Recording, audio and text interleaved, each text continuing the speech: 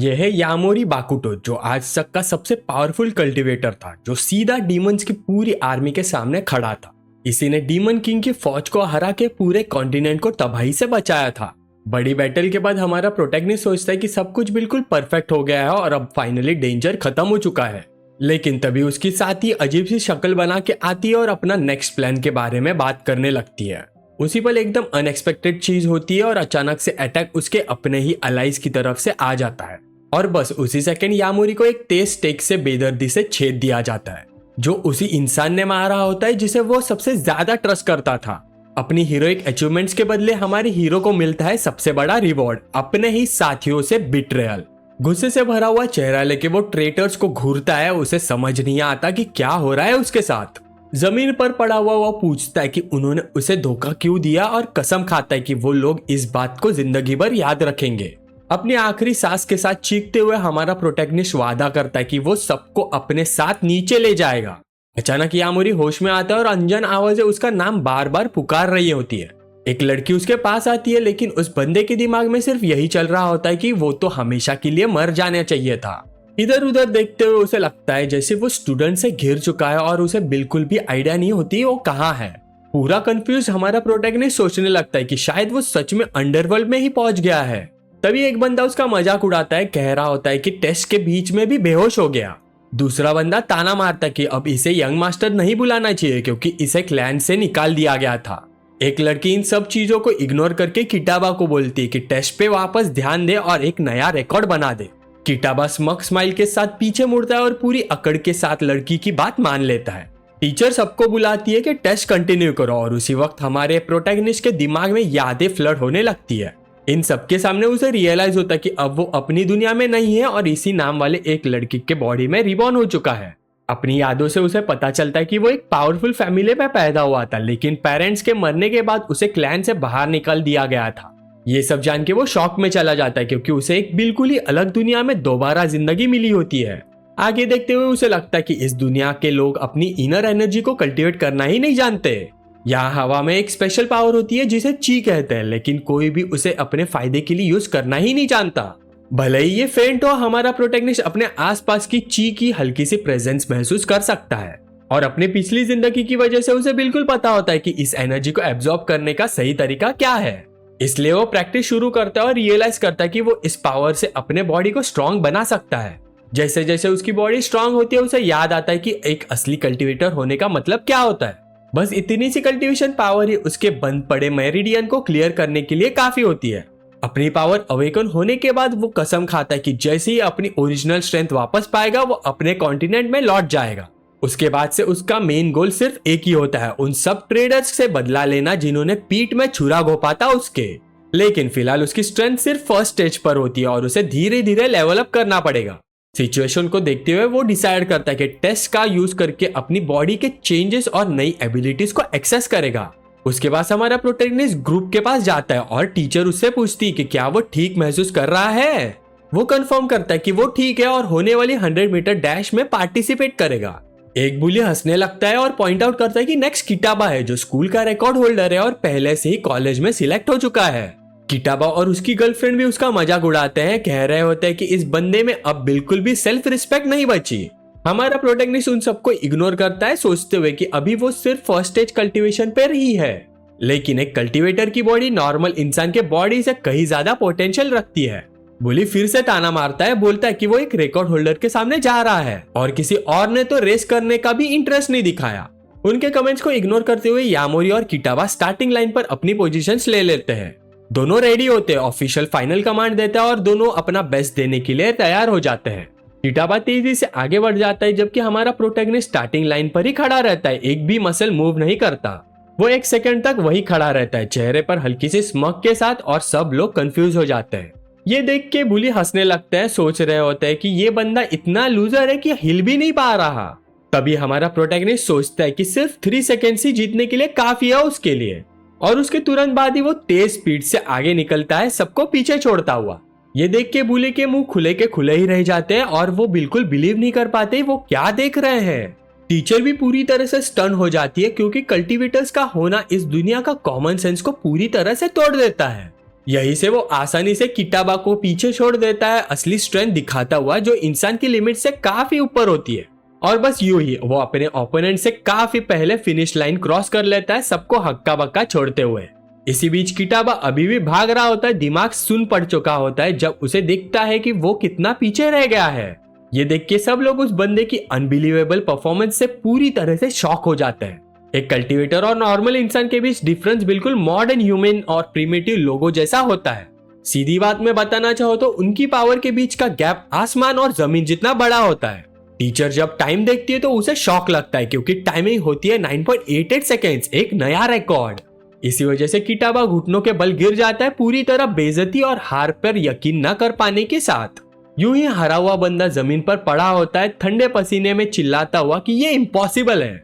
इसी बीच यामोरी नोटिस करता है कि उसकी नई बॉडी परफेक्ट फिजिकल एप्टीट्यूड के साथ आई है और वो तभी अपने राइवल को घूरता है और कसम खाता है कि सबको दिखाएगा कि वो फिर से टॉप तक पहुंच सकता है। टेस्ट खत्म होने के बाद हमारा प्रोटैगनिस्ट वॉशरूम जाता है अपनी नई जिंदगी के बारे में सोचने के लिए। वो सोचता है कि कल्टीवेशन की 11th स्टेज तक पहुंचने के लिए उसे स्पेशल रेमेडीज का यूज करना पड़ेगा, लेकिन फिर उसे टेंशन होती है क्योंकि वो चीजें बहुत ज्यादा महंगी होती है। अपना फोन देखकर उसे रियलाइज होता है कि प्रीवियस ओनर के पैसे किसी काम के नहीं। तभी वो सोचता है कि तलिस्मान बना के बेचने का आइडिया ट्राई करे ताकि थोड़े से पैसे जमा हो सके, लेकिन उसके अकाउंट में सिर्फ 1000 होते हैं जिससे वो सबसे सस्ता मटेरियल भी अफोर्ड नहीं कर सकता। उसी वक्त एक बंदा वॉशरूम के दरवाजे पर आता है और हमारे हीरो को घूरने लगता है। इसके तुरंत बाद ही पुलिस का एक ग्रुप आ जाता है और यामोरी को घेर लेता है मॉकिंग स्पर्क के साथ। हारू ओसाकी बोलता है कि वो इस महीने की प्रोटेक्शन फी थोड़ी जल्दी कलेक्ट करेगा और कामा भी उसके साथ होता है। यामोरी को उनको देख के याद आता है कि इस बॉडी का प्रीवियस ओनर स्कूल में हमेशा से इनसे पीटता रहता है। इसी वजह से किटाबा को लगता है कि कुछ तो गड़बड़ है और वो हारू को ही सब हैंडल करने देता है। बॉक्सिंग क्लब का कैप्टन आगे आता है और बोलता है कि इस जैसे लूजर से निपटने का कोई बड़ी बात नहीं, और फिर वो आगे बढ़ता है पंच के लिए रेडी होते हुए। सोचता है कि एक ही हिट में काफी है। अटैक का सामना करते हुए बंदा सोचता है कि पुराना यामोरी तो बस आंखें बंद करके मार खा लेता, लेकिन अब चीजें अलग है और हमारा प्रोटैगनिस्ट पलट के लड़ने के लिए रेडी है। वो आसानी से पंच पकड़ लेता है, अटैकर को पूरी तरह से शॉक करते हुए। एक कल्टीवेटर की नजरिए से बॉक्सिंग कैप्टन सिर्फ एक और कमजोर नॉर्मल इंसान ही होता है। फिर यामोरी काउंटर अटैक करता है, पहले लैकी को एक तेज किक मारते हुए और वो दूसरे गुन के मुंह पर एक जबरदस्त पंच जड़ देता है। किटाबा और उसके दोस्त मुंह खोल के देखते रह जाते हैं, उन्हें यकीन ही नहीं होता कि ये वही यामोरी है। हमारा प्रोटैगनिस्ट ठंडी नजर से उन दोनों को देखता है और पूछता है कि क्या वो डर गए हैं, पर उनके रिएक्ट करने से पहले ही वो बचे हुए दो बुलिस के हाथ पकड़ लेता है। फिर वो उनके हाथ जोर से दबा देता है, अपनी ओवरवेलमिंग सुपीरियरिटी दिखाते हुए। दोनों गुंज दर्द से चिल्लाने लगता है, भीख मांगते हुए कि उन्हें छोड़ दो। यामोरी सिर्फ मुस्कुराता है और बोलता है कि इतना कोल्ड मत बनो, मजा तो अब शुरू हुआ है। दर्द के मारे वो मान लेते हैं कि उनसे गलती हो गई और उसे सब रोकने के लिए बोलते हैं। सिचुएशन को देखते हुए हमारा हीरो एक ही मूव में दोनों को जमीन पर फेंक देता है। किटाबा जमीन पर पड़ा रहता है, मर्सी के लिए भीख मांगता हुआ, पूरी तरह से डरा हुआ। इसी बीच हारू चुपचाप उठता है और निकलने की कोशिश करता है, लेकिन यामोरी चिल्लाता है कि वो उसे भागने नहीं देगा और पीछे पड़ जाता है उसके। और एक खतरनाक पंच के साथ हमारा प्रोटैगनिस्ट सीधा हारू के चेहरे पर हिट मार देता है। इसी वजह से वो बुली सीधा लॉकर में जाकर गिरता है सर के बल। अटैकर जमीन पर पड़ा होता है, बुरी तरह से इंजर्ड और उठने के हाल में भी नहीं होता। फिर हमारे हीरो से वार्निंग देता है कि नेक्स्ट टाइम चीजें इतनी आसान नहीं होंगी उसके लिए। पूरा डरा हुआ किटाबा को लगता है कि ये बंदा तो एक मॉन्स्टर बन गया है। बाकी गुंज भी कांपने लगते हैं और यामोरी से भीख मांगते कि वो पास भी ना आए उसके। यामोरी ठंडी नजर से उन्हें देखता है और बोलता है कि जो कुछ उसका है सब वापस करो। बंदे कंफ्यूज हो जाते हैं और पूछते कि वो किस चीज के बारे में बात कर रहा है। एक थ्रेटनिंग लुक के साथ वो याद दिलाता है कि उन्होंने उससे चीजें चुराई थी और वो सब लोग मान जाते हैं सब वापस देने के लिए। फिर सब मिलके हारू को नर्स के ऑफिस ले जाते हैं और यामोरी जानता है कि ये सब लोग कुछ भी नहीं बोलेंगे। वो सोचता है कि स्कूल एक बड़ी न्यूसेंस है उसके लिए और डिसाइड करता है कि जैसे ही मौका मिलेगा वो छोड़ देगा। अच्छी बात यह होती कि उसे वो पैसे वापस मिल जाते हैं जो पुलिस ने चुराए थे उससे, और इसी कैश के साथ वो फाइनली मटेरियल्स खरीद सकता है और अपने रिवेंज की पहली सीढ़ी रख सकता है। पैसे हाथ में होते ही हमारा प्रोटैगनिस्ट खरीदते हुए मटेरियल्स को रिफाइन करना शुरू कर देता है। वो अपनी स्पिरिचुअल एनर्जी आइटम्स में चैनल करता है और मिस्टिकल इफेक्ट्स वाले टेलिस्मैन बनाता है। फोकस एक्सप्रेशन के साथ वो पूरी क्रिएशन प्रोसेस को फाइनलाइज करने के लिए तैयारी करता है। उसके बाद वो कंप्लीट हो चुके तलिस्मन्स उठाता है जो रंग बिरंगी कार्ड जैसे दिखाई देते हैं। हमारा प्रोटैगनिस्ट मुस्कुराता है, सोचते हुए कि इन्हें बेच के वो फाइनली अच्छा खासा पैसा कमा पाएगा। पर 3 हफ्ते बीत जाते हैं लेकिन हमारा हीरो अपना एक भी तलिस्मान बेच नहीं पाता। लोग उन आइटम्स को शक की नजर से देखते हैं और खरीदने में बिल्कुल इंटरेस्ट नहीं दिखाते। सिचुएशन देखकर एक भी चीज ना बिकने की वजह से वो काफी डिस्करेज होता है। तभी अचानक उसके पीछे से एक भौंकने की आवाज आती है और उसका ध्यान उधर चला जाता है। हमारा प्रोटैगनिस्ट देखता है कि एक छोटा सा डॉग पूरी तरह से इंजर्ड उसकी तरफ भागता आ रहा है। बेचारा जानवर और बर्दाश्त नहीं कर पाता और सीरियस इंजरीज की वजह से जमीन पर गिर जाता है। ये सीन देखकर यामोरी पास जाता है और डॉग की कंडीशन ध्यान से चेक करता है और वो डिसाइड करता है कि अपने तलिस्मान का इफेक्ट इस जानवर पर टेस्ट करेगा। वो एक हीलिंग तलिस्मान यूज करता है जो पूरी तरह से इंजर्ड ऑर्गन और बॉडी को रिस्टोर कर देता है। इसके बाद डॉग धीरे धीरे अपनी आंखें खोलता है, दिखाता हुआ कि पावर सच में काम कर गई है। तलिस्मान की मदद से डॉग पूरी तरह से रिकवर हो जाता है और खुशी से भौंकने लगता है।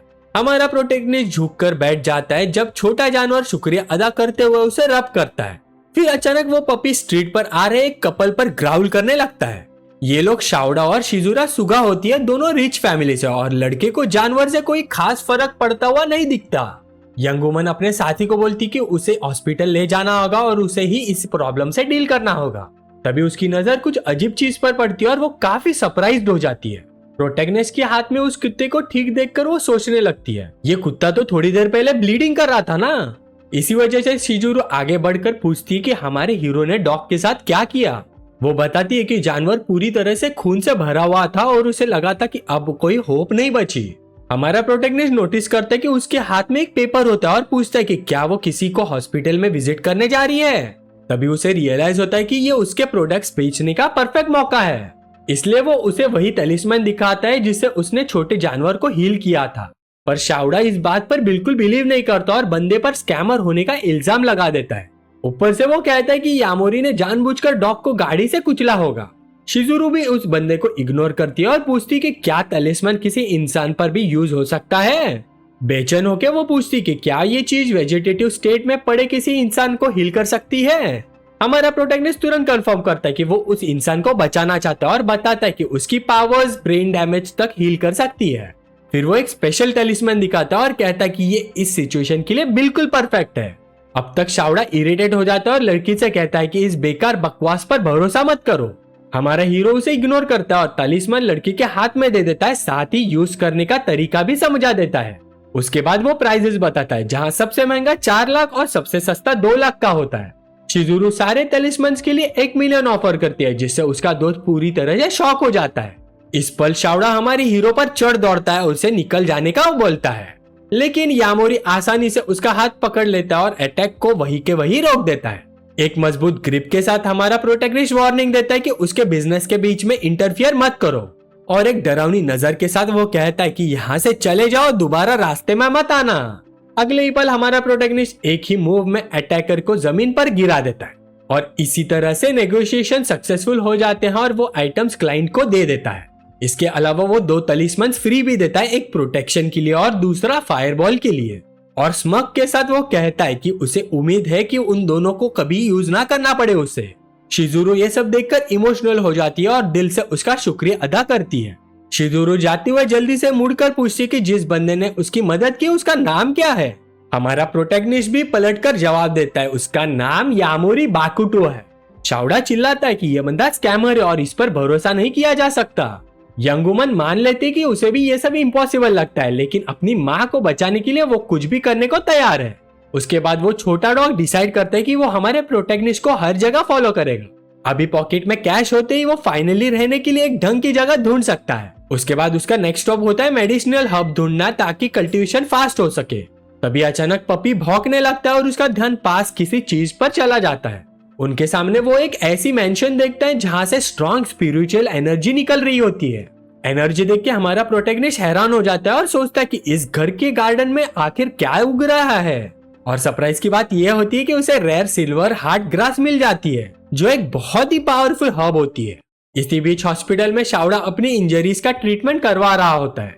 उसके हाथ पर बुरी तरह से कट लगने के बाद वो कंप्लेन करता है कि हमारा प्रोटैगनिस्ट बिल्कुल भी अच्छा आदमी नहीं है। गुस्से से भरा वो कसम खाता है कि नेक्स्ट टाइम जब वो मिलेगा तब सब अलग होगा। तभी दरवाजे पर एक इम्पोजिंग फिगर आता है और उसे नाराज नजरों से देखता है। यह है केंजी सुगा, सिटी काउंसिलमैन, जो पूछता है कि वो लोग आखिर सोच क्या रहे थे। फिर वो शिजुरू की तरफ मुड़ता है और पूछते कि क्या वो किसी स्कैमर की कहानी में फंस गई। दो नर्सेस भी आपस में गॉसिप करती कि काउंसिलमैन की बेटी धोखा खा गई और फॉर्चून उड़ा दिया उस पर। लेकिन शिजुरा सब कमेंट्स इग्नोर करती है और वो एक बार और ट्राई करना चाहती है। हाथ में तलिस्मन पकड़ के वो सोचती कि ये उसका लास्ट चांस है और उसे सब कुछ ट्राई करना ही पड़ेगा। उसका फादर पेशेंस खो देता और चिल्लाता है कि बस हो गया और वो पूरी तरह से अपना दिमाग खो चुकी है। उसे यकीन ही नहीं होता कि उसकी बेटी इतनी झूठी कहानी पर फंस गई और वो उसे पूछता है कि उसने ये सब क्यों किया। गुस्से से भरी नजर के साथ लड़की अपने फादर की तरफ मुड़ती और डिसाइड करती कि वो आज सब कुछ क्लियर करेगी। वो उस पर इल्जाम लगाती कि उसने हॉस्पिटल में बेहोश पड़ी अपनी वाइफ को देखने तक नहीं आया।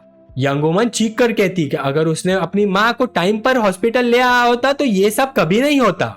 आखिर में वो कहती कि अगर उसकी माँ मर जाती तो वो ऐसे बिहेव करता जैसे कुछ हुआ ही नहीं। पूरे गुस्से के साथ केंजी सुगा अपने हाथ उठाता है अपनी बेटी शिजुरा को मारने के लिए, लेकिन बीच हवा में ही हाथ रोक लेता है और उसे पूरी नफरत भरी नजर से घूरता है। सिचुएशन के सामने वो बस गहरी सांस लेता है और बेइज्जती से अपना कंधा झाड़ देता है और लड़की की तरफ पीट करके वो कहता है कि वो बिल्कुल ही बदतमीज बन चुकी है। लेकिन शिजुरू बेबसी में चीख कर कहती कि वो उसे ट्राई करने से कभी नहीं रोक पाएगा और पूरी डिटर्मिनेशन के साथ वो अपनी माँ के बेड के पास जाती है और कसम खाती कि वो कभी हार नहीं मानेगी। उसी पल उसके हाथ में पकड़ा तलिस्मन तेज रोशनी से चमक उठता है, एक गहरी नीली लाइट छोड़ता हुआ। केंजी भी पलट के देखता है, फ्लैश देखकर घबरा जाता है और पूछता है ये अंदर आखिर हो क्या रहा है। सबकी सरप्राइज के लिए उसकी माँ योको सुगा आंखें खोलती है और अपनी बेटी से बात करती है। इमोशन से भरे हुए लड़की अपने माँ को पुकार लेती है जबकि केंजी डॉक्टर को बुलाने के लिए भागता है। चेहरे पर मुस्कान के साथ वो कॉरिडोर में चिल्लाता है कि उसकी वाइफ फाइनली होश में आ गई। एक डॉक्टर और नर्स सब कुछ सुन लेते हैं और इस अनएक्सपेक्टेड न्यूज से पूरी तरह से शॉक हो जाते हैं। एक सेकंड भी वेस्ट किए बिना मेडिकल टीम रूम में दौड़कर आती है पेशेंट को चेक करने के लिए। चेक करके डॉक्टर एक्सप्लेन करते हैं कि लगभग 1 या 1.5 साल में वो नॉर्मल लाइफ जी पाएगी। शिजुरू तलिस्मैन को देखती है और रियलाइज करती कि ये सब सिर्फ इसी की वजह से पॉसिबल हुआ है। वो अपने हाथ में तलिस्मैन को डिसॉल्व होते हुए देखती है और कंफर्म करती कि वही काम कर रहा था। डॉक्टर और केंजी दोनों के मुंह खुले के खुले रह जाते हैं, चीखते हुए कि ये तो बिल्कुल इम्पॉसिबल है। सिचुएशन को देखकर डॉक्टर कहता है कि ये सिर्फ एक मिरेकल हो सकता है और शिजुरू अपने फादर को घूर के देखती है। शाउडा भी डर के मारे कांपने लगता है और सोचता है कि क्या हमारा हीरो कोई इमोर्टल टाइप का बंदा है। थोड़ी देर बाद लड़की इमोशनल होकर माँ को गले लगा लेती है, जो सारी तकलीफ के लिए माफी मांगती है। हाथ में दूसरा तलिस्मान पकड़ के वो कसम खाती कि वो यामोरी को ढूंढकर उसका एहसान चुकाएगी। यहाँ पर हम देखते हैं कि हमारा प्रोटैगनिस्ट आखिरकार अपनी नई जगह पर शिफ्ट हो जाता है। इसके साथ ही उसे सारे ट्रेडर्स याद आते हैं और वो कसम खाता है कि उनकी की हुई गद्दारी को कभी माफ नहीं करेगा। लेकिन उसके लिए उसे पहले ची रिफाइनिंग के लिए 11th स्टेज तक पहुंचना पड़ेगा। एक डिटरमिन लुक के साथ वो वादा करता है कि उसके रिवेंज का दिन धीरे धीरे अब पास आ रहा है। अपने बेड पर लेटा हुआ वो नोटिस करता है कि इस दुनिया की स्पिरिचुअल एनर्जी धीरे धीरे कम हो रही है। इसी वजह से हमारा प्रोटैगनिस्ट सोचता है कि उसे कोई ऐसी चीज चाहिए जो पावर से भरपूर हो। उसे लगता है कि सिर्फ स्पिरिचुअल स्प्रिंग्स या बहुत रेयर मिनरल से उसकी मदद कर सकता है। लेकिन किस्मत का खेल देखो, उसे सिल्वर हार्ट ग्रास अपने ही रूम के अंदर उगती हुई मिल जाती है। नॉर्मल हर्ब्स के अनलाइक ये आइटम एलिक्सर बनाने के काम आता है, जो उसका लेवल बढ़ा देता है। यही से वो प्लान करता है कि इस हर्ब से एक पिल बनाकर 2nd स्टेज तक पहुंच जाएगा। टाइम वेस्ट न करते हुए वो डिसाइड करता है कि उसे ट्रेनिंग तुरंत शुरू करनी होगी। इसलिए वो मार्केट चला जाता है बाकी मिसिंग इंग्रेडिएंट्स ढूंढने के लिए। उसकी सिचुएशन देखकर उसे रियलाइज होता है कि पिल के लिए चाहिए हुए आइटम्स उसके लिए बहुत ज्यादा महंगी है। हमारा हीरो सोचता है कि तलिस्मान बेचकर भी वो अपने प्रॉब्लम से नहीं बच पाएगा। फिर एक तेज नजर से वो नोटिस करता है कि वही सस्पिशियस लोग फिर से उसे देख रहे हैं। वो कई दिन से उस पर नजर रखे हुए हैं और आज लगता है कि वो कुछ करने के लिए रेडी है। इस सिचुएशन से थक हार कर हमारा प्रोटैगनिस्ट डिसाइड करता है कि आज ही उन सबका सामना करेगा। पर अचानक एक लड़की सामने आती है और उसका नाम लेकर बुलाती है, जिसने वो काफी सरप्राइज हो जाता है। यंग वुमन उससे पूछती कि वो कॉलेज क्यों नहीं जा रहा और इस अजीब जगह पर क्या कर रहा है। वो उसे बताता है कि उसे घर से निकाल दिया गया था, इसलिए अब उसके पास पढ़ाई का टाइम भी नहीं बचा। हमारे प्रोटैगनिस्ट को याद आता है कि ये वही क्लासमेट है जो उसे पहले इस बॉडी के ओनर को डिफेंड करती थी। तो उस पर तरस खाकर लड़की पैसे उधार देने के लिए ऑफर करती है ताकि वो कॉलेज जा सके। लेकिन यामोरी मदद लेने से मना कर देता है और कहता है कि जाने से पहले उसे कुछ काम निपटाना है। उसका ऐसा एटीट्यूड देखकर लड़की टेंशन में आ जाती है और सोचती कि कुछ तो बहुत अजीब हो चुका है। उसके बाद हमारा हीरो अपनी प्रॉब्लम्स खत्म करने के लिए एक पतली सी गली में घुस जाता है। एक डिटरमिन्ड लुक के साथ वो डिसाइड करता है कि सब लोगों को एक साथ ही खत्म करेगा। फिर वो दौड़ना शुरू करता है और एक गुंड चाकू के साथ उसे चेस करने लगता है। अटैकर्स चिल्लाते हैं कि वो भाग रहा है और उसे पकड़ने के लिए गली में घुस जाते हैं। और फिर देखते ही देखते पुलिस का पूरा ग्रुप उसे डेड एंड गली में घेर लेता है। यामोरी इस सिचुएशन को देखकर वहीं रुक जाता है और सामने आते दुश्मन का सामना करता है। एक कॉन्फिडेंट स्माइल के साथ वो उन्हें वार्निंग देता है कि अब वो लोग भाग नहीं सकते। और फिर वो पूरे ग्रुप को चैलेंज करता है कि सब एक साथ आ जाओ। फिर क्या, बिना डरे पूरी गैंग अपने वेपन्स निकाल के फाइट के लिए रेडी हो जाती है। गैंग का लीडर मुस्कुरा के कहता है कि उनके लिए मजा अभी शुरू ही हुआ है। एक ठंडी नजर के साथ हमारा प्रोटैगनिस्ट पूछता है कि वो लोग उस पर नजर क्यों रखे हुए हैं और उन्हें किसने भेजा है। गंजा बंदा हंसी उड़ाते हुए कहता है कि बड़े लोगों से पंगा लेना उसकी बेवकूफी होगी। वो सोचता है कि अमितानी फैमिली की यंग लेडी ने इस जैसे बंदे में इंटरेस्ट क्यों लिया। यामोरी ये नाम सुनते ही पहचान लेता है और याद करता है कि इस बॉडी के प्रीवियस ओनर की उस लड़की से एंगेजमेंट थी, लेकिन जब उसे कमजोर और बेकार बोलकर फैमिली से निकाला गया तब ये रिश्ता भी टूट गया था। इसलिए हमारा हीरो डिसाइड करता है कि अब ये लोग सीधे तरीके से बात नहीं करेंगे। उधर छुपी हुई क्लासमेट को रियलाइज होता है कि याकुजा यामोरी पर अटैक करने वाले हैं। उसे लगता है इतने सारे आर्मर्ड लोग के सामने उसका कमजोर बॉडी कुछ भी नहीं कर पाएगा। इसी वजह से लड़की तुरंत पुलिस को कॉल करने का डिसीजन लेती है। पर तभी अचानक एक बंदा पीछे से आता है और एक क्रीपी आवाज में उसे किटी कैट बोलता है। गुंडा उसे पीछे से पकड़ लेता है और पूछता है कि वो किसको कॉल लगा रही थी। जब यामोरी लड़की की चीख सुनता है वो तुरंत मुड़ जाता है और बोलता है कि उसे छोड़ दो। उसी वक्त गैंग का लीडर असली बॉस आ जाता है और सारे गुंड्स एक्साइटेड हो जाते हैं। बिना सोचे समझे नया बॉस लड़की के बालों से पकड़ के उसे हॉस्टेज बना लेता है। यामोरी सोचता है कि आखिर उसकी क्लासमेट इतनी दूर तक उसके पीछा क्यों करती हुई आई है। बॉस ताना मारता है कि यामोरी काफी पॉपुलर है, एक और छोटी सी लड़की को फंसा लिया। घबरा कर लड़की यामोरी को चीख कर बोलती है कि यहाँ से भाग जाओ, सबके पास वेपन्स है। वो आगे कहती है कि वो माचियामा फैमिली की बेटी है और उसे कोई हाथ भी नहीं लगा सकता। लेकिन गंजा बंदा हंस के कहता है कि अगर वो उसे यही मार दे तो किसी को पता भी नहीं चलेगा।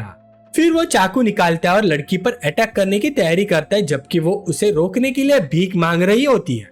अटैकर कहता है कि अगर किसी को ब्लेम करना है तो अपनी बेवकूफी को ब्लेम करो। उससे पहले कि वो कुछ करे हमारा प्रोटैगनिस्ट बहुत तेज स्पीड से आगे बढ़ता है और एक बिल्कुल परफेक्ट स्ट्राइक के साथ वो विलन के हाथ पर हिट करता है और चाकू नीचे गिर जाता है।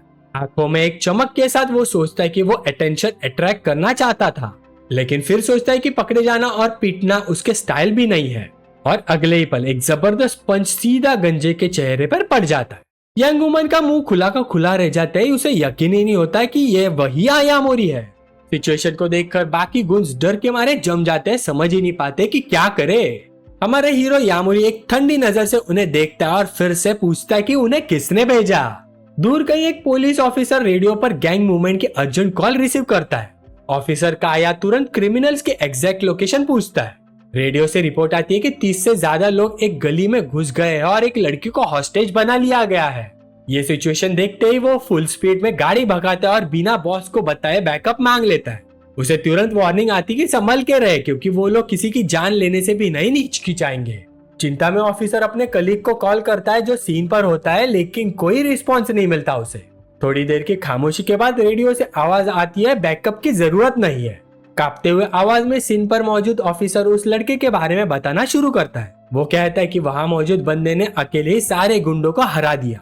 फिर सीन चेंज होता है और हम देखते हैं कि हमारा प्रोटैगनिस्ट गैंग बॉस को आसानी से पकड़ के खड़ा होता है।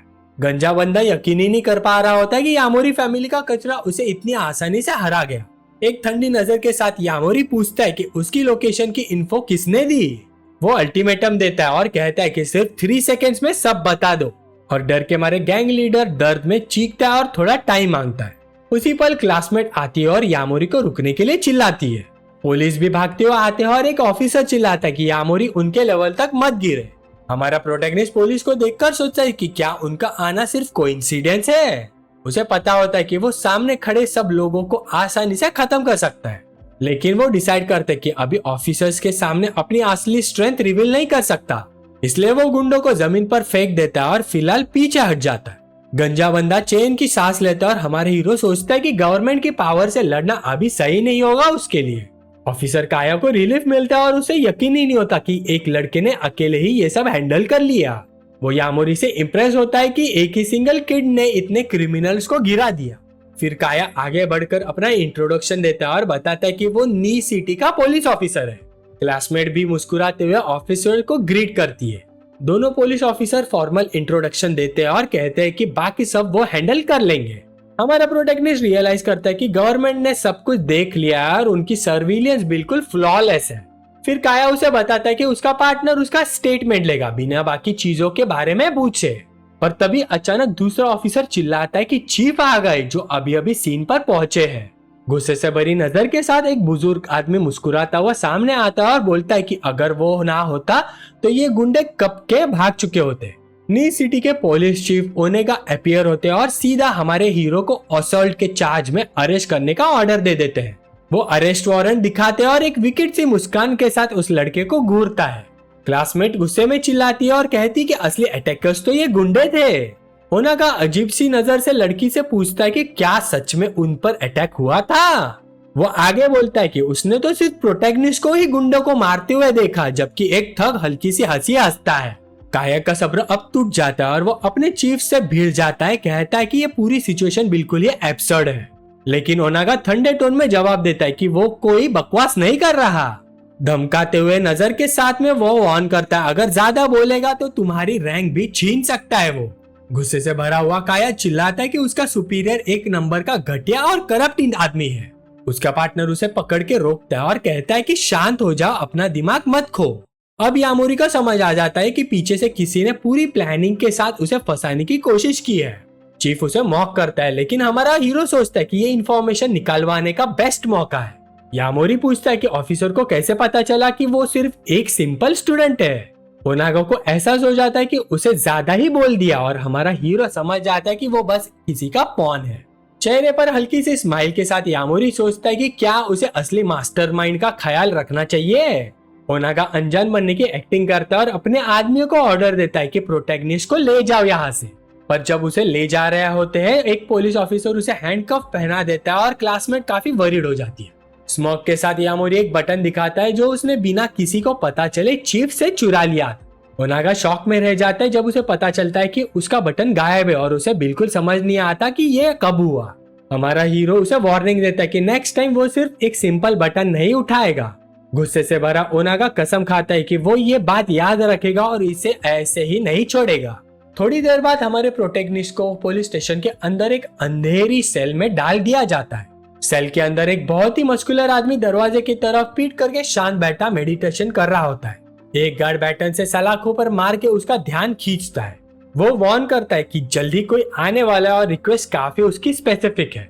उस आदमी का मिशन हमारे हीरो को खत्म करना होता है और वो भी बिना सोचे समझे हाँ कर देता है।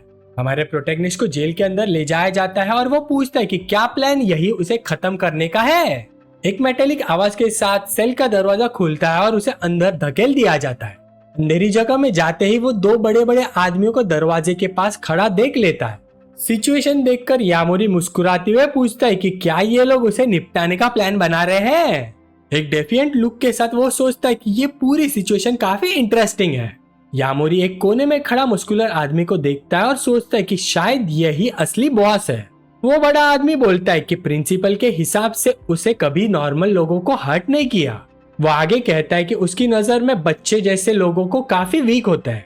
एक विकेट स्माइल के साथ वो ऐड करता है कि ये लड़का इतना वीक है कि एफर्ट के लायक भी नहीं उसके। वो अपना नाम फाकी जेनियो बताता है और कहता है कि उसे ये लड़का खत्म करने के लिए हायर किया गया है। हमारे हीरो ठंडी नजर से उसे घूरता है और पूछता है कि क्या वो भी किसी का सबऑर्डिनेट है। यामोरी को एक अजीब सी एनर्जी फील होती है और वो मानता है कि सामने वाले बंदे में पावर महसूस हो रही है। और तभी फाकी अपना पिंकिश ऑरा रिलीज करता है और बताता है कि इस पावर को रियात्सु कहते हैं। इतनी ओवरवेलमिंग पावर के सामने भी हमारा प्रोटैगनिस्ट बिल्कुल काम रहता है और सामने वालों को सीधी नजर से देखता है। इतना कहकर अटैकर पूरी स्पीड से चार्ज करता है और चिल्लाता है कि वो इस लड़के को सीधा ऊपर भेजने वाला है। लेकिन हमारा प्रोटैगनिस्ट बड़ी ही इंप्रेसिव स्पीड के साथ अटैक डॉज कर लेता है। ये देख के फाकी का जबड़ा खुला का खुला ही रह जाता है। उसे यकीन ही नहीं होता इस लड़के ने उसका ब्लो डॉज कर गया। इस पर यामोरी जवाब देता है कि शायद वो थोड़ा गलत समझ रहा है और वो वार्न करता है कि इस सेल में असली वीक कौन है ये वो गलत पहचान रहा है। अगले ही पल वो एक पावरफुल पंच मारता है और चिल्लाता है कि वीक तो तू है, लेकिन फाकी गिरने से पहले हीरो की टांग पकड़ लेता है और अपनी ब्रूट फोर्स का यूज करके वो यामोरी को हवा में घुमाता है और फेंकने की कोशिश करता है और फिर यामोरी को पूरी ताकत से सेल के दूसरे साइड की तरफ फेंक दिया जाता है। हमारा प्रोटैगनिस्ट हवा में उड़ता है लेकिन बिना किसी दिक्कत के अपने पैरों पर लैंड करता है। फाकी मानता है कि उसने लड़के को अंडर एस्टिमेट कर दिया और बोलता है कि अब वो उसे दर्दनाक लेसन सिखाएगा। सिचुएशन के सामने हमारा हीरो शांति से उसे देखता है और अपनी ऑरा रिलीज करता है और उसके बॉडी से पर्पल एनर्जी निकलनी शुरू हो जाती है फाइट के लिए रेडी। और फिर बिना एक पल वेस्ट किया यामोरी फुल स्पीड से अपने ओपोनेंट की तरफ चार्ज करता है। वो अपनी पूरी ताकत के साथ फाकी के चेस्ट पर एक जबरदस्त पंच मार देता है। इस हिट के बाद आदमी पीछे की तरफ उड़ जाता है और इम्पैक्ट महसूस करता है। फाकी खून थूक देता है और सोचता है कि ये कौन सी पावर है उसके पास। वो जमीन पर गिर जाता है हमारे हीरो की ओवरवेलमिंग स्ट्रेंथ देखकर पूरी तरह से शॉक्ड, लेकिन गुस्से में वो फिर से खड़ा होता है और पूरी ताकत के साथ दोबारा अटैक करने को तैयार हो जाता है। जवाब में यामोरी एक पावरफुल किक मारता है जो सेल का हिस्सा तोड़ देता है। धुएं के बीच हमारा प्रोटैगनिस्ट खौफनाक शांति के साथ अपने दुश्मन को घूरता रहता है। फाकी खुद को बुरी तरह से पीटा हुआ देखता है लेकिन उसका चेहरे पर अभी भी नफरत भरी नजर होती है। इसी गुस्से में वो चार्ज करता है और चिल्लाता है कि बच्चा ज्यादा हवा में ना उड़े। हमारा हीरो बिल्कुल भी मूव नहीं करता, बस आने वाले पंच को शांति से देखता रहता है। अगले ही पल वो बिल्कुल एक प्रिसाइज पंच फाकी के सामने वाले चेहरे के बीच में मार देता है। इम्पैक्ट से फाकी और भी ज्यादा खून थूक देता है और उसका चेहरा पूरी तरह से बिगड़ जाता है और वो पूरी ताकत के साथ पीछे जा गिरता है। सेल का फ्लोर टूट जाता है। बिल्कुल कंफ्यूज फाकी सोचता है कि वो इस तरह हार कैसे रहा है, पर इसी सिचुएशन के बीच हमारा प्रोटैगनिस्ट एक धमाकेदार लाल ऑरा के साथ सामने आता है। उसके बाद वो अपनी मुट्ठी को रेडी करता है जो नीली एनर्जी से चमकने लगता है। एक सेकंड भी विश किए बिना यामोरी फाइनल ब्लो के लिए आगे बढ़ता है, फाइट खत्म करने के लिए इरादे से। दुश्मन जमीन पर पड़ा होता है और हमारा हीरो उसे चेहरे से पकड़कर पूछता है कि इस सब के पीछे कौन है। उसकी पर्पल ऑरा और तेज हो जाती है और वो बिना रुके इंटरोगेशन जारी रखता है। यामोरी पूछता है कि उसने रियात्सु नाम की पावर कहां से हासिल की। दूर कहीं ओनागा को एक कॉल आता है और वो शॉक में पूछता है कि ये किस टाइप का मॉन्स्टर है। वो सोचता है कि क्या वो लड़का सच में कोई मॉन्स्टर है, जबकि उसे याद आता है कि वो तो यामोरी फैमिली का फेलियर माना जाता है। एक परेशान चेहरे के साथ वो उम्मीद करता है कि बिना बड़ी प्रॉब्लम के साथ सब सेटल हो जाए। सेल के अंदर वापस हमारा हीरो फाकी के सामने खड़ा होता है जो उसकी खामोशी और हिम्मत की तारीफ करता है। पिटा हुआ चेहरा लेकर फाकी मानता है कि उसने प्रोटैगनिस्ट को अंडर एस्टिमेट कर दिया था। यामोरी सोचता है कि क्या इस दुनिया में उस जैसे और भी कल्टिवेटर्स हैं। तभी फाकी एक कहानी बताना शुरू करता है कुछ साल पहले मिले एक मिस्टीरियस मॉन्क के बारे में। वो मॉन्क सिर्फ हाथ से एक बड़ा सा पेड़ आसानी से 2 टुकड़ों में काट देता है। अटैक देखकर फाकी का जबड़ा खुला रह जाता है। उसे उस आदमी के एब्सर्ड पावर पर यकीन ही नहीं होता। थोड़ी देर बाद मॉन्क उसे एक बॉटल देता है जिसमें डिवाइन वाटर होता है पीने के लिए। उसने सालों तक वो डाइल्यूटेड पानी पिया, बिल्कुल वैसे ही जैसे मॉन्क ने कहा था। इसी वजह से उसका बॉडी बदलने लगा और कुछ ट्रूली एक्स्ट्रा ऑर्डिनरी बन गया। हमारे प्रोटैगनिस्ट को समझ आ जाता है कि वो सो कॉल्ड डिवाइन वाटर असल में एक स्पिरिचुअल लिक्विड है। ये एनर्जी सोर्स बहुत ही रेयर होता है और कल्टीवेशन के लिए परफेक्ट रिसोर्स है। यामोरी पूछता है कि इतना स्ट्रॉन्ग होने के बावजूद भी वो नॉर्मल लोगों के ऑर्डर क्यों मानता है। फाकी बताता है कि उसके बेटे को एक सीरियस इलनेस है और उसे इलाज के लिए बहुत सारे पैसे चाहिए। उदास चेहरे के साथ वो कहता है कि डिवाइन वाटर भी लड़के की बीमारी पर काम नहीं आया। डेस्पिरेशन में वो चिल्लाता है कि उसे जितनी जल्दी हो सके क्योर के लिए बहुत सारी कैश चाहिए। हमारा प्रोटैगनिस्ट कामली कहता है कि वो इलनेस को हैंडल कर सकता है और शायद बच्चे को बचा भी दे। फाकी शॉक हो जाता है और पूछता है कि यामोरी ने अभी क्या कहा। यामोरी समझाता है कि वो पानी स्पिरिचुअल लिक्विड है और नॉर्मल लोगों के लिए खतरनाक हो सकता है। फिर वो एक्सप्लेन के तौर पे एक हीलिंग तलिस्मान दिखाता है। फाकी आइटम की पावर पर डाउट करता है और सोचता है कि ये भला क्या इफेक्ट दिखा सकता है, पर बिना हिचकिचाए हमारा हीरो तलिस्मान एक्टिवेट करता है और एक पावरफुल हरी एनर्जी रिलीज होती है। वो एनर्जी फाकी को पूरी तरह से घेर लेती है और उसकी सारी इंजरी हील हो जाती है, उसे शॉक में छोड़कर। इसके बाद हमारा प्रोटैगनिस्ट उसे एक चॉइस देता है, या तो बताओ किसने तुम्हें भेजा और अपने बेटे को बचा लो, या फिर यही इसी वक्त बिना एक सेकंड सोचे अपने एंड देखो। धमकी के सामने फाकी भी हल्की सी स्मर्क देता है और वो मानता है कि जैसे सोचा था हमारा प्रोटैगनिस्ट कोई नॉर्मल बंदा नहीं है। फाकी रिवील करता है कि जिस आदमी ने उसे कांटेक्ट किया था उसका नाम हाशिमोटो कोशी है। दूर कहीं कोशी ओनागा का मजाक उड़ाता है कि वो यामोरी फैमिली के किसी नोबडी से डर रहा है। ये है हाशिमोटो कोशी, कोशिन क्लब का ओनर और इस पूरे प्लान का मास्टरमाइंड। चेहरे पर मुस्कान के साथ वो किसी से पूछता है कि कुछ खाना या पीने के लिए चाहिए। ठीक उसके बाद हम देखते हैं कि कमरे के एक कोने में एक औरत जंजीरों से बंधी हुई और घायल पड़ी है। विलन उसके पास जाता है और अच्छे मैनर्स ना होने के लिए उसे बिगड़ी हुई बच्ची कहता है। एक शैतानी मुस्कान के साथ विलन उस जवान औरत के साथ अपना मजा जारी रखने की तैयारी करता है और बिना किसी दया के वो जोर से उसके मुंह पे लगी हुई पट्टी खींच देता है। वहां से वो एक पकड़ उठाता है और पूछता है कि उसे अगला कौन सा दांत निकालना चाहिए। फिर हमलावर लड़की को और ज्यादा टॉर्चर करने के लिए जबरदस्ती वो औजार उसके मुंह में डाल देता है और एक झटके में वो बिना किसी हिचकिचाहट के उसका एक दांत खींच लेता है। उसी पल एक बटलर बताता है कि लॉर्ड एमा ने हमारे हीरो के बारे में बात करने के लिए बुलाया है। विलन कहता है कि उसने पहले ये मामला संभाल लिया है और वो बाद में पुलिस स्टेशन जाएगा। सेल के अंदर वापस फाकी गुड बाय कहता है और बोलता है कि ये तलिस्मान के लिए थैंक यू, और वो अपनी क्रॉस नेकलेस यामोरी को देता है जो उसे कंफ्यूज कर देता है। हमारा प्रोटैगनिस्ट नेकलेस को पकड़ता है और रियलाइज करता है कि ये कॉन्सेंट्रेटेड स्पिरिचुअल लिक्विड है। वो तुरंत सोचता है कि इस लिक्विड से ग्रास फ्रूट देगी और वो सेकेंड स्टेज तक पहुंच पाएगा। मुस्कुराते हुए वो फाकी का थैंक्स करता है और कहता है कि यह उसके प्लान्स के लिए बहुत ही मदद करेगा। और फाकी उसे वार्न करता है कि अब हाशिमोटो उसे रिलेंटलेसली हंट करेगा। वो ऐड करता है कि जो भी उस आदमी की नजर में आता है उसे एंड कभी अच्छा नहीं होता। यामोरी उसे शांत करता है और कहता है कि उनकी डील को भूलना मत, और एक ठंडी नजर के साथ वो प्रॉमिस करता है कि वो हाशिमोटो को एक मैसेज जरूर भेजेगा। दूर कहीं एक अमीर औरत अपनी लग्जरी कार में निहाई यूनिवर्सिटी पहुंचती है। कॉन्फिडेंस के साथ वो गाड़ी से उतरती है और कैंपस के अंदर जाने की तैयारी करती है। ये शिजुरो है, वही लड़की जिसकी माँ को हमारे हीरो ने तलिस्मान से ठीक किया था। वो सोचती है कि कितना अजीब कोइंसिडेंस है, वो लड़का इसी यूनिवर्सिटी का फ्रेशमैन निकला। अगर उसने उसकी फोटो ही ना देखी होती तो उसे कभी पता नहीं चलता कि ये रूमर्ड लड़का तलिस्मान बेचने वाला यामोरी फैमिली का एक्साइल्ड चाइल्ड है। इसके बाद वो डिसाइड करती कि डीन के ऑफिस जाकर पता करेगी कि वो किस क्लासरूम में है। उधर साकी उस बंदे को बोल रही होती कि वो बंदा डेफिनेटली याकुजा से कनेक्टेड है। मोचियामा जिन, प्रेसिडेंट ऑफ निहाई यूनिवर्सिटी, बोलता है अगर ये बात सच भी हुई तो वो पब्लिकली इन्वॉल्व नहीं हो सकता इस केस में। साकी डीन से यामोरी की नाइंसाफी वाली अरेस्ट पर बहस करते हुए बोलती है, आपका क्या मतलब है, यूनिवर्सिटी कुछ कर नहीं सकती, मेरी वजह से वो उस यामोरी को करप्ट कॉप्स लेके चले गए। लेकिन तभी क्लासरूम का दरवाजा खुलता है और एक अनएक्सपेक्टेड शख्स अंदर आता है। शिजुरो अपीयर होती है और क्लासमेट उसे पहचान लेते हैं क्योंकि वो एक बहुत ही फेमस अपर क्लासमैन है। नई आई हुई शिजुरो उनकी बातचीत सुन लेती है और पूछती कि क्या वो हमारे हीरो के बारे में ही बात कर रहे हैं। दूर पुलिस स्टेशन में ऑफिसर हारुकी गुस्से में अपने चीफ के डेस्क पर जोर से मुक्का मारता है। उसे यकीन नहीं होता कि उसका सुपीरियर एक ऐसे क्रिमिनल को छोड़ने वाला है जिसे सालों से वो ढूंढ रहे थे। गुस्से से भरा हुआ हारुकी वो आदमी पर उंगली उठाता है और अब्यूज ऑफ पावर का इल्जाम लगाता है। करप्ट चीज ओनागा उसे घूरता है और पूछता है कि क्या उसके पास कोई प्रूफ है। फिर भी हारुकी इंसिस्ट करता है कि उसे पता है उसका सुपीरियर पीठ पीछे कुछ गड़बड़ कर रहा है। एक चुनौती भरी नजर के साथ चीफ ओनागा कहता है जो तुझे पता है उगल दे, लेकिन हारुकी कुछ नहीं कह पाता। पर अचानक उसके ऑफिस का दरवाजा जोर से खुलता है और कोई चिल्लाता है कि ये रिस्ट्रिक्टेड एरिया है। साकी और शिजुरो रूम में घुस आती है और क्लासमेट हमारे हीरो को छोड़ने की डिमांड करती है। चीफ ओनागा भड़क जाता है और चिल्लाता है कि उसके आदमी बाहर वालों को रोक भी नहीं पा रहा है। वो सोचता है कि ये लड़कियां कौन है और उसे लगता है यामोरी के कोई बड़े कनेक्शंस नहीं हो सकते।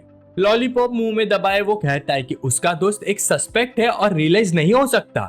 ये सुनते ही हारुकी और ज्यादा गुस्सा हो जाता है और चिल्लाता है कि ये बिल्कुल बकवास है। चीफ ओनागा बस ठंडे टोन में बोलता है कि चीफ होने के नाते वो इंटरनल इंफॉर्मेशन लीक नहीं कर सकता। फिर साकी पूछती है अगर ऐसा है तो फिर याकुजा वाले यहीं पर लॉकअप में क्यों नहीं है। चीफ ओनागा उनको धमकी देता है कि अगर वो नहीं गए तो ऑब्स्ट्रक्शन ऑफ जस्टिस के चार्ज में अरेस्ट कर लेगा। ये सुनते ही शिजुरो कामली डेस्क पर अपना फोन पटक देती है। फिर वो शांति से बैठ जाती है और चैलेंज करती कि अगर हिम्मत है तो उसे अरेस्ट करके दिखाओ। गुस्से से भरा चीफ ओनागा अपने आदमियों को ऑर्डर देता है कि दोनों लड़कियों को तुरंत सेल में डाल दो। ऑर्डर सुनते ही कई पुलिस ऑफिसर्स आगे बढ़ते हैं और दोनों लड़कियों को घेर लेते हैं। चीफ ओनागा एक खतरनाक नजर के साथ उंगली दिखा के उनको बोलता है, माकुटो यामोरी के साथीदार के सस्पिशन में तुम दोनों को डिटेन किया जाता है। और तुम हारुकी कायु, तुम्हें इमीडिएटली सस्पेंड किया जाता है हार्बरिंग क्रिमिनल्स के क्राइम के नाते, और तुम्हारा जल्द ही इंटरोगेशन होगा। हारुकी फिर से चिल्लाता है कि ये साफ साफ अथॉरिटी का मिसयूज है। शिजुरू से घूर कर पूछती है कि क्या वो झूठे इल्जाम लगाकर उन्हें चुप करा देगा। करप्ट चीफ ओनागा हंसता है और कहता है कि गवर्नमेंट ऑफिशियल का अपमान उनकी सजा और बढ़ा देगा। लेकिन शिजुरू ठंडी नजर से कहती है वो गुंडे उनके लिए ही काम कर रहे थे। इस बात पर चीफ ओनागा समझ जाता है कि लड़की उसके लिए मुश्किल खड़ी कर रही है। एक कोल्ड लुक के साथ शिजुरू सजेस्ट करती है कि हमारे हीरो का केस पैसे से सॉल्व हो सकता है। ओनागा कहता है कि पावरफुल लोगों के पास प्रिविलेजेस होना नेचुरल है और वो भी एक्सेप्शन नहीं है। वो फिर धमकी देता है कि वो एक ऐसी कहानी बना सकता है जिसमें सबकी जान यही के यही चली जाए। हारुकी और दोनों लड़कियां ये सुनकर शौक और गुस्से में आ जाती है। शिजुरू फोन में बोलती है और पूछती है कि क्या डायरेक्टर ऑगी ने सब कुछ सुन लिया। फोन से आवाज आती है हाँ मैंने सब कुछ सुन लिया, और ओनागा और बाकी ऑफिसर्स पूरी तरह से हिल जाते हैं। डर के मारे चीफ ओनागा पूछता है कि क्या वो सच में डायरेक्टर ऑगी से बात कर रही है। शिजुरू उधर कामली बैठे हुए उसका इंट्रोडक्शन देने ही वाली होती है, पर उससे पहले ही फोन से डायरेक्टर ऑगी ओनागा के ऊपर सीरियस क्राइम का इल्जाम लगाते हैं और तुरंत ऑर्डर देते कि फैमिली ऑफ काउंसिल मेंबर को थ्रेटन करने के लिए चीफ ओनागा को सस्पेंड किया जाता है। ओनागा जम जाता है और पूछता है कि आखिर वो है कौन जो ऐसे बात कर रही है। फिर जाकर शिजुरू अपना इंट्रोडक्शन देती है, I am from Suga family of Nihai city, Shizuru Suga. ये सुनते ही घबराहट में ओनागा को एहसास होता है कि हमारा प्रोटैगनिस्ट पावरफुल सुगा फैमिली से जुड़ा हुआ है। सीन शिफ्ट होता है और हम वापस उस सेल में पहुंचते हैं जहां हमारा हीरो बंद है। सेल के अंदर फाकी की दी हुई नेकलेस जोर से चमकने लगती है। यामुरी नेकलेस को पकड़कर सोचता है कि वो स्पिरिचुअल लिक्विड सिर्फ एक ही बार यूज कर सकता है, पर तभी उसे एक आवाज सुनाई देती है और वो समझ जाता है कि कोई उसके सेल की तरफ आ रहा है।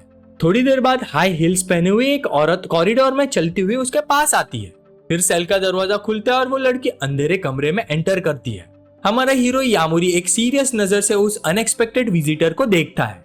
उसकी हैरानी के लिए दरवाजे पर शिजुरू और साकी खड़ी होती है और खुशी से उसका स्वागत करती है। दूर कहीं एक शानदार मेंशन में आकिमासा गुस्से में ग्लास तोड़ देता है। वो चिल्लाता है कि वहाँ का हर कोई बेकार आदमी है। इरिटेट होकर बैठे हुए वो कंप्लेन करता है कि एक मरने के करीब है और दूसरा जेल चला गया। फिर परेशान चेहरे के साथ वो सोचता है कि अगर ईमा फैमिली का मिशन फेल हो गया तो वो खुद सेफ नहीं रहेगा। तभी उसका एक बॉडीगार्ड पास आता है और पूछता है कि लॉर्ड अकिमासा का क्या प्लान है। अकिमासा तुरंत डिसाइड करता है कि वो अपना बेस्ट आदमी भेजेगा, लेकिन अभी हमारे हीरो को खत्म नहीं करेगा। गुस्से से भरी आंखों के साथ वो कसम खाता है कि उस कचरे को खुद अपने हाथों से निपटाएगा। उधर यामुरी अपने कमरे में बैठा सोच रहा है कि उसने उसका सारा पैसा खर्च कर दिया। वो फिर जमीन पर अपनी चीजें सजाता है जिसमें फाकी का नेकलेस और सिल्वर हार्ट ग्रास भी होती है। सब कुछ रेडी होने के बाद वो लड़का रिफाइनिंग प्रोसेस शुरू कर देता है और कॉल्ड्रॉन से एक गोल्डन लाइट निकलने लगती है। उसके बाद वो पूरी कंसंट्रेशन के साथ पिल बनाने लगता है जो उसकी पावर बढ़ाने वाली होती है। इस पिल की पावर से हमारा प्रोटैगनिस्ट आखिरकार द कल्टीवेटर स्टेज 2 पर इवॉल्व कर जाता है। वो अपनी नई ability shadow cloud step test करता है और अनबिलीवेबल स्पीड से मूव करता है। फिर यामुरी कॉन्फिडेंट हो जाता है और सोचता है कि इस स्पीड पर तो अब बुलेट्स भी उसे हिट नहीं कर पाएंगे। फिर वो सोचता है कि सारी स्पिरिचुअल लिक्विड खत्म हो चुकी है और आगे बढ़ने के लिए उसे और आइटम्स चाहिए होंगे। अपना बैंक बैलेंस देखकर वो डिसाइड करता है कि रुयुडा नॉर्मल तरीके से जाना बहुत ही डेंजरस होगा। अपने हाथ में अपना कार्ड पकड़कर वो कैलकुलेट करता है कि इस ट्रिप के लिए लगभग उसे 2 मिलियन चाहिए होंगे। तभी टीवी पर एक कमर्शियल उसका ध्यान खींच लेता है। एड में एक बहुत ही पॉपुलर ब्यूटी इंजेक्शन दिखाया जा रहा होता है जो स्किन को यंग बना देता है। यामुरी के दिमाग में बिल्कुल एक ब्रिलियंट आइडिया आता है और वो एक छोटा सा ब्लू बॉक्स उठा लेता है। मुस्कुराते हुए यामुरी सोचता है कि अमीर औरतें युद्ध के लिए पागल होती है और ये अपकमिंग पार्टी उसके लिए एक परफेक्ट चांस की तरह होगा। सीन अचानक 5 घंटे पहले के डिनर पे चला जाता है जो सुगा फैमिली के शिजुरो के साथ होता है। हमारे हीरो को समझ आ जाता है कि काउंसिलमैन की बेटी होने की वजह से वो चीफ से कांटेक्ट कर पाई थी। शिजुरो फिर कहती कि उसने उसे वहां एक छोटा सा फेवर मांगने के लिए बुलाया था। यामुरी हैरान हो जाता है और पूछता है कि शिजुरो को उससे क्या चाहिए। शिजुरो पूछती कि क्या उसे शहर के सबसे बड़ी कॉस्मेटिक कंपनी के बिल्डिंग के बारे में पता है। यामुरी बोलता है तुम्हारा मतलब उस बिल्डिंग के बारे में है जो निया सिटी की लार्जेस्ट कॉस्मेटिक मेकर है। मुस्कुराते हुए शिजुरो बताती कि वो उस कंपनी की ओनर है और अपनी माँ के लिए पार्टी रख रही है। फिर शिजुरो उसे पार्टी का इनविटेशन देती है और हमारे हीरो शॉक हो जाता है। कंपनी की बिल्डिंग रात में चमक रही है। क्लियरली दिख रहा है कि लड़की कितनी अमीर है। प्रेजेंट में वापस आकर यामोरी जुयान पिल के बारे में सोचता है जो उसकी पुरानी दुनिया में कॉमन थी। वो प्लान करता है कि कुछ पिल्स वो अमीर औरतों को बेचकर कैश कमाएगा। हम देखते हैं कि उसके हाथों में बॉक्स चमक रहा होता है और प्रोटैगनिस्ट सोचता है कि परफेक्ट मौका उसके सामने ही है। वो आगे सोचता है कि अगर उसने कोई वेल्दी वुमन को टारगेट किया तो 3-4 पिल बेचने से ही 2 मिलियन कमा सकता है। उधर पार्टी में शिजुरू की आंटी बोलती है कि वो शादी के लिए ज्यादा बड़ी होती जा रही है। ये होते इनो होशिसु और शिरो होशिसु, शिजुरू के अंकल और आंटी। अंकल भी हाँ में हाँ मिलाते और बोलते कि इस टाइम पे तुम्हें अपनी फैमिली का सोचना होगा। वो ये भी बोलती है कि अगर उसने जल्दी से शादी नहीं की तो अपनी बड़ी बहन मासामी जैसी हो जाएगी। एक अंकल मासामी को ताना मारते हुए कहता है कि बिल आ चुका है और अब वो औरत क्लैन के किसी काम की नहीं रही। मासामी बिल्कुल चुप हो जाती है और वो उसे निर्मम तरीके से प्लेग गॉडेस कह देता है। तभी शिजुरू की माँ बोलती है शिरो स्टॉप इट। शिजुरू भी ऐड करती कि ग्रैंडमा के जाने के बाद आंट मासामी ने ही तुमको रेस किया था। फिर एक विकेट स्माइल के साथ अंकल कहता है कि उसे शिजुरू को शादी के लिए मना लेना चाहिए। तभी शिजुरू की माँ खांसी खांसने लगती है और शिजुरू तुरंत उसके पास भागती है। अंकल कहता है कि बिना शादी वाली औरत डैमेज गुड होती है और ओचू फैमिली का सजेशन देता है। मासामी आखिरकार बोलती है कि उसके पास अपने खुद के आइडियाज है। अंकल उसका मजाक उड़ाते हुए पूछता है कि उसके दिमाग में अब कौन से विचार आ गए। फिर गुस्से में वो मासामी के मुंह पर चिल्लाता है और बोलता है कि ये सिर्फ उसकी सेल्फिशनेस ही है। वो ताना मारता है कि क्या वो सोचती कोई सिंपल कॉस्मेटिक प्रोडक्ट उसे यंग बना देगा। तभी पीछे से एक आवाज आती है, ये हो सकता है, और सब हैरानी से एंट्रेंस की तरफ देखते हैं। हमारा प्रोटैगनिस्ट वहां अपीयर होता है और कहता है कि किसी औरत को डैमेज गुड कहना बदतमीजी है। यामोरी की आंखें चमक रही होती है और वो एक वार्निंग देता है कि बदतमीजी की भी एक लिमिट होती है। हीरो को देखकर वो अंकल शॉक हो जाते हैं और पूछते कि वो है कौन और अचानक से कहां से आ गया।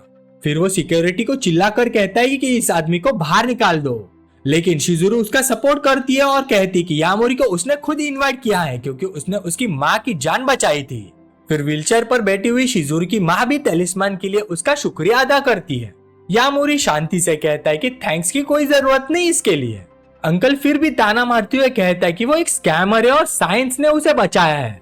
फिर यामोरी अपना इंट्रोडक्शन देता है और कहता है कि वो एक रिसर्चर है और सुगा फैमिली का बिजनेस पार्टनर भी। ये सुनकर यामोरी शॉक हो जाती है, सुगा फैमिली का बिजनेस पार्टनर।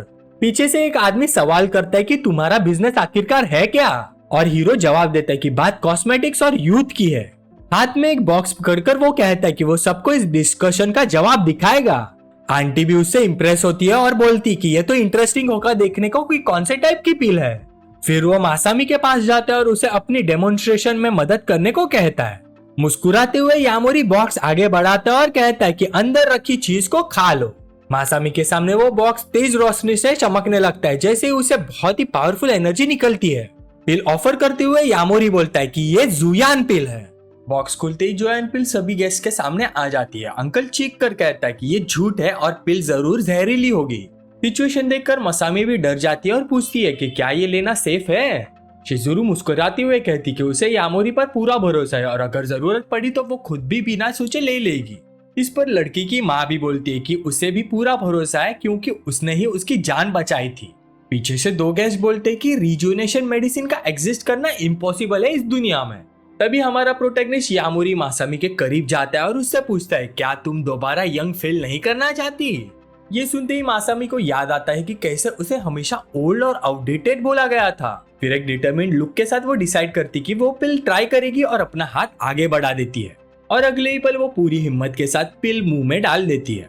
उसे पिल खाते हुए देखकर अंकल और उसकी वाइफ के मुंह खुले के खुले रह जाते हैं, उन्हें यकीन ही नहीं होता। पिल खाकर मासामी बिल्कुल स्टिल खड़ी रहती है। गेस्ट सोचने लगते कि ये सब झूठ था और पिल शायद पॉइजन थी। अंकल भी हंस कर कहता है कि उसे पहले से पता था ये सब बकवास है और सब लोग टाइम वेस्ट कर रहे हैं अपना। पर तभी अचानक मासामी की आंखों के पास एक गोल्डन ऑरा चमकने लगता है। कोई जोर से चिल्लाता है, देखो देखो उसकी तरफ देखो, वो चेंज हो रही है। और इस तरह मासामी का अपीयरेंस पूरी तरह से चेंज हो जाता है। एक आदमी मिरर दिखाते हुए बोलता है, देखो चेंज हो चुकी है। मासामी खुद को आईने में देखकर शॉक हो जाती है और वो भी सोचने लगती है, ओह माय गॉड, मैं तो अपनी प्राइम टाइम की तरह दिखने लग गई हूँ। अंकल और उसकी वाइफ भी ये देख के पूरा के पूरे शॉक हो जाते हैं और चीख उठते हैं, क्या?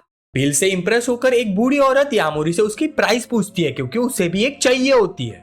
हीरो कामली कहता है कि एक पिल 4 लाख की है पर मेरे पास सिर्फ 10 ही बचे हैं। बस फिर और क्या होना था, सारे गैस चिल्लाने लगते हैं और ज्यादा से ज्यादा प्राइस ऑफर करने लगते हैं। कोई बोलता है 6 लाख, कोई बोलता है 10 लाख, कोई बोलता है 14 लाख। अंकल शॉक में आ जाते हैं और उन्हें यकीन ही नहीं होता कि एक सिंगल आइटम भी इतना महंगा हो सकता है। पर उन्हें समझ आ जाता है कि असली वैल्यू पिल में नहीं है बल्कि टेक्निक और डिस्ट्रीब्यूशन में है, जो उन्हें टॉप तक ले जा सकती है। तभी उसकी वाइफ वार्न करती कि कंपनी बैंकरप्ट हो जाएगी, हमारे पास इतने पैसे नहीं हैं। लेकिन वो बिना सोचे उसको उंगली दिखाकर चुप रहने को बोल देते हैं। फिर एक विकेट स्माइल के साथ वो प्लान करते हैं कि हीरो को ट्रिक करने का, और जब शिजुरू की शादी हो जाएगी ओचू फैमिली में तो हम उनसे फंडिंग उठा लेंगे। पर तभी अचानक काउजान ग्रुप का एक मोटा आदमी आइटम के राइट्स के लिए 4 मिलियन की ऑफर करता है।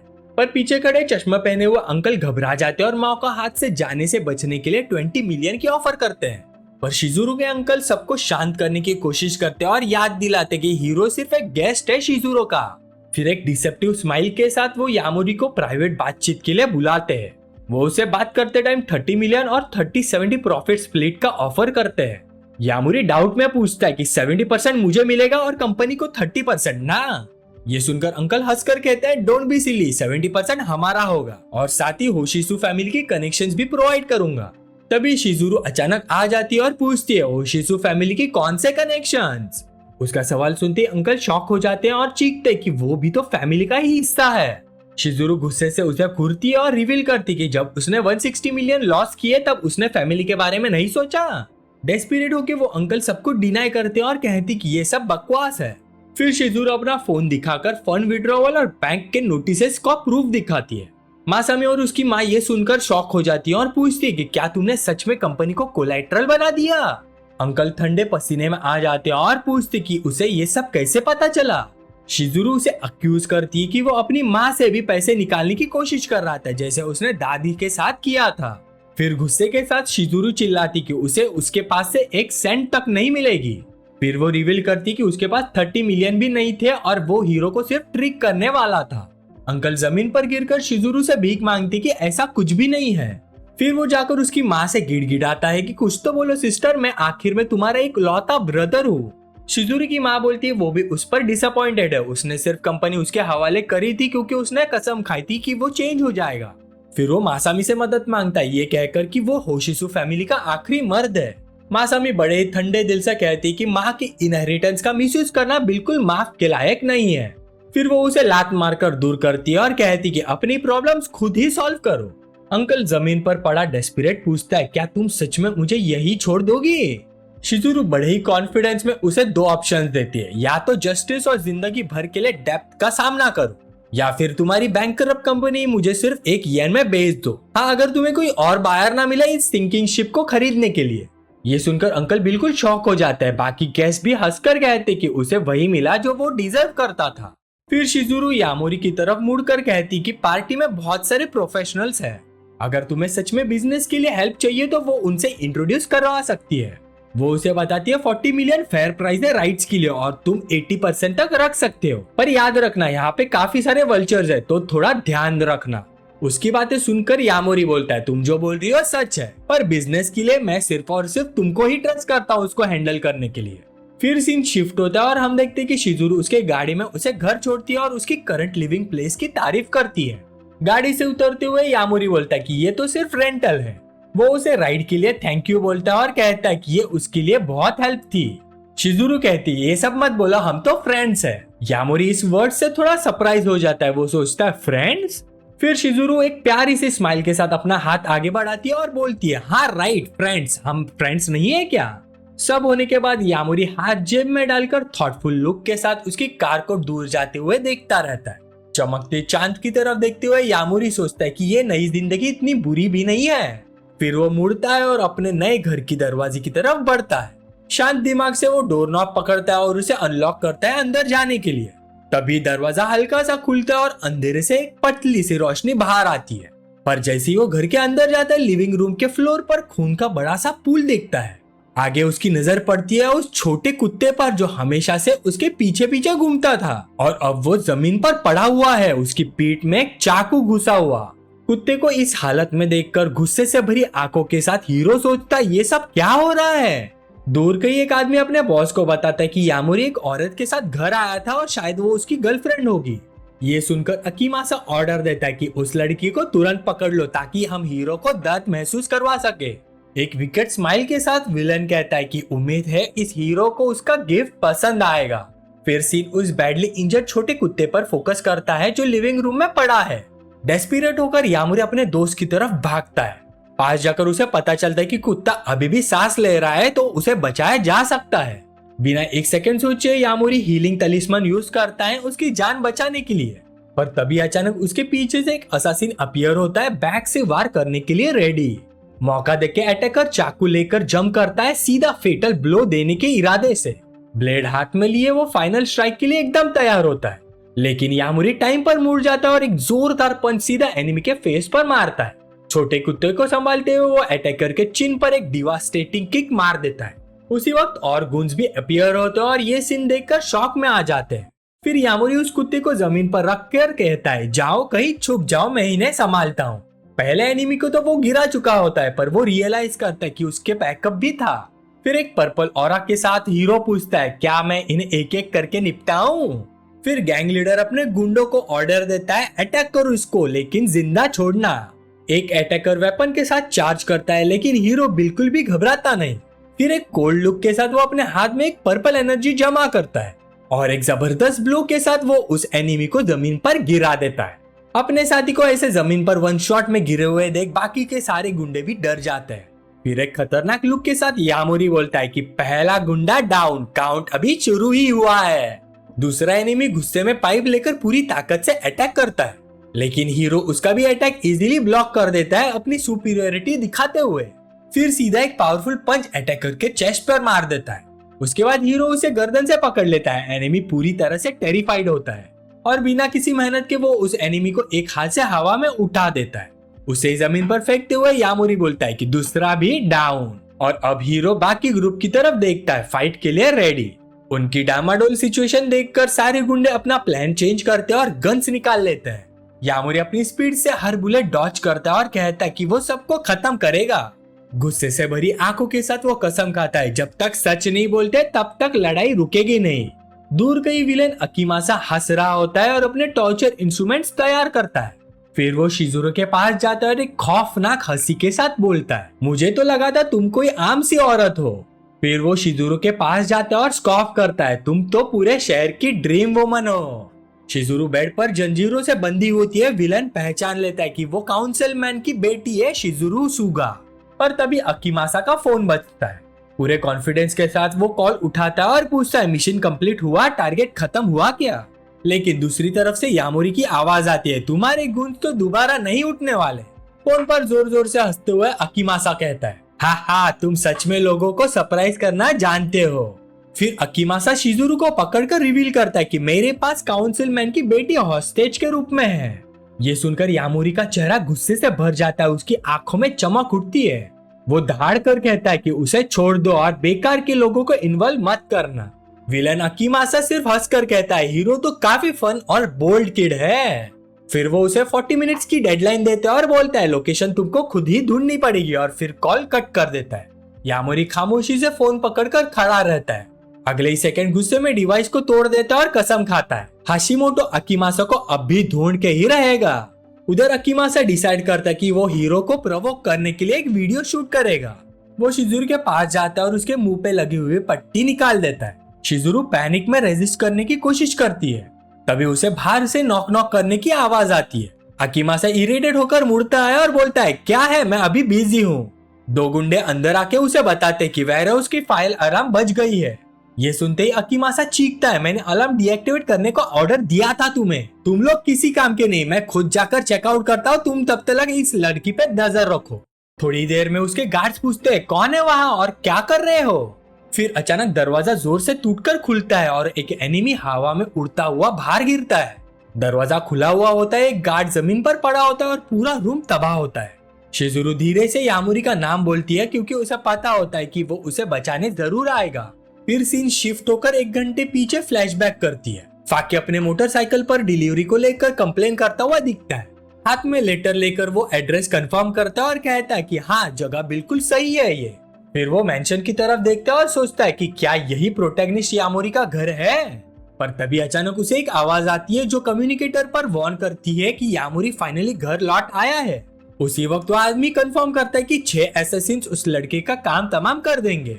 साथ ही ये भी बताया जाता है कि उन्होंने एक औरत को भी पकड़ लिया और उसे साथ में ले जा रहे हैं। फाकी तुरंत समझ आता है कि अकीमासा ने असासिन्स भेजे हैं और एक यंग वुमन को किडनैप कर लिया है। सिचुएशन देखकर थक की कार हॉस्टेज को लेकर तेजी से निकल जाती है। फिर फाकी भी अपनी मोटरसाइकिल स्टार्ट करता है और डिसाइड करता है कि उन लोगों का पीछा करेगा ताकि लोकेशन पता चल सके। फिर वो स्ट्रीट पर फुल स्पीड में किडनैपर की गाड़ी का पीछा करता है। वो गाड़ी एक बड़े से मेंशन पे जाकर पहुंचती है, तभी उसका फोन बजता है और वो कॉल उठा लेता है। फोन पर फाकी रिपोर्ट करता है कि उसने गुन्स को ट्रैक कर लिया है और अकीमासा ने यंग वुमन को किडनैप कर लिया है। यामुरी पूछता है क्या एड्रेस 32 हिरोमी स्ट्रीट है। ये सुनकर वो शॉक हो जाता है। प्रोटैगनिस्ट बताता है कि उसने एक गुंडे को जमीन पर गिरने से पहले सब कुछ उगलवा लिया है। यामुरी फाकी से मदद मांगता है कि उसकी फ्रेंड को वहां से निकालने की मदद करे और कहता है कि हाशिमोटो को वो खुद ही संभाल लेगा। गुस्से भरी आंखों के साथ प्रोटैगनिस्ट वार्न करता है कि वो विलन को सीधा अंडरवर्ल्ड तक घसीट लेगा। मीनवाइल अकीमासा के मेंशन में विलेंस हॉलवे में अपने गूंस पर चिल्लाता है। वो गुस्से से पूछता है कि वेयरहाउस का अलार्म अभी तक एक्टिवेट क्यों है और क्या होगा अगर कॉप्स वहां पे आ जाए तो। छुपकर फाकी सीन को ऑब्जर्व करता है और देखता है कि अकीमासा खुद अलार्म चेक करने जा रहा है। वहां खड़े गूंस कंप्लेन करते कि उनका काम बहुत ही टफ हो चुका है और वो हॉस्टेजेस को छू तक नहीं सकते। तभी उनमें से एक सस्पिशियस आवाज सुनता है और पूछता है कौन है वहां। अगले ही सेकंड फाकी पर्पल ऑरा के साथ वहां अपीयर होता है और गूंस पूछते हैं वो यहाँ क्या कर रहा है। एक कोल्ड लुक के साथ फाकी अपोलॉजी देता है और कहता है थोड़ी देर और रुक जाओ, समझ आ जाएगा। फिर वो आगे जंप करता है और मेंशन के एक गार्ड पर डिवास्टेटिंग पंच मारता है। पहला एनिमी गिरते ही वो सेकंड गुन को खत्म करने के लिए तैयार हो जाता है। इसी दौरान वो शिजुरो को ढूंढ लेता है और कहता है अब हीरो मुझ पर एक बड़ा फेवर ओ करता है। टाइम वेस्ट किए बिना वो उसे अपनी बाहों में उठा लेता है और कहता है हमें जल्दी यहाँ से निकलना होगा। इस तरह फाकी हॉल में भागते हुए एस्केप करता है बाकी लोगों को नोटिस करने से पहले। वो डोर के पास पहुंचकर कहता है कि कार गार्डन में है और वो लोग वापस नहीं आएंगे जल्दी। लेकिन तभी अचानक एक रोशनी की बीम उसके पैर को चीर जाती है और एस्केप के दौरान उसे बुरी तरह जख्मी कर देती है। अटैक के कारण फाकी जमीन पर जोर से गिरता है शिजुरो को इम्पैक्ट से बचाते हुए। वो जमीन पर पड़ा होता है पूरा बीटन अप और गोली लगने से खून बह रहा होता है। अकीमासा गन के साथ अपीयर होता है और अपना एम का घमंड करता है जबकि उसके गूंस उसकी तारीफ करते हैं। जमीन पर पड़े हुए फाकी सोचता है ये लोग इतनी जल्दी वापस कैसे आ गए। विलन अकीमासा उसे देखकर स्कॉफ करता है और कहता है मुझे सरप्राइज है तुम्हें यहाँ आने की हिम्मत दिखाई। जबरदस्ती की स्माइल के साथ फाकी उठता है और अकीमासा को ग्रीट करता है काफी टाइम हो गया मिले हुए। अकीमासा हंसकर कहता है आज का दिन तो वंडरफुल है क्योंकि सब पनिशमेंट के लिए आ गए हैं उसके पास। फिर एक सैडिस्टिक लुक के साथ विलेन एक्साइटेड हो जाता है और आने वाले फन का इंतजार करता है। लेकिन फाकी अपनी ऑरा रिलीज करता है और कहता है ब्रैक तब करना जब मुझे हरा सको। दूर कहीं प्रोटैगनिस्ट फाइनली रेस्क्यू के लिए मेंशन के एंट्रेंस पर पहुंच जाता है। गार्ड उसे देखते ही एक सस्पिशियसली पूछता है कौन हो तुम। यामुरी रेड ऑरा के साथ और पूरी तरह से थ्रेटनिंग लुक में सामने आता है। एक गुन पास आकर पूछता है सुन रहे हो मैं क्या बोल रहा हूँ। बिना एक सेकंड सोचे यामुरी उसके फेस पर डिवास्टेटिंग पंच मार देता है। उस ब्लो की फोर्स से गुन हवा में उछलकर पीछे गिर जाता है। बाकी गार्ड सीन देखकर शॉक हो जाते हैं लेकिन अटैक के लिए रेडी हो जाते हैं। फिर गुन्स कोऑर्डिनेटेड तरीके से बैटन्स के साथ उस पर चार्ज करते हैं लेकिन यामुरी सब अटैक्स को डॉज करता है और फास्ट और पावरफुल ब्लोज की सीरीज से काउंटर करता है। इसी तरह वो सारे गार्ड्स को आसानी से जमीन पर गिरा देता है। फिर गुस्से भरी आंखों के साथ वो अनाउंस करता है मैं हाशिमोटो को हमेशा के लिए खत्म करने आ चुका हूँ। मेंशन के अंदर ब्लो की फोर्स से फाकी के मुंह से खून निकलता है और वो पूरी तरह से अनरिस्पॉन्सिव हो जाता है। इतने सारे गिरे हुए गूंज को देखकर वो अफसोस करता है कि फाइट में आउट नंबर्ड हो गया है। जख्मी हालत में वो खुद को ब्लेम करता है कि उसने हीरो की बात नहीं मानी और एक लड़की को भी बचाने में फेल हो गया। अकीमासा उसे घूर कर कहता है जैसे ही तू गया मैं सबको उसी जगह भेजूंगा। फिर पागल सी आंखों के साथ वो ऐड करता है मैं पहले तुम सबको छोटे छोटे टुकड़ों में काट दूंगा। तभी एक तेज फ्लैश होता है और मेंशन के बीच एक एक्सप्लोजन हो जाता है। घबराकर अकीमासा मुड़ता और चिल्लाता है कौन है जिसने अंदर घुसने की हिम्मत की। धुएं के बीच यामुरी का सिलुएट पर्पल ऑरा के साथ दिखाई देता है। एक कोल्ड लुक के साथ वो अनाउंस करता है मैं ही हूँ जो तुझे अंडरवर्ल्ड भेजने आया हूँ। फाकी उसे देखते ही घूर कर कहता है तू काफी लेट हो गया है यहाँ पहुंचने में। यामुरी उसे हाथ में एक हीलिंग तलिस्मान देता है और कहता है कि इसे यूज कर ले। फाकी उस पावर को पहचान जाता है और समझ जाता है कि ये बिल्कुल पहले जैसा ही काम करेगा। गुस्से से भरा अकीमासा गन पॉइंट करता है और अपने आदमियों को चिल्लाकर कहता है कि उसे खत्म कर दो। जवाब में सारे गुंज पूरी ताकत से हीरो की तरफ फायरिंग शुरू कर देते हैं, लेकिन यामुरी सारे गोलियों को डॉज करता हुआ कहता है कि कोल्ड स्टेप के मास्टर पर यह सब काम नहीं करता। अपनी स्पीड का यूज करके वो शॉट से बचते हुए एक गून को किक मार देता है। ये देखकर अकीमासा का मुंह खुला का खुला रह जाता है और वो सोचता है ये कौन सा पागल स्पीड है। यामुरी आगे बढ़ता रहता है और जो भी उसके रास्ते में आता है सबको गिरा देता है। जब उसके सारे आदमी जमीन पर पड़े होते हैं, विलन हीरो को डर से भरी आंखों से देखता है। इस डर में वो घूमकर चिल्लाता है कि उसे किसी सेफ जगह भागना होगा। भागते हुए वो सोचता है ये प्लान का हिस्सा नहीं था उसके, और ये बंदा कोई आम कचरा नहीं है। सिक्योरिटी डोर तक पहुंचकर वो चिल्लाता है कि जल्दी से दरवाजा खोल दो। वो पासवर्ड डालने की कोशिश करता है, लेकिन पैनल बोलता है कोड इनकरेक्ट। उसकी सिचुएशन देखकर विलन गुस्से में चीख पड़ता है क्योंकि वो भाग नहीं पा रहा। पर तभी अचानक पीछे से उसी का एक गूंद पूरी ताकत से मेटल डोर पर दे मारा जाता है। डर के मारे अकीमासा खुद को शांत करने की कोशिश करता है और सोचता है कोई भी मेरे प्रोटेक्टर को चैलेंज नहीं कर सकता। और फिर वो जोर से चिल्लाता है कि जो उसकी जान चाहता है वो महान लॉर्ड ईमा है। यामुरी इसके पीछे से अपीयर होता है और ठंडे स्वर में पूछता है ये लॉर्ड ईमा है कौन। फिर एक थ्रेटनिंग लुक के साथ वो वार्न करता है कि अगर डम बनने की कोशिश की तो अनबेरेबल पेन देगा। मजबूर होकर विलन बताता कि ईमा फैमिली शादी के चक्कर में उसे खत्म करना चाहती है। यामुरी मनी मन सोचता है कि इस बॉडी के प्रीवियस ओनर ने तो कभी यामातानी से मुलाकात की ही नहीं। अकीमासा बड़े ही घमंड के साथ कहता है कि सिर्फ ईमा फैमिली ऐसा कर सकती है और उसे छोड़ देने के लिए बोलता है। सिचुएशन समझकर यामुरी रियलाइज करता है कि जो ईमा भी शायद एक कल्टीवेटर होगा। विलन बार्गेन करने लगता है और कहता है कि वो दिखा सकता है कि वो कितना वैल्यूएबल है। यामुरी उसे नफरत भरी नजर से देखता है और पूछता है किस वैल्यू की बात कर रहा है तू। एक कॉन्फिडेंस स्माइल के साथ अकीमासा पूछता है क्या अब तुम सिचुएशन समझ गए हो। सबर खत्म होते ही यामुरी सीधा उसके चेहरे के बीच एक जबरदस्त पंच मारता है। फिर एक और पावरफुल ब्लो लगता है और विलन को दूर जाकर उड़ा देता है। इम्पैक्ट की वजह से वो विलन एक रूम के अंदर जा गिरता है और धड़ाम से गिर जाता है। अंदर यामुरी को कई औरतें जंजीरों में बंधी हुई और बुरी तरह इंजर्ड दिखती हैं। यह सीन देखकर यामुरी का चेहरा बेकाबू गुस्से से भर जाता है। हमें दिखाया जाता है कि एक दर्दनाक मंजर जहां हीरो सब हॉस्टेजेस के सामने खड़ा होता है।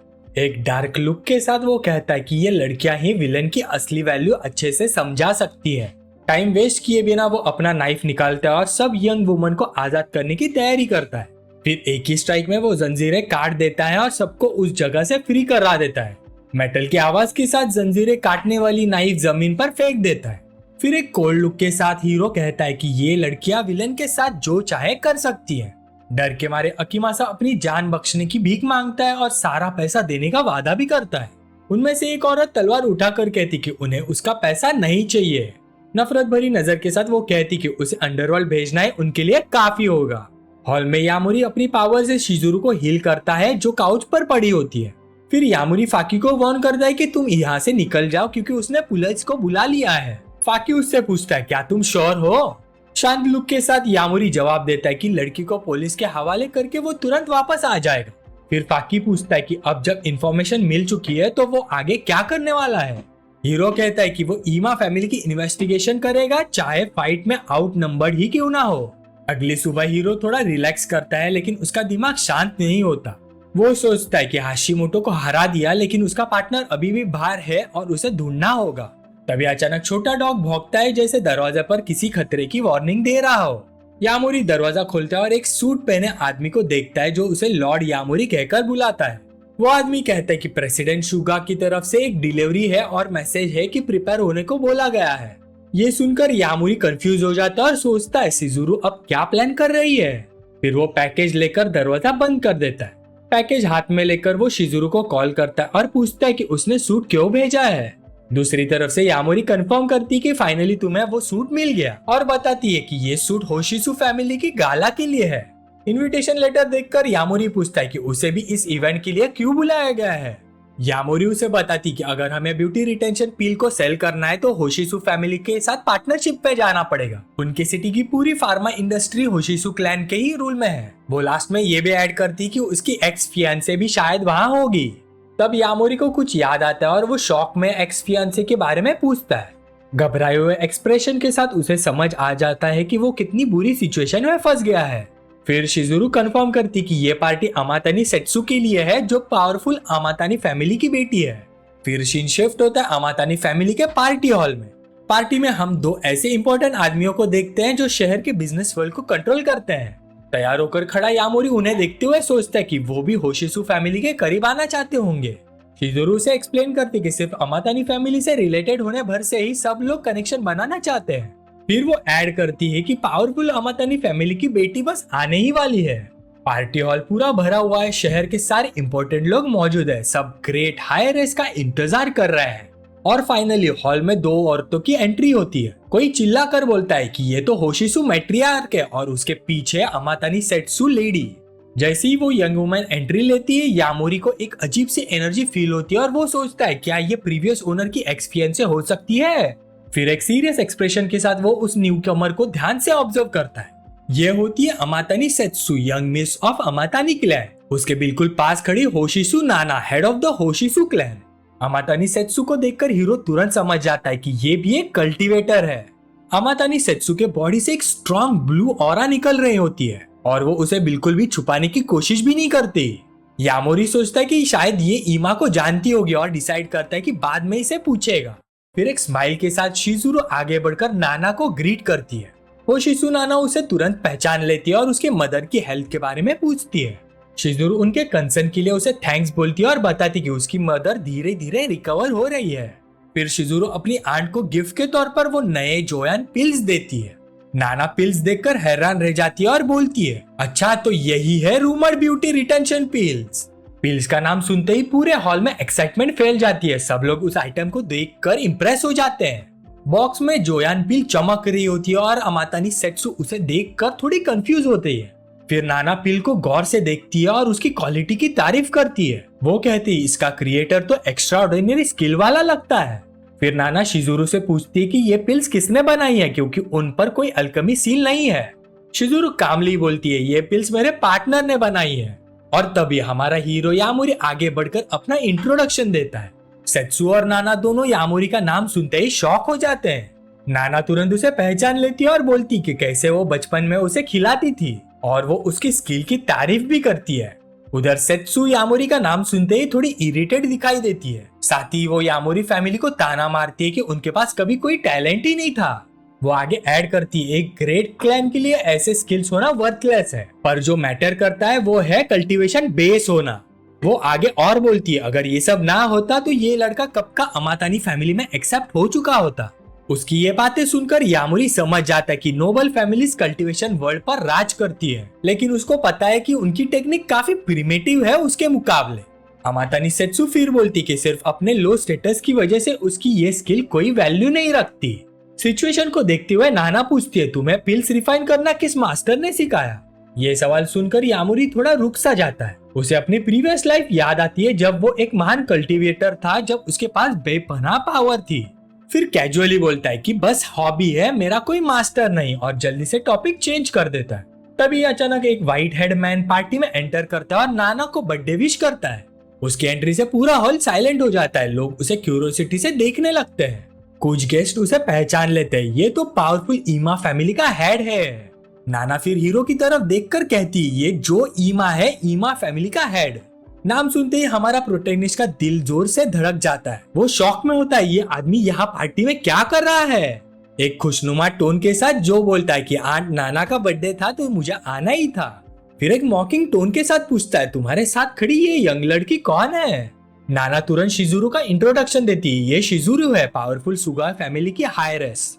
जो ईमा और शिजुरू एक दूसरे को देखकर हल्की से स्मार्क देते हैं और हवा में टेंशन काफी हैवी हो जाता है। फिर जो ईमा अपना इंट्रोडक्शन देता है, मैं जो ईमा, और अपना हाथ आगे बढ़ाता है शिजुरू से हैंडशेक करने के लिए।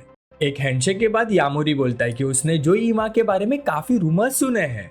जो ईमा जानबूझ के डम बन जाता है और मॉकिंग टोन में पूछता है कि भाई तू है कौन। तभी यामोरी मन ही मन सोचता है कि क्या ये प्रिटेंड कर रहा है कि मुझे नहीं जानता। चलो मैं भी देख लेता हूँ कितना प्लान है इसका डम बने रहने का। इस पर हमारा यामोरी अपना इंट्रो देता है और पार्टी के बीच में अपनी स्पिरिचुअल एनर्जी रिलीज कर देता है। वो सोचता है कि नॉर्मल कल्टीवेटर्स अपनी पावर्स छुपा के रखते हैं, लेकिन आज वो जबरदस्ती अपनी पावर्स बाहर निकालेगा। फिर यामोरी की एनर्जी सीधा जोईमा के बॉडी में फ्लो करती है और उसके पावर मेरिडियंस रिवील हो जाते हैं। शॉक में आकर जोईमा तुरंत अपने हाथ खींच लेता है और वाइड आइज के साथ हमारे हीरो को घूरने लगता है। कुछ ही सेकंड्स में वो खुद को संभाल लेता है और बोलता है कि आखिरकार आपसे मिलना मेरे लिए बड़ा ऑनर है। उसके बाद जोईमा अमातानी सेत्सु की तरफ मुड़ता है और पूछता है कि वो आजकल कैसी चल रही है।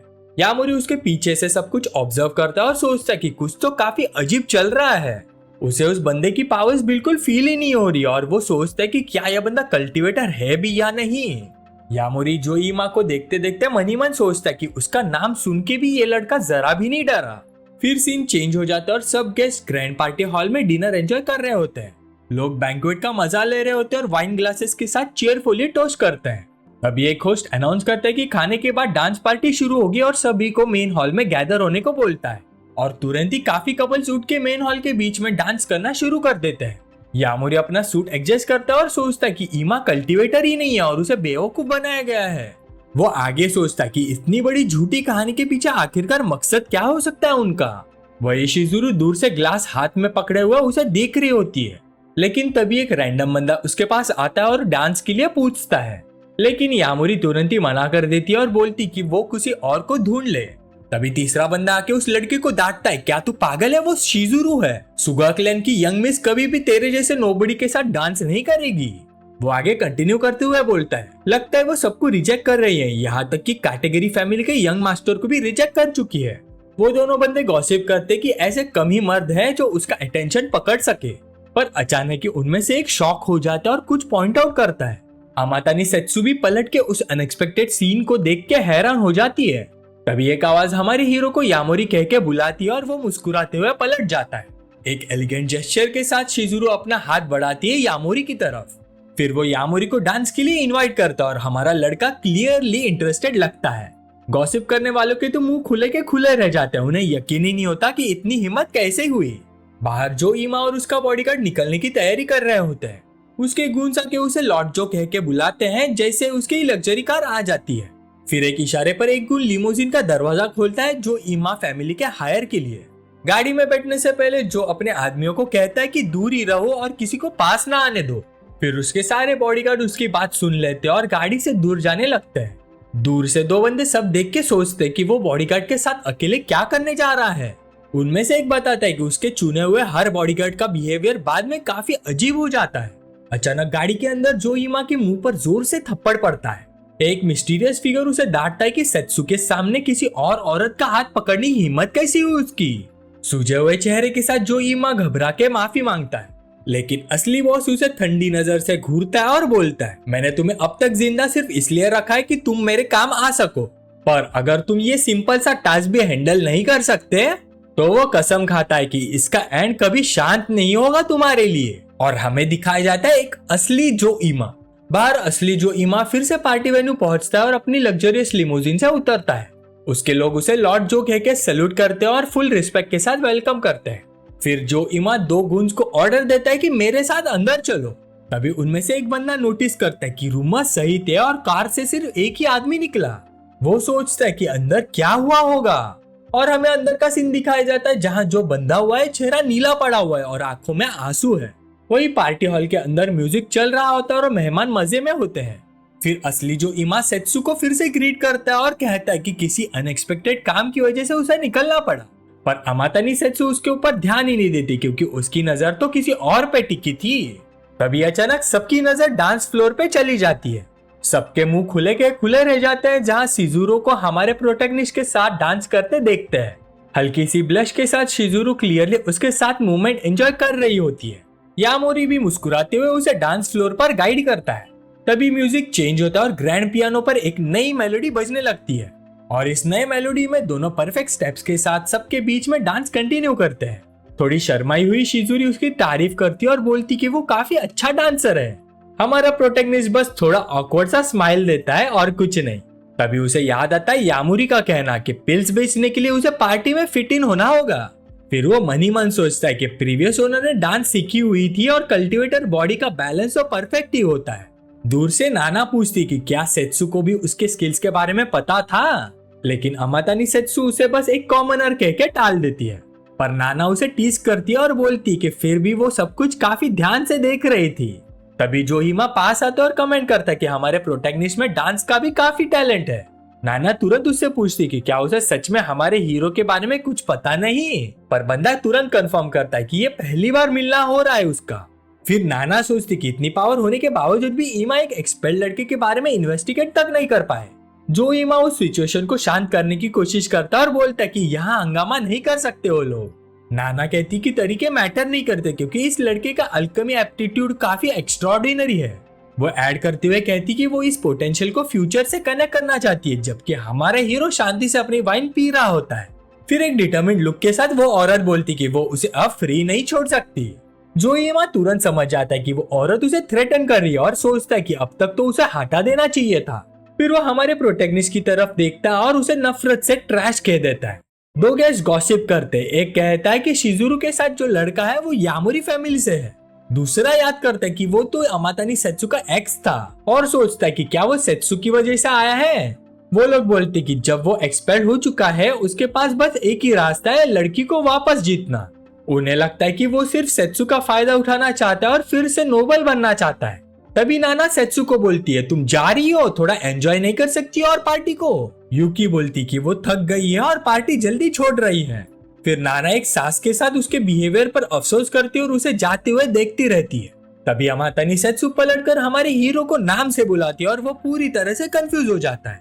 एक एनॉयड लुक के साथ वो कहती कि उसे पता है कि वो क्या सोच रहा है और उसे रुकने को बोलती है। वो आगे उस पर इल्जाम लगाती कि वो उसके पास सिर्फ अपनी फैमिली का पुराना नाम वापस लेने के लिए आया है। पर हमारे प्रोटैगनिस्ट के दिमाग में बस कंफ्यूजन होती है और वो सोचता है ये सब क्या बोल रही है। अमातानी सेत्सु आगे कहती कि पिल्स रिफाइन करने से वो रिच नहीं बनेगा, लेकिन उसके खर्चे निकल जाएंगे। पर बिना कोई रिएक्शन दिए हमारे हीरो बस ग्लास उठाता और शांति से अपनी वाइन पी लेता है। फिर वो उसे एडवाइस देती है कि खुद पर फोकस करे और पार्टी हॉल छोड़कर चली जाती है। पर एक स्मॉक के साथ यामुरी सोचता है कि खुद पर फोकस किसके लिए बोल रही है वो।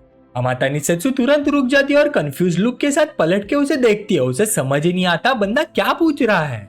हमारा प्रोटैगनिस्ट एक्सप्लेन करता है कि उसकी एनर्जी इंटेंशनल नहीं है क्योंकि वो उसे कंट्रोल ही नहीं कर पा रही।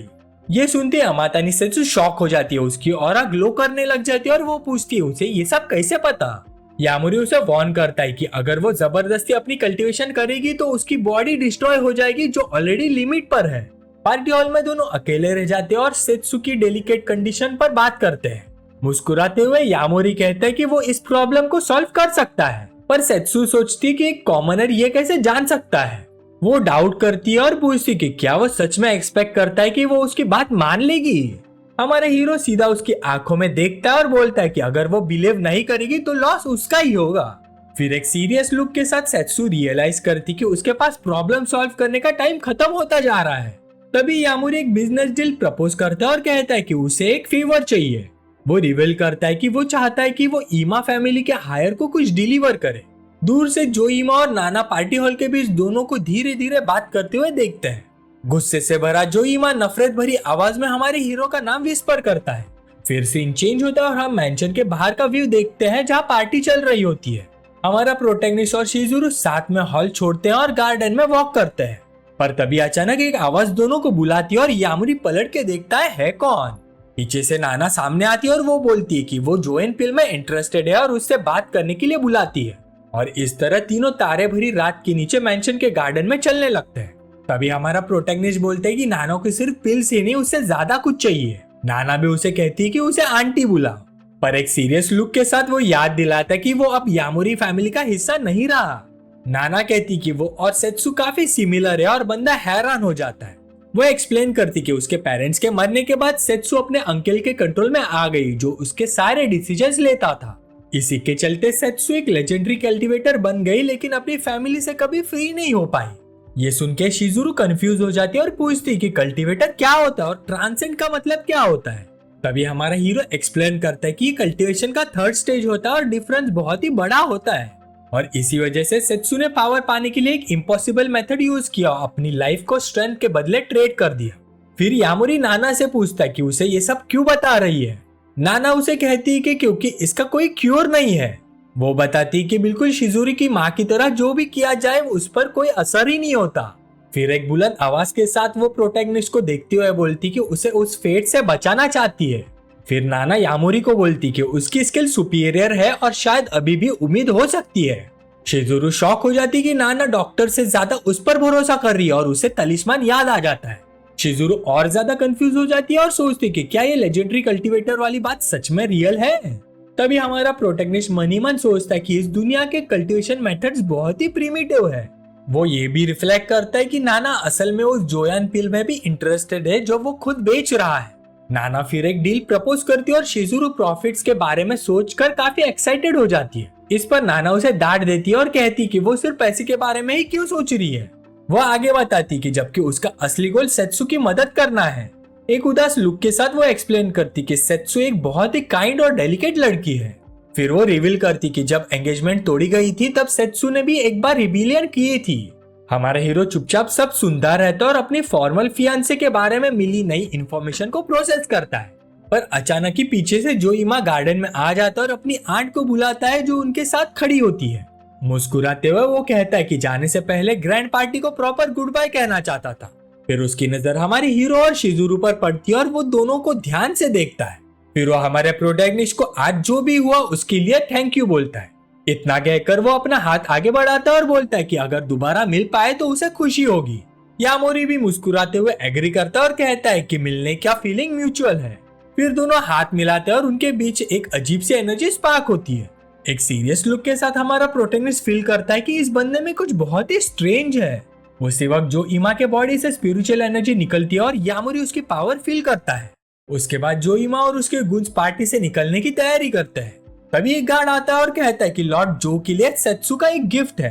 कार के अंदर बैठे हुए वो ब्लू बॉक्स लेता है और हैरानी से पूछता है कि क्या ये गिफ्ट सच में सेत्सु की तरफ से है। बॉक्स खोलते ही उसे एक ओरागामी बटरफ्लाई मिलती है और वो समझ नहीं पाता कि इसका मतलब क्या है। फिर एनॉयड होकर वो बॉक्स फेक जो को देता है और बोलता है कि बिना परमिशन के इसे खोलना नहीं। तभी असली बॉस अपना प्रेजेंस रिवील करता है और कंप्लेन करता है कि हाशिमोतो की वजह से उसे वहां से जाना पड़ा। फिर उसकी उंगली में चमकती रिंग के साथ वो नाना होशिसु और हमारे प्रोटैगनिस्ट के बारे में सोचता है। एक विकेट स्माइल और ब्लू ऑरा के साथ वो कसम खाता है कि उन दोनों को पता चल जाएगा आगे क्या आने वाला है। उसकी आंखें लाल चमकने लगती है और वो प्लान करता है कि यामोरी की शक्ल यूज करके वो उन दोनों को एक साथ खत्म करेगा। फिर हम देखते हैं कि असली जो अपने लुक अलाइक के साथ खड़ा है जो बिना कोई सवाल पूछे उसके ऑर्डर मानता है। फेक जो वो बॉक्स पकड़े रहता है और ओरागामी बटरफ्लाई हरा ग्लू करने लगती है। फिर सीन चेंज होता है और हम शहर के बीच एक बड़ी बिल्डिंग देखते हैं तारे भरी रात के नीचे। बिल्डिंग के टॉप पर हमारा हीरो शहर को देखते हुए रिसेंट इवेंट्स पर सोच रहा होता है। उसके हाथ में वही इंटेंसली ग्लोइंग ओरागामी बटरफ्लाई होती है। एक स्मॉक के साथ उसे याद आता है कि जब उसने जो इमा से कहा था कि वो दोनों जल्दी मिलेंगे।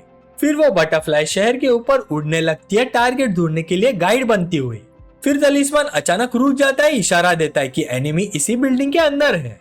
तब यामोरी को पता चलता है कि ये बिल्डिंग ईमा फैमिली की है और वो इन्फिल्ट्रेशन के लिए तैयार हो जाता है और बिना टाइम वेस्ट किए हमारा प्रोटैगनिस्ट रूफटॉप से नीचे जंप लगा देता है।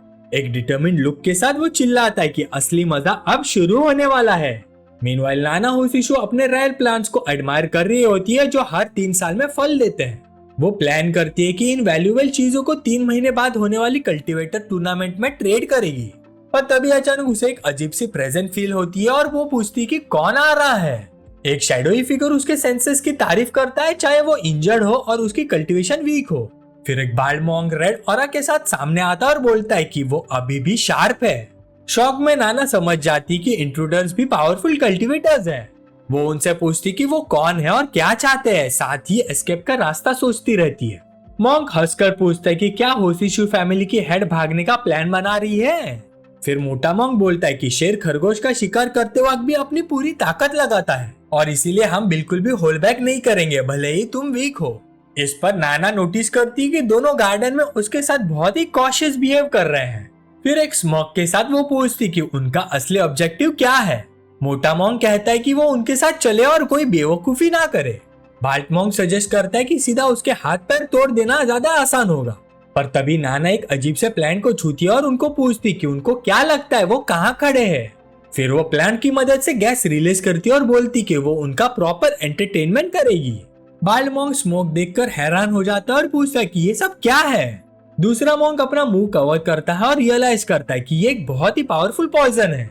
नाना एक्सप्लेन करती कि घास की एक ब्लेड मुंह में रखने से पॉइजन उस पर इफेक्ट नहीं करता और ये उसे टाइम देगा। इसलिए वो डिसाइड करती है उसे भागना होगा क्योंकि दो अपोनेंट्स के अगेंस्ट उसका कोई चांस ही नहीं है। पर अचानक उसके सामने रेड आंखें चमकने लगती है थ्रेटनिंग ऑरा के साथ। सिचुएशन देखकर नाना शॉक हो जाती है और समझ नहीं पाती कि क्या हो रहा है। फिर एक शैडोई फिगर सामने आता है और वो सोचती कि क्या ये आर्ट ऑफ शैडोज है। इसी से वो समझ जाती कि उसके सामने जो बंदा है वो हिडन शैडो सेक्ट से है। शैडोई फिगर कंफर्म करता है कि वो हिडन शैडो सेक्ट से ही है और उन्होंने ही 100 हर्ब सेक्ट को डिस्ट्रॉय कर दिया है। सिचुएशन देखकर नाना सोचते कि यह बंदा कौन है क्योंकि उसे लगता है कि उसका वक्त अभी भी नहीं आया है। पर जैसे ही वो मिस्टीरियस इंट्रूडर का चेहरा देखती है उसका मुंह खुला का खुला रह जाता है और एक मुस्कान के साथ हमारा प्रोटैगनिस्ट अपनी आइडेंटिटी रिवील करता है और पूछता है कि क्या वो सरप्राइज्ड है।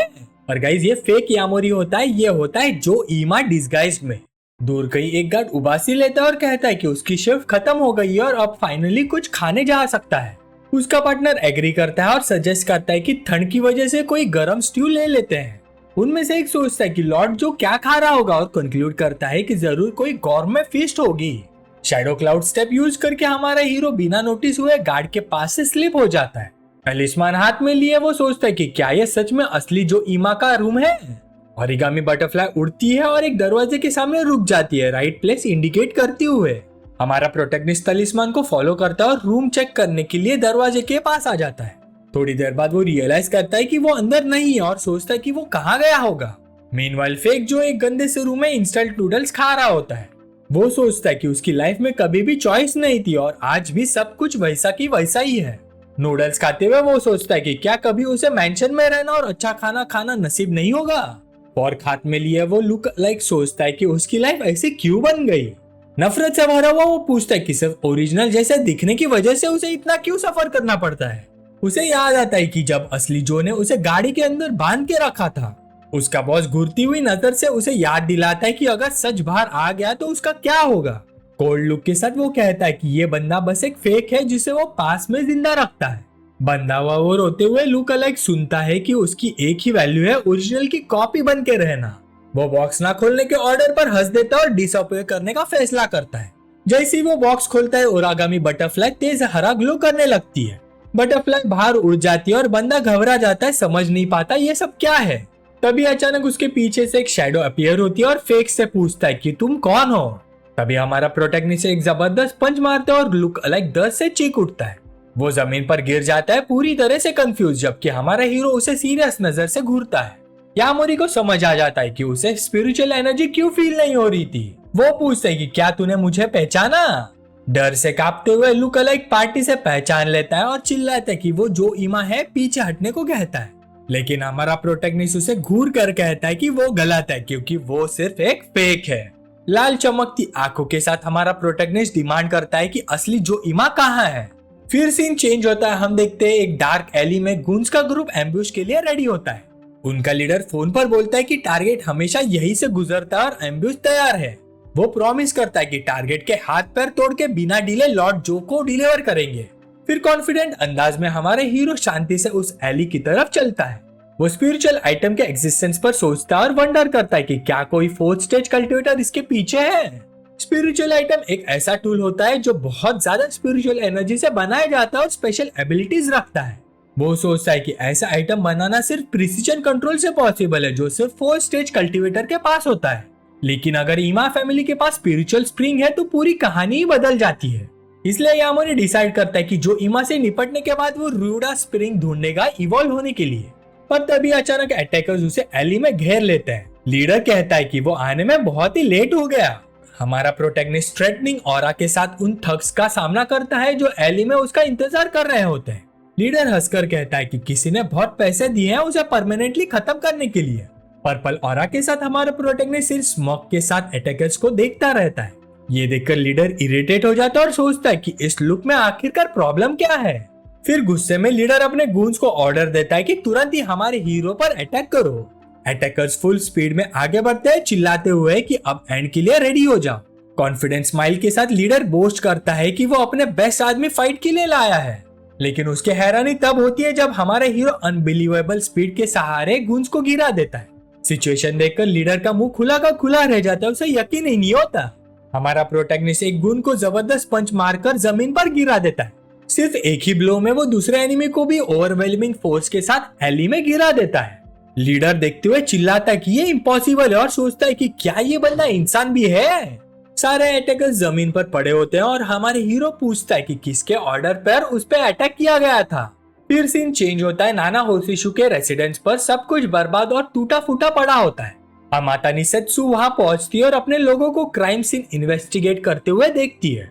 एक गार्ड उसके पास आता है और रूफटॉप कैमरा की फुटेज दिखाता है। वो एक्सप्लेन करता है कि रात लगभग 1 बजे 2 मॉन्क्स ने टेरेस पर नाना पर अटैक किया था। वहीं से गार्ड बताता है कि टोटल 3 इंट्रूडर्स थे और उनका चेहरा क्लियरली दिखाता है। फिर अमाता निसेत्सु फुटेज देखती है और तीसरे अटैकर को पार्टी वाला अपना ही प्रोटैगनिस्ट पहचान लेती है। सेत्सु स्क्रीन पर चलती हुई रिकॉर्डिंग को घूरती रहती है और यामोरी का चेहरा देखकर हल्की सी स्माइल करती है। उसके बाद एक लिमोजिन एक बहुत ही अमीर एरिया के लग्जरी हाउस के सामने आकर रुकती है। हाथ में फोन पकड़े हुए सेत्सु का चेहरा देख के लगता है कि वो हीरो की लोकेशन ढूंढने का पक्का मन बना चुकी है। उसे एक मैसेज आता है जिसमें एक फोटो और एड्रेस होता है 432 काउगू स्ट्रीट। सिचुएशन देखकर वो कंफर्म करती कि यही सही जगह है और सीधा घर को घूरने लगती है। गुस्से से भरी नजरों के साथ उसे यकीन ही नहीं होता कि यामोरी उसके रिलेटिव के पीछे गया। तभी गून का लीडर वहां आता है। उसका हाथ टूटा होता है और वो पूछता है कि वो यहाँ क्या कर रही है। सेत्सु उसे घूर के देखती है और डिमांड करती कि वो उसे यामोरी तक ले जाए क्योंकि उसे लगता है कि उसने उसकी आंटी को किडनैप किया है। लीडर उसे तुरंत अंदर ले जाता है और बताते कि इस वक्त यामोरी मेंशन के अंदर ही है। अंदर जाते ही सेत्सु देखती है कि काफी सारे आदमी काम कर रहे हैं और वो सोचती कि क्या ये सब उनके सबऑर्डिनेट्स हैं। फॉर्मर गैंग लीडर आगे बढ़ता है और प्रोटैगनिस्ट को पानी का ग्लास ऑफर करता है। चेयर पर रिलैक्स बैठा हुआ यामोरी उसकी आवाज सुनता है, पीछे मुड़ता है और उसे वहां देखकर शॉक हो जाता है। अमाता निसेत्सु गुस्से में सीधा उसकी तरफ बढ़ती है और चिल्लाकर कहती कि प्रॉब्लम सॉल्व करने के लिए तुरंत उसके आंटी को छोड़ दे। ये बात सुनकर प्रोटैगनिस्ट कंफ्यूज हो जाता है और पूछता है कि वो किस बात की बात कर रही है। सेत्सु बिल्कुल पास आकर कन्फ्रंट करती है और पूछती कि उसने उसकी आंटी को किडनैप करने का मतलब क्या था। थोड़ा इरिटेट होकर प्रोटैगनिस्ट पूछता है कि क्या वो सच में उस पे किडनैपिंग का शक कर रही है। सेत्सु उस पे चिल्लाती है, कहती है डम मत बन और अपने टैबलेट पर प्रूफ दिखा देती है। फुटेज में एक बंदा दिखाई देता है जो बिल्कुल हीरो जैसा लगता है और नाना के साथ एक डिस्ट्रॉयड रूफटॉप पर खड़ा होता है। रिकॉर्डिंग में वो फेक यामोरी एक बहुत ही इविल और सस्पिशियस स्माइल के साथ दिख रहा होता है। तब प्रोटैगनिस्ट समझ जाता है कि किसी ने उसका भेष बदलकर उसकी आंटी को किडनैप किया है। गुस्से से भरी सेत्सु कहती कि या तो उसका रिलेटिव वापस लौटा दे वरना वो अपनी पावर से उसे पनिश करेगी। यामोरी सब कुछ डिनाई करता है और कहता है कि वो कभी भी रात के बीच में उसके घर नहीं जाएगा और अगर मुझ पर भरोसा ना हो तो ये ईमा गुंज को पूछ सकती हो। सेत्सु ये सुनकर शॉक हो जाती है और सोचने लगती है कि ये काम इस बंदे का नहीं है। एक्स लीडर फिर लॉर्ड जो के साथ की गई कॉन्वर्सेशन हिस्ट्री दिखाता है ताकि अपनी एलिबाई प्रूव कर सके। फिर भी सेत्सु सस्पिशियस रहती है और सिक्योरिटी कैमरा फुटेज के बारे में पूछती है। इस पर यामोरी अपना एक वीडियो दिखा देता है जो उसने किसी और जगह रिकॉर्ड किया था। उस वीडियो में फेक बंदा खुद रिवील करता है कि वो सिर्फ एक लुक अलाइक है जो रियल जो का भेष बनाता है। वो ये भी बताता है कि रियल बॉस एक रिंग यूज करता है जिससे वो गार्ड का डिस्गाइज ले लेता है।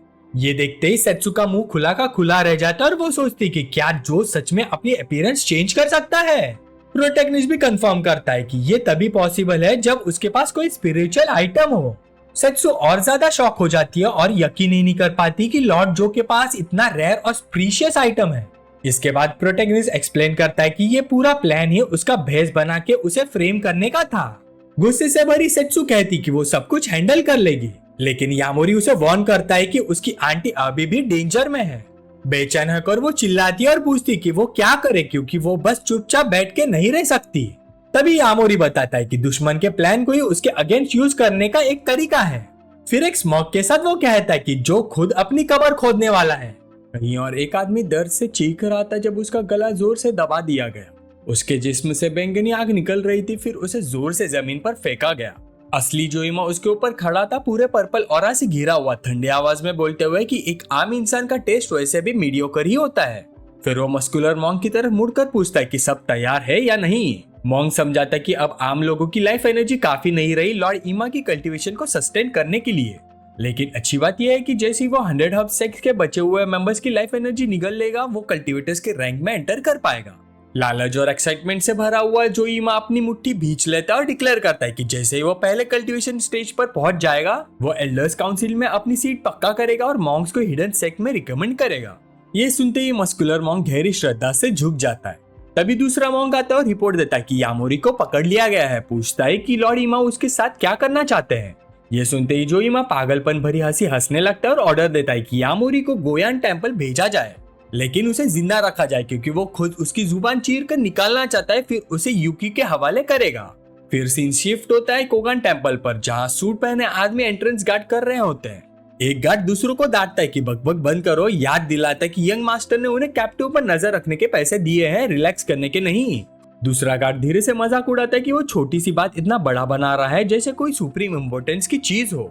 अचानक खबर आती है कि यंग मास्टर खुद आ गए हैं। फिर जोईमा एलिगेंट व्हाइट सूट पहने हुए आगे बढ़ता है, इतनी जबरदस्त एरोगेंस रेडिएट करता हुआ कि सबके सब सर झुका लेते हैं। हारिया घबरा कर पूछता है कि यंग मास्टर खुद क्यों आए, लेकिन जोईमा उसे शांत रहने को कहता है। फिर ऑर्डर देता है कि सब कम्युनिकेशन डिवाइसेस को डिस्कार्ड कर दो और फुल्ली रैप कैप्टिव को पहाड़ के नीचे ले चलो उसके साथ। ये अजीब ऑर्डर सुनकर हरिया हिचकिचाता है, पर जोईमा अपनी जलती हुई पर्पल आंखों से उसे देखकर ठंडी आवाज में पूछता है कि क्या उसे एक्शन लेने के लिए परमिशन चाहिए। डरा हुआ हरिया मान जाता है और बिना सवाल किए आदमियों को वापस बुला लेता है।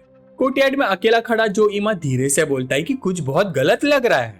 इसी बीच हरिया पसीना बहाते हुए दूर जा रहा होता है, अंदर ही अंदर सोचता हुआ कि यंग मास्टर ने उसे नाम से बुलाया, ये बहुत ही अनयूजुअल बात है। फिर एक सफेद ट्रक स्टार्ट होता है और पुराने मंदिर से रात के अंधेरे में तेज रफ्तार से निकल जाता है। गार्ड्स को क्लियर कर दिया गया था और सबऑर्डिनेट्स को प्लान के मुताबिक दूर ले जाया गया था। कोर्टयार्ड में एक सोल्जर मास्क आदमी को ऑर्डर देता है कि यामोरी को जिसके हाथ बंधे हुए हैं यंग मास्टर के सामने पेश करो। हुड पहना हुआ लैकी यामोरी के कंधे को जोर से धक्का देता है और गुर्रा कर कहता है कि सीधा रहे और अपनी औकात पहचाने। तभी तेज तालियों की आवाज हवा में गूंजती है, सबका ध्यान उधर चला जाता है। जोईमा एक शांत सीरियस अंदाज में सामने आता है दो गंजे बॉडीगार्ड्स के साथ। वो झूठी मुस्कान के साथ बोलता है कि लगता है वो और मिस्टर यामोरी फिर से मिल रहे हैं। यामोरी तुरंत अपने दुश्मन को पहचान लेता है, उसकी नजर तेज हो जाती है और वो ठंडी आवाज में पूछता है कि जोईमा उसके साथ क्या करना चाहता है। कोर्टयार्ड के बीच एरोगेंट अंदाज में जोईमा मजाक उड़ाता है, पूछता है कि क्या उसने कभी सोचा है कि उसका अंजाम इतना बेकार होगा। फिर थोड़ा पास आकर वो ताना मारते हुए पूछता है कि बैंक्वेट में दिखाई गई उसकी वो ओवर कॉन्फिडेंस कहाँ गई। फिर अचानक गुस्से से आंखें फाड़कर चिल्लाता है कि यामोरी जैसे कीड़े ने उसके सामने यूकी से बात करने की हिम्मत कैसे की। फिर उसके चेस्ट पर उंगली ठोक के जोईमा मानता है कि उसकी सबसे बड़ी गलती यह थी कि उसने यूजलेस सिम्पसन्स को एक्ट करने दिया, इसी वजह से यामोरी जिंदा बच गया। बिल्कुल बेअसर यामोरी शांति से हाशिमोटो के साथ उसका रिश्ता समझाता है और फिर सीधा पूछता है कि असल में जोईमा उसको टारगेट क्यों कर रहा है। जोईमा अपने चश्मे के पीछे से टेढ़ी शैतानी मुस्कान देता है, उसकी आंखों में खूनी इरादे चमक रहे होते हैं जब वो उसे उल्टा सवाल करता है। फिर गुस्से में फट पड़ता है, गरज कर कहता है कि यामोरी जैसे कचरे का कभी यूकी का फियांसे रहना ही उसकी जिंदगी पर दाग था, और डिक्लेयर करता है कि वो सिर्फ उसकी है, सिर्फ उसकी। यामोरी उसे ठंडी नजर से देखता है जैसे किसी पागल को देख रहा और तंज में पूछता है कि क्या वो वाकई इतनी बकवास बात पर उसे मारना चाहता है।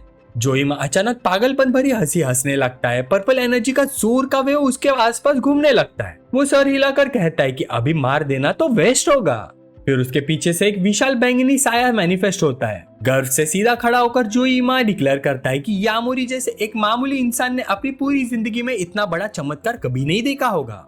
यामोरी आंखें सिकुड़कर उस अजीब एंटिटी को गौर से देखता रहता है, चुपचाप अंदाजा लगाता हुआ कि ये कोई समनिंग टेक्निक या कोई किसी तरह की डेमोनिक आर्ट होगी।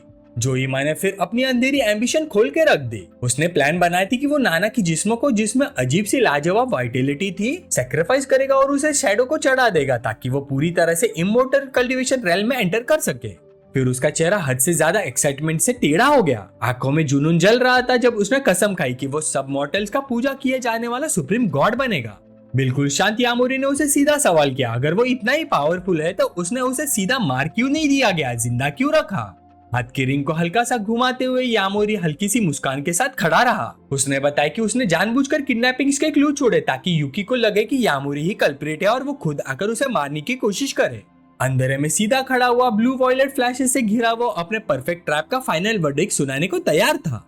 यामोरी की तरफ उंगली दिखाकर जीत वाली मुस्कान के साथ उसने उसे नाना का किडनैपर और मर्डरर कहकर बदनाम किया, लेकिन घबराने के बजाय यामोरी बस हल्की सी मुस्कान देकर बोला कि जोईमा ने अभी अभी सब कुछ खुद ही कन्फेस कर दिया है। अपनी जीत के बीच जोईमा अचानक जम गया, शक भरी नजर से पूछने लगा कि उसका मतलब क्या है। बिना किसी मेहनत की यामोरी ने अपने बंधन तोड़ दिए। पीछे मुड़कर उस मास फिगर से पूछा कि क्या उसने कन्फेशन साफ साफ सुना। वो फिगर धीरे से हाथ उठाकर कैप का वाइजर हटाती है। फिर उस औरत की आवाज आती कि एक एक शब्द साफ सुना है बिना कुछ मिस किए। मास्क हटते ही यूकी सामने आती है, आंखें गुस्से से जल रही होती है। दांत भींचकर वो डिक्लेयर करती कि उसने सब कुछ परफेक्टली सुना है। अपनी सबसे चाहिए हुई औरत को देखते ही जो इमा घबरा जाता है। हिचकिचाते हुए जल्दी जल्दी सफाई देने लगता है। कहता है कि नाना सेफ है और वो सिर्फ मजाक कर रहा था। पर यूकी ने सुनना भी जरूरी नहीं समझा। उसका औरत जोर से फट पड़ता है। तेज हवा का झोंका कोर्टयार्ड में घूम जाता है और वो जोर से चिल्लाकर कहती है कि तुरंत उसकी लिटिल आंट को छोड़ दो।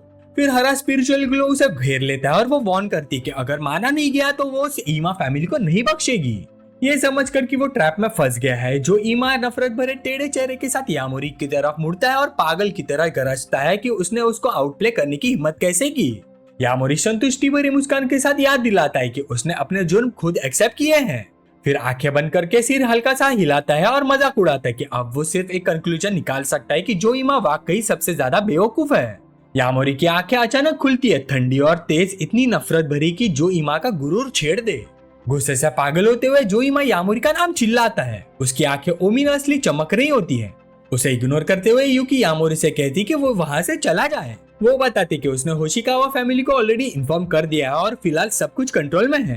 परेशान नजर से वो सीरियस टोन में वार्न करती कि जो ईमा एक पावरफुल कल्टीवेटर है और यामोरी जैसे मॉडल को उसका सामना नहीं करना चाहिए।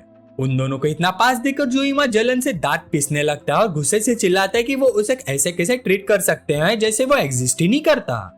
होश खो बैठकर वो उंगली दिखाकर अपने दोनों बॉडीगार्ड को ऑर्डर देता है कि तुरंत ही यामोरी को मार दो और उसकी बेइज्जती मिटा दो। यूकी तुरंत ही यामोरी के सामने खड़ी हो जाती है। नीली आंख का शोला उसके आसपास फट पड़ता है और वो मजबूती से डिक्लेयर करती है कि वो कोई भी एक्शन नहीं लेगा। लेकिन दोनों गंजे कल्टीवेटर जरा भी नहीं रुकते। अपनी एनर्जी चैनल करके सीधा डेडली डिटर्मिनेशन के साथ बैटल में घुस जाते हैं। इसी वक्त जोइमा चमकती हुई फोन उठाकर धमकी देता है। यूकी को मजबूर करता है कि वो यामोरी या नाना की जिंदगी में से एक चूज करे। निराशा में जमकर यूकी समझ आती कि वो पूरी तरह से फंस चुकी है। तभी यामोरी शांति से आगे बढ़कर उसे शील्ड करता है और कहता है कि टेंशन लेने की कोई जरूरत नहीं। ये देखकर यूकी स्टन रह जाती है। फिर यामोरी अपना फोन दिखाता है और बताता है कि उसने पहले ही नाना को रेस्क्यू कर लिया है और इस वक्त उसे सेफली ले जाया जा रहा है। इमेज देखते ही जोइमा का चेहरा सफेद पड़ जाता है। उसे यकीन ही नहीं होता कि यामोरी ने चुपके से उसकी डिफेंस तोड़ दी।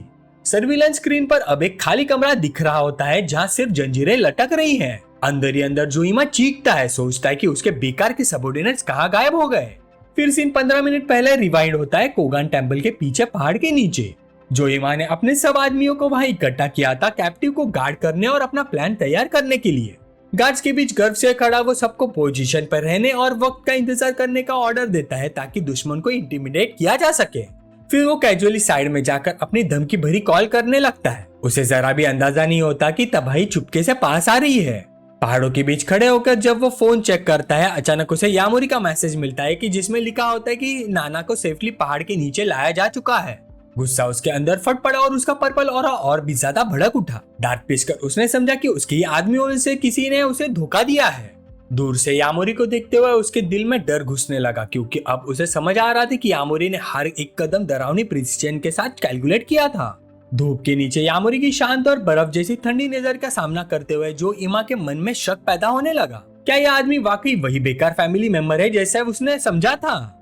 अपना होश खोकर उसने उंगली दिखाकर गार्डियंस को चीख कर ऑर्डर दिया कि तुरंत ही यामोरी को मार दो और अनाउंस किया कि वो खुद यूकी को रोकेगा।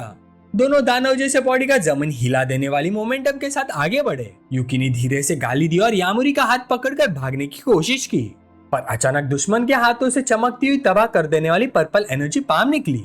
हवा को चीरकर उसका पीछा करने लगी। उन्हें मजबूर कर दिया गया कि मुश्किल से जानलेवा अटैक से बच पाए, पर पता नहीं कहां से चमकती हुई गुलाबी एनर्जी बैंड्स उभर कर यूकी के हाथ पैरों को कसकर बांध देती है। वो बेकार जूझती और डर के मारे चीख पड़ती कि वो हिल भी नहीं पा रही। ऊपर से जोइमा पागल हंसी हंसते हुए उसे मजबूर करता है कि वो यामोरी की बेइज्जती भरी मौत देखे, जब यूकी बेचैनी से चीखकर उसे भागने को कहती है। साथ ही दोनों बॉडीगार्ड्स एक साथ ही हमला कर देते हैं। जोइमा बुरी मुस्कान के साथ ताना मारते हुए बोलता है, यूकी तुम कुछ भी प्रोटेक्ट नहीं कर सकती। यूकी कांप उठती है और पछताती है, सब मेरी ही गलती है, मैंने ही दुश्मन को कब समझा, मुझे उसके साथ आना ही नहीं चाहिए था। चारों तरफ से घिरने के बावजूद यामोरी बिल्कुल शांत रहता है। अपनी एनर्जी चैनल करता हुआ बैटल के लिए तैयार हो जाता है। अचानक वो बिजली की रफ्तार से हिलता है, आंखों से गायब हो जाता है। दोनों बॉडी गार्ड्स को हैरान छोड़कर पल भर में ही उनमें से एक को पीछे से अपीयर हो जाता है। फिर यामुरी उसका सर पकड़ लेता है। गुंडा हैरानी में चीखता है और यामुरी अपनी क्लाउड शैडो स्टेप यूज करके उसे बेरहमी से जमीन पर पटक देता है। ये पावर देखकर यूकी का मुंह खुला का खुला रह जाता है। वो सोचती रह जाती है यामुरी इतना पावरफुल कैसे हो सकता है। दूसरा बॉडीगार्ड भी जोरदार झटके से हवा में उछलकर दूर जा गिरता है। फिर पहला हरा हुआ गुंडा अजीब तरीके से पिघलने लगता है। उसका जिस्म पीली लिक्विड में बदलकर जमीन पर बुलबुलाने लगता है और खुद ही हिलने लगता है। कुछ ही पलों में वो लिक्विड घूमने लगता है और दोबारा उसका जिस्म बना लेता है। वो गुस्से से चीखता है, ये बॉडी सब्स्टिट्यूशन तलीस्मान है जो हमें महंगा पड़ा, तुम्हारी हिम्मत कैसी हुई। लेकिन बात पूरी करता उससे पहले उसके चेहरे पर ठंडा पसीना बहने लगता है, क्योंकि पीछे से लाल चमकती हुई आंखों के साथ यामुरी डरावनी स्पीड से आता है और स्पिरिट एनर्जी पंच से उसे फिर से उड़ा देता है। दूर से देखते हुए जोइमा हैरानी से बोल पड़ता है कि ये स्पीड किसी आम आदमी का नहीं हो सकती।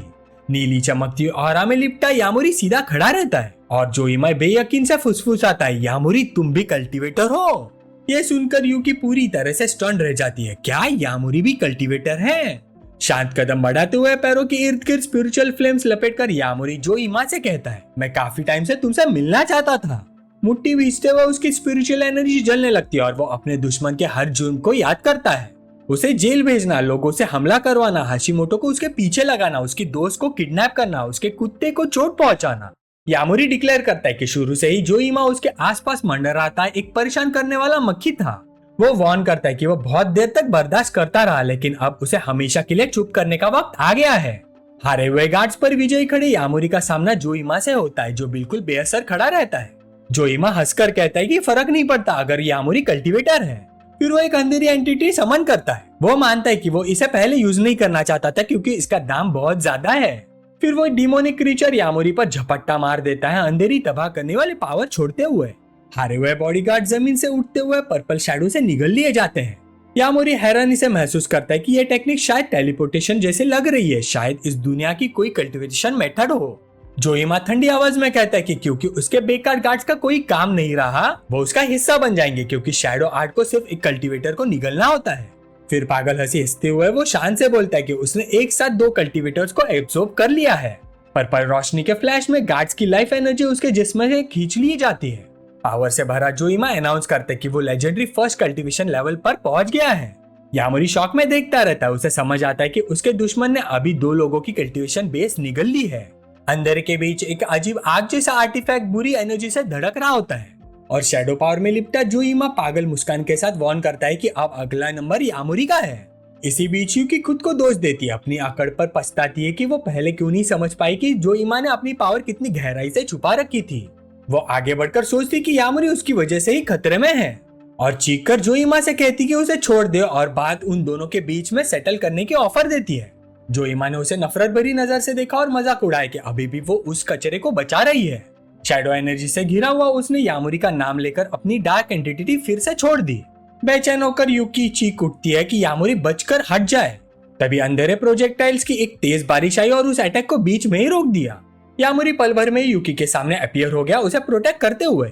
जोर से पाव पटक कर उसने अपनी नीली स्पिरिचुअल शॉकवेव छोड़ी। उसका हाथ पकड़कर वो घूमते हुआ पावर के वोर्टेक्स के अंदर से उछलकर दूर निकल गया।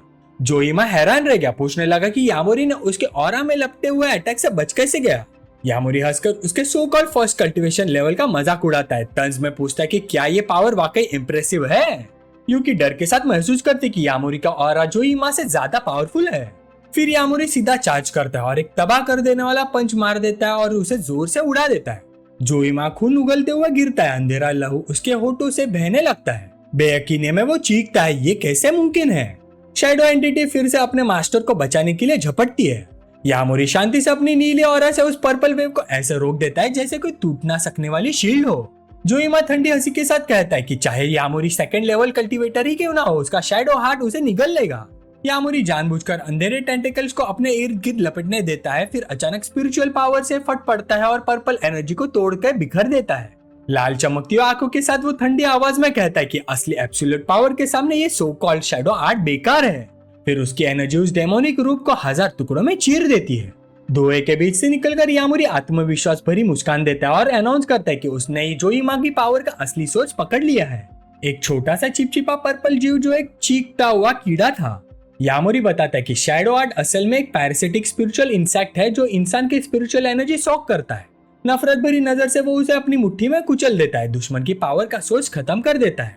पूरे तरीके से हारा हुआ जोइमा घुटनों पर गिर जाता है, काला खून थूकता हुआ। जमीन पर पड़े पड़े वो सोचता है कि यामोरी जिसे वो फैमिली का बेकार समझता था इतना स्ट्रांग कैसे हो सकता है।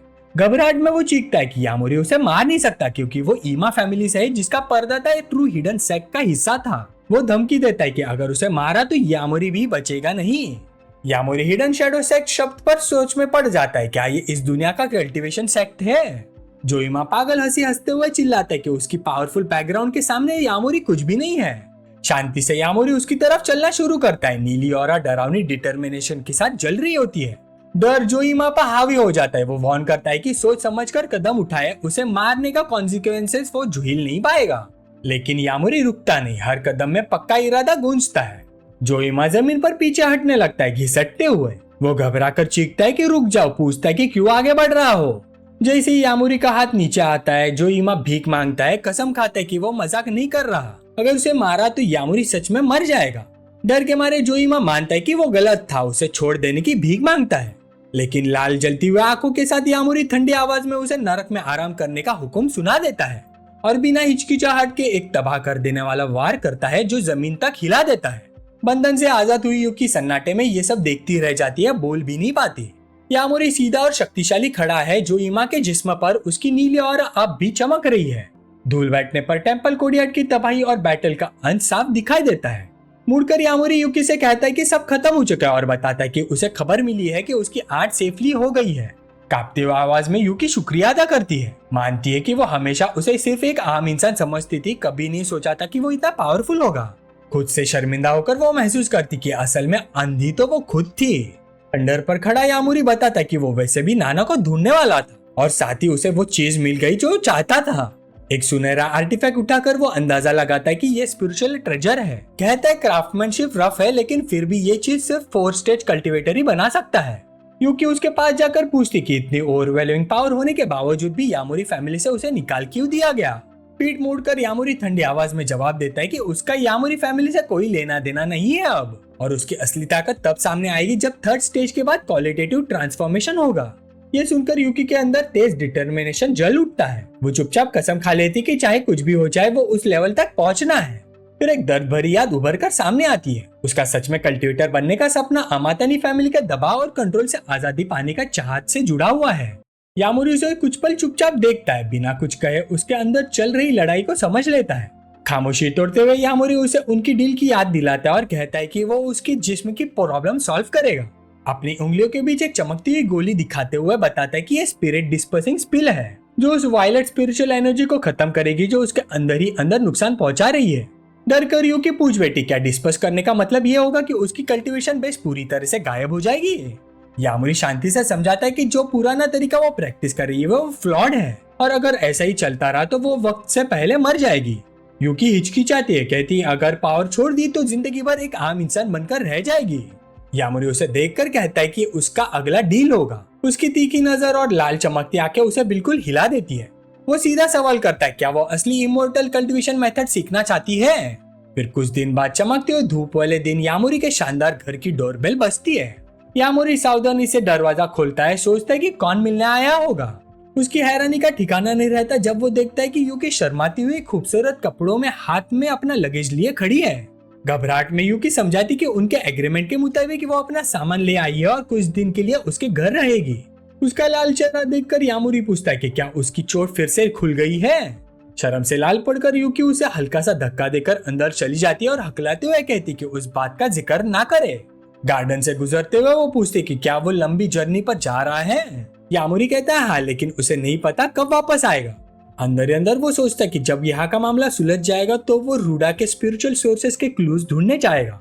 सिल्वर हार्ट गराज की तरफ इशारा करके वो बताता है कि उसके पास कल्टीवेट करना उसके लिए फायदेमंद होगा क्योंकि ये जेंटल स्पिरिचुअल एनर्जी छोड़ती है जो उसके जिस्म को हील करेगी। पास से उसका छोटा पपी खुशी से दौड़ता फिरता है, पौधे की एनर्जी से अट्रैक्ट होकर। पपी को प्यार से सहलाते हुए यामोरी कहता है कि जाने से पहले वो उसे असली इमोर्टल कल्टीवेशन मेथड सिखा देगा। हल्का सा मुस्कुरा कर वो कहता है कि जब तक वो वापस आए वो सिल्वर हार्ट ग्रास और उसके डॉग का ख्याल रखे। युकी हैरान होकर कहती कि उसके चेहरे पर ऐसी एक्सप्रेशन देखना अजीब लग रहा है। पपी को गोद में लेकर वो पूछती कि इसका नाम क्या है। यामोरी पल भर को रुकता है जैसे किसी और के बारे में सोच रहा हो। यूकी मुस्कुरा कर कहती कि शायद अभी इसका नाम नहीं है, उसे कोई नाम दो ताकि दुनिया उसे याद रखे। यामोरी की नजर हल्का सा उदास हो जाती है और वो धीरे से कहता है कि इसका नाम रोकू होगा। पपी खुशी से भौंकता है और वो मुस्कुरा कर कहती कि लगता है उसे अपना नया नाम पसंद आया। यामोरी हल्की आवाज में बोलता है ये अच्छा है। अचानक उसके दिमाग में एक पुरानी याद चमक उठती है, एक पहचानी हुई आवाज जो उसे रोकू के नाम से बुला रही है। साथ ही उसके कूल टेक्निक्स की तारीफ कर रहे हैं और उसका धोखेबाज दोस्त प्यार से उसे रोकू कह रहा है।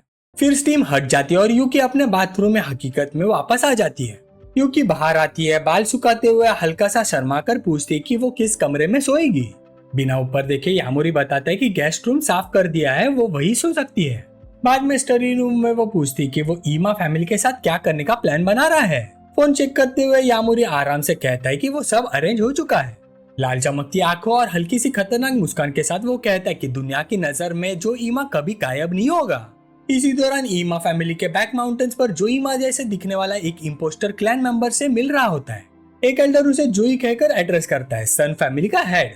वो पूछता है क्या पक्का है कि उसका ग्रेट ग्रैंडफादर आज सेक्लूजन से बाहर आ जाएगा। यही ईमा सातोशी, हेड ऑफ ईमा फैमिली।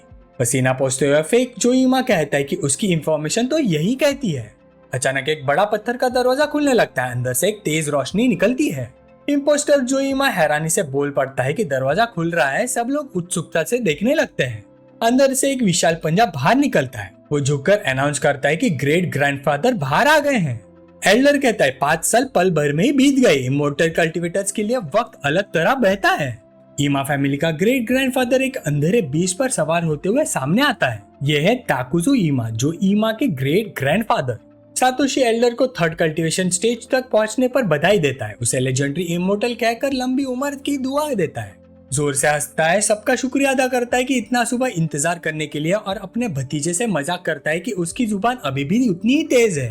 फिर ताकुजो फेक जो ईमा को आगे बुलाता है। फॉर्मल ग्रीटिंग के बाद वो पूछता है कि यामोरी फैमिली के लड़के का क्या हुआ।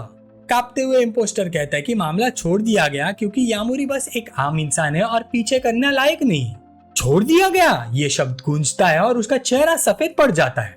लाल चमकती हुई आंखों के साथ एल्डर उसे शक्ति से दांतता है। पूछता है कि ईमा फैमिली का मेंबर होते हुए उसे ऐसा लफ्ज इस्तेमाल करने की हिम्मत कैसी की।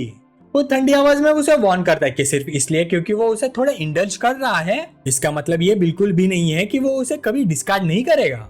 और अगर ये मैटर वो खुद हैंडल नहीं कर पाया तो उसका परदादा खुद आगे बढ़कर निपटा देगा। फिर वो शैडो सेक्स से आए हुए ओका और टायरा को आगे बुलाता है।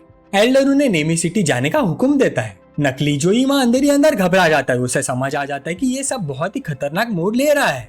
बिल्कुल सख्त भरी आवाज में एल्डर हुक्म देता है कि उस लड़के का सिर काट कर वापस लाओ। यूकी ने यामोरी को हैरानी से देखा और बोल पड़ी, तुम सुबह 5 बजे सिर्फ ट्रेनिंग के लिए उठ जाते हो? मैं तो स्पा जाने के दिन भी इतनी जल्दी नहीं उठती। उसकी शिकायत सुनकर यामोरी शांत आवाज में बोला, सुबह 5 बजे स्पिरिचुअल एनर्जी अपने पीक पर होती है। उस वक्त आधी मेहनत में दुगना रिजल्ट मिलता है। लो, शुरू करने से पहले इसे पी लो। यूकी ने बिना ज्यादा सोच विचार किए वो ड्रिंक लिया और एक ही सांस में पी गई। जैसे लिक्विड उसके अंदर गया, उसे हल्का सा महसूस हुआ कि कोई नरम सी स्पिरिचुअल एनर्जी उसके जिस्म में दाखिल हो रही है। हैरान होकर उसने पूछा, ये क्या है? यामोरी ने सीधे से आवाज में जवाब दिया, गैदरिंग स्पिरिट पिल का सिंप्लीफाइड वर्जन। अभी तुम्हारे बॉडी को जेंटल स्पिरिचुअल एनर्जी की जरूरत है, पर ओरिजिनल पिल ज्यादा स्टिमुलेटिंग होती है, इसलिए मैंने पिल के पाउडर टुकड़े सेलेरी और कुकुम्बर जूस में मिक्स किए हैं। यह हल्का ब्लेंड अभी के लिए तुम्हारी बॉडी को परफेक्टली सूट करेगा। मनी मन में यामोरी ने लू कॉन्टिनेंट के बारे में सोचा। वह तो इसे फूड थेरेपी माना जाता है, बच्चे तक उसे यूज करते हैं। इस दुनिया के लोगों का जिस्म वाकई बहुत ही फ्रेजाइल है। फिर यामोरी ने उसे देखा और थोड़ी सख्ती से बोला, अब जल्दी जाओ, चेंज करके आओ, मैं तुम्हें असली कल्टीवेशन सिखाऊंगा। उसकी आंखों में पक्का इरादा था, वो सच में उसे ठीक से गाइड करना चाहता था। फिर सीन गार्डन के बाहर शिफ्ट हो गया, क्योंकि रास्ते पर हल्की सी सांस फूलती हुई दौड़ रही थी। हम यही कर रहे हैं? उसने आसपास देखते हुए पूछा। यामोरी शांत बैठते हुए बोलता है, नेचर एम्बिएंट एनर्जी से भरी होती है, ये जगह परफेक्ट है। थोड़ा दूर कुछ बुजुर्ग लोग क्यूरियोसिटी से उन दोनों को देख रहे थे। उनमें से एक बूढ़ा आदमी बोलता है, इस उम्र में ये लड़का क्या कर रहा है? दूसरा हंसकर बोलता है, इसको कहते हैं जान जोखिम में डालने वाला प्यार। जो लड़का लड़की के नखरे झेल सकता है, उसका रिश्ता लंबा चलता है। उनकी बातें सुनकर यूकी के गाल लाल हो गए। शर्माते हुए वो बोल उठी, किस एंगल से तुम्हें ये कपल लग रहे हैं? उसकी बेचैनी देखकर यामोरी शांति से बोला, खुद को काम करो, अपने आसपास की एनर्जी को महसूस करने की कोशिश करो। यूकी ने धीरे से आंखें खोली, अभी भी कंफ्यूज थी, सांसें थोड़ी अनइवन। यामुरी ने सब्र से समझाया, पहले तुम जबरदस्ती सारी स्पिरिचुअल एनर्जी अपने बॉडी में भर रही थी, इसलिए वो रफ केओटिक एनर्जी के साथ मिक्स हो गई। वो एनर्जी नॉर्मल इंसान को दिखाई नहीं देती, लेकिन वही बॉडी की अल्टीमेट डिफेंस होती है। वो आगे बोला, कल्टीवेशन का मतलब एनर्जी को प्यूरिफाई करना होता है। शुद्ध जेंटल स्पिरिचुअल एनर्जी अंदर से बॉडी को स्ट्रांग बनाती है। तुम और मेरे बीच सबसे बड़ा फर्क यह है कि हम एनर्जी का यूज कैसे करते हैं। तुम लोग बस 40% तक चैनल कर पाते हो, मेरी मेथड 100% यूज करती है। जैसे ही वो बोल रहा था, यूकी के बॉडी से स्पिरिचुअल एनर्जी रिलीज होने लगी। एक हल्का सा पर पावरफुल ऑरा उसे घेरने लगा। एनर्जी स्मूथली फ्लो करके वापस उसमें एब्जॉर्ब हो रही थी, एक स्टेडी रिदम में। वो बोलता रहा, एनर्जी एब्जॉर्ब करने के लिए मेंटल फोकस चाहिए होता है। यूजुअली ये फोकस फोरहेड के पास स्पिरिट प्लेटफॉर्म में होता है। जब उसे ढूंढ लो, बस एब्जॉर्ब कर लो। उसकी गाइडेंस फ्लो करते हुए यूकी धीरे धीरे एक अजीब सी स्टेट में चली गई। उसके आसपास का सब कुछ दूर सा लगने लगा। वो अपने दिमाग को खाली करने की कोशिश कर रही थी, लेकिन फ्रस्ट्रेशन धीरे धीरे बढ़ने लगी। वो सोचने लगी, क्यों मुझे अभी तक ऑरा क्यों फील नहीं हो रही। जो बुजुर्ग कपल उन्हें देख रहे थे, वो आप थोड़ा कंसर्न हो गए। सब ठीक है ना, तुम तो बिल्कुल पसीने से भीग गई हो, उनमें से एक ने आवाज लगाई। क्योंकि फिर भी मेडिटेट करती रही, लेकिन क्लियरली उसके लिए मुश्किल था। नहीं हो रहा, मुझे समझ ही नहीं आ रहा। वो अंदर ही अंदर घबरा गई। फिर अचानक कुछ बदल गया। एक गर्म सी लहर उसके बॉडी में के अंदर बहने लगी। स्पिरिचुअल एनर्जी नेचुरली उसके सिस्टम में एंटर होने लगी, धीरे धीरे सर्कुलेट करते हुए। तभी उसके सिर के ऊपर एक हल्का सा हाथ का टच महसूस हुआ। वो यामुरी का था। वो बिना उसे पता चले पास आ गया था, थोड़ा झुककर उसके पास। उसकी आवाज धीमी पर मजबूत थी, आंखें बंद कर लो और फिर से ट्राई करो। यामुरी ने स्टेडी टोन में कहा, मेरी स्पिरिचुअल पावर को गाइड की तरह यूज करो, मेरे थ्रू महसूस करने की कोशिश करो। ये सुनकर यूकी के गाल फिर से लाल हो गए, लेकिन उसने हल्की सी हाँ में सिर हिला दिया। ओ ठीक है। थोड़ा दूर खड़े बुजुर्ग कपल ने ये सब देखकर अपनी बाहें पकड़ ली। हे भगवान, एक ने धीमी पर ड्रामेटिक आवाज में कहा। उनके दिमाग में ये कोई ट्रेनिंग नहीं थी, ये तो सीधा साधा खुलेआम रोमांस चल रहा था। फिर सीन धीरे से यूकी के कॉन्शियसनेस के अंदर शिफ्ट हो गया। उसने खुद को अनंत पानी से घिरा हुआ पाया, शांत, हल्का सा चमकता हुआ, हर डायरेक्शन में फैला हुआ। वहाँ दुनिया बिल्कुल खामोश थी, जैसे वजन ही ना हो। धीरे धीरे हल्की सी धाराएं उसके आसपास बहने लगी, नाजुक सी लहरें जो उसके ख्यालों के साथ रिस्पॉन्ड कर रही थी। तो ये है स्पिरिचुअल एनर्जी जो सिर्फ विल पावर से महसूस होती है, उसने हैरानी और सुकून के साथ धीरे से कहा। उसके अंदर के जहां में उसे यामुरी की प्रेजेंस भी महसूस हुई, दूर नहीं बल्कि एक मजबूत एंकर की तरह, जैसे विशाल समुद्र में कोई ठहरा हुआ सहारा। वो नरम आवाज में बोला, यही है दुनिया की ऑरा का असली रूप। थोड़ी देर बाद उसकी टोन प्रैक्टिकल हो गई, जैसे हमेशा होती है। ठीक है, आज के लिए बस इतना काफी है। अगर तुम इस तरह एनर्जी को महसूस करके एब्जॉर्ब करती रही तो जल्दी कल्टीवेशन स्टेज 1 तक पहुंच जाओगी। रियलिटी में वापस आते ही यूकी ने धीरे से आंखें खोली। उसका चेहरा अभी भी लाल था। यामुरी ने उसे देखा और शांत सी आवाज में बोला, चलो वापस चलते हैं। यूकी ने हल्की सी हाँ में सिर हिला दिया। ठीक है। बाथ टब में वो नीचे अकेली बैठी थी, गहरी सोच में डूबी हुई। अचानक उसने अपनी मुट्ठी कस ली और सच्चाई से बोल पड़ी, जैसे खुद से ही बात कर रही हो। उसका चेहरा फिर से लाल हो गया जब यामुरी के शब्द उसके दिमाग में घूमने लगे। फिर उसका एक्सप्रेशन सख्त हो गया, आंखों में डिटर्मिनेशन आ गई और उसने सोचा, गोल है स्टेज 1 कल्टीवेशन, मुझे लगातार प्रैक्टिस करनी होगी। उस डिटर्मिनेशन के साथ सीन एक हफ्ते बाद शिफ्ट हो गया। यामुरी शहर के बाहर एक बस स्टॉप पर अकेला खड़ा था। आसपास शांति से देखते हुए वो हल्की सी आवाज में बोला, यही जगह थी ना जो रूडा ने बताई थी, क्या मैं ज्यादा जल्दी आ गया? सुबह घर से निकलते वक्त वो सोच रहा था, एक हफ्ता हो गया है, अब तक अमातानी यूकी क्लियरली स्पिरिचुअल एनर्जी महसूस कर पाती होगी। उसका टैलेंट देखकर मैं चैन से जा सकता हूँ, मेरे ना होने पर वो चीजें हैंडल कर लेगी। यामुरी के ख्याल तब रुक जाते जब उसने साइड में देखा। दूर से बस आते हुए देख यामुरी ने सोचा, शायद ये रूडा की कार ही है। बस बिना झिझक उसके सामने रुक गई और वो अंदर चढ़ गया। ड्राइवर ने उसे थोड़ी क्यूरियोसिटी के साथ देखा और बोला, ओए बच्चे, कई खतरनाक जगह जा रहे हो क्या? आज ज्यादा रश नहीं है, कहीं भी बैठ जाओ। ड्राइवर का एक्सप्रेशन अजीब सा था, समझाना मुश्किल।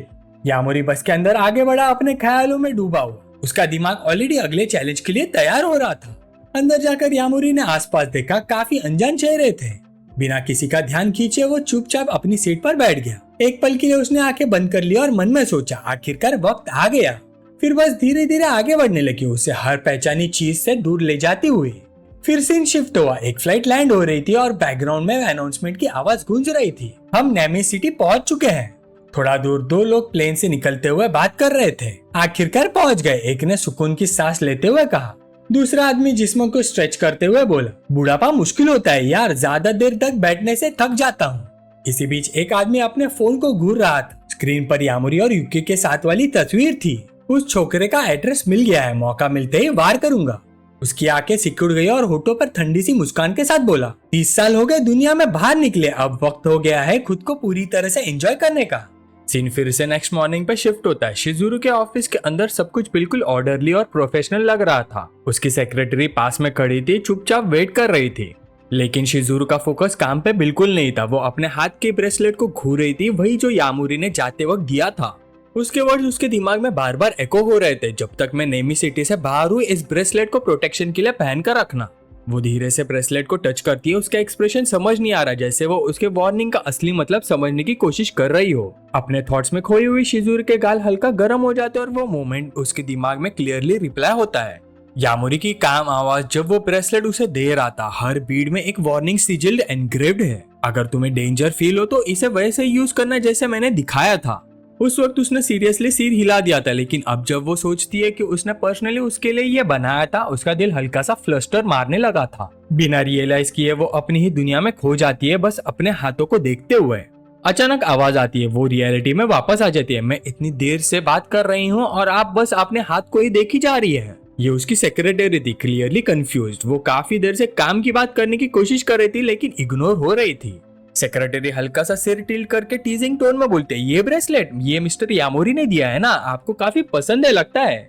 शिजुरू एक सेकंड के लिए स्टिफ हो जाती है, थोड़ी सी ऑकवर्ड हो जाती है और उसके गाल और ब्लश और गहरा हो जाते हैं। लेकिन वो तुरंत अपने आप को संभाल लेती है और अपना यूजुअल काम प्रोफेशनल लुक वापस ले आती है। ध्यान से उगाटा, शायद मैं तुम्हें नेक्स्ट बिजनेस ट्रिप के लिए कंट्री वाई भेज दूं, तुम्हारी लीस्ट फेवरेट जगह। ऑफिस के बाहर से अचानक एक पैनिक भरी आवाज आती है, प्लीज ऐसा मत कीजिए। ये सेक्रेटरी थी जो शायद इतना सुन चुकी थी कि सिचुएशन समझ आ गई। सीन फिर शिफ्ट होता है एक डेंस फॉरेस्ट में, जहां यामुरी की बस एक लंबी वाइडिंग रोड पे स्टडी चल रही होती है। सूरज की रोशनी पेड़ों के बीच हल्की हल्की आ रही थी, विंडोज पर शैडोज पड़ रही थी।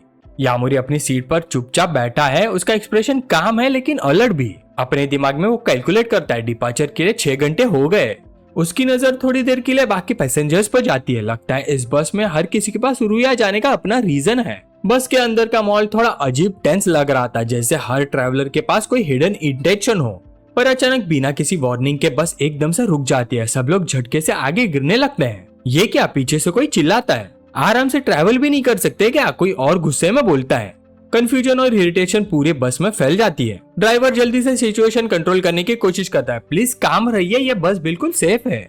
लेकिन उसके बोलने से पहले ही मेटल की टूटने की आवाज आती है। डोर को बाहर से जोर से किक मारकर तोड़ दिया जाता है। एक आदमी अंदर आता है, पर वो अकेला नहीं है, उसके पीछे से 3 और लोग आते हैं, सबके पास वेपन्स है। उनकी प्रेजेंस से ही बस का माहौल जम जाता है। जैसे एक आर्म्ड आदमी आगे बढ़ने की कोशिश करता है, फ्रंट में बैठा एक पैसेंजर खड़ा होकर उसे रोकता है। एक मोमेंट के लिए लगता है कि वो रेजिस्ट करेगा, लेकिन तभी उस अटैकर की बॉडी से इतनी हैवी किलिंग इंटेंट निकलती है कि सब लोग फ्रीज हो जाते हैं। एक और पैसेंजर कुछ पहचान कर नर्वस टोन में बोलता है, तुम लोग फ्लावर पेविलियन के हो ना, मुझे लगा ये कामाकिची का काम है।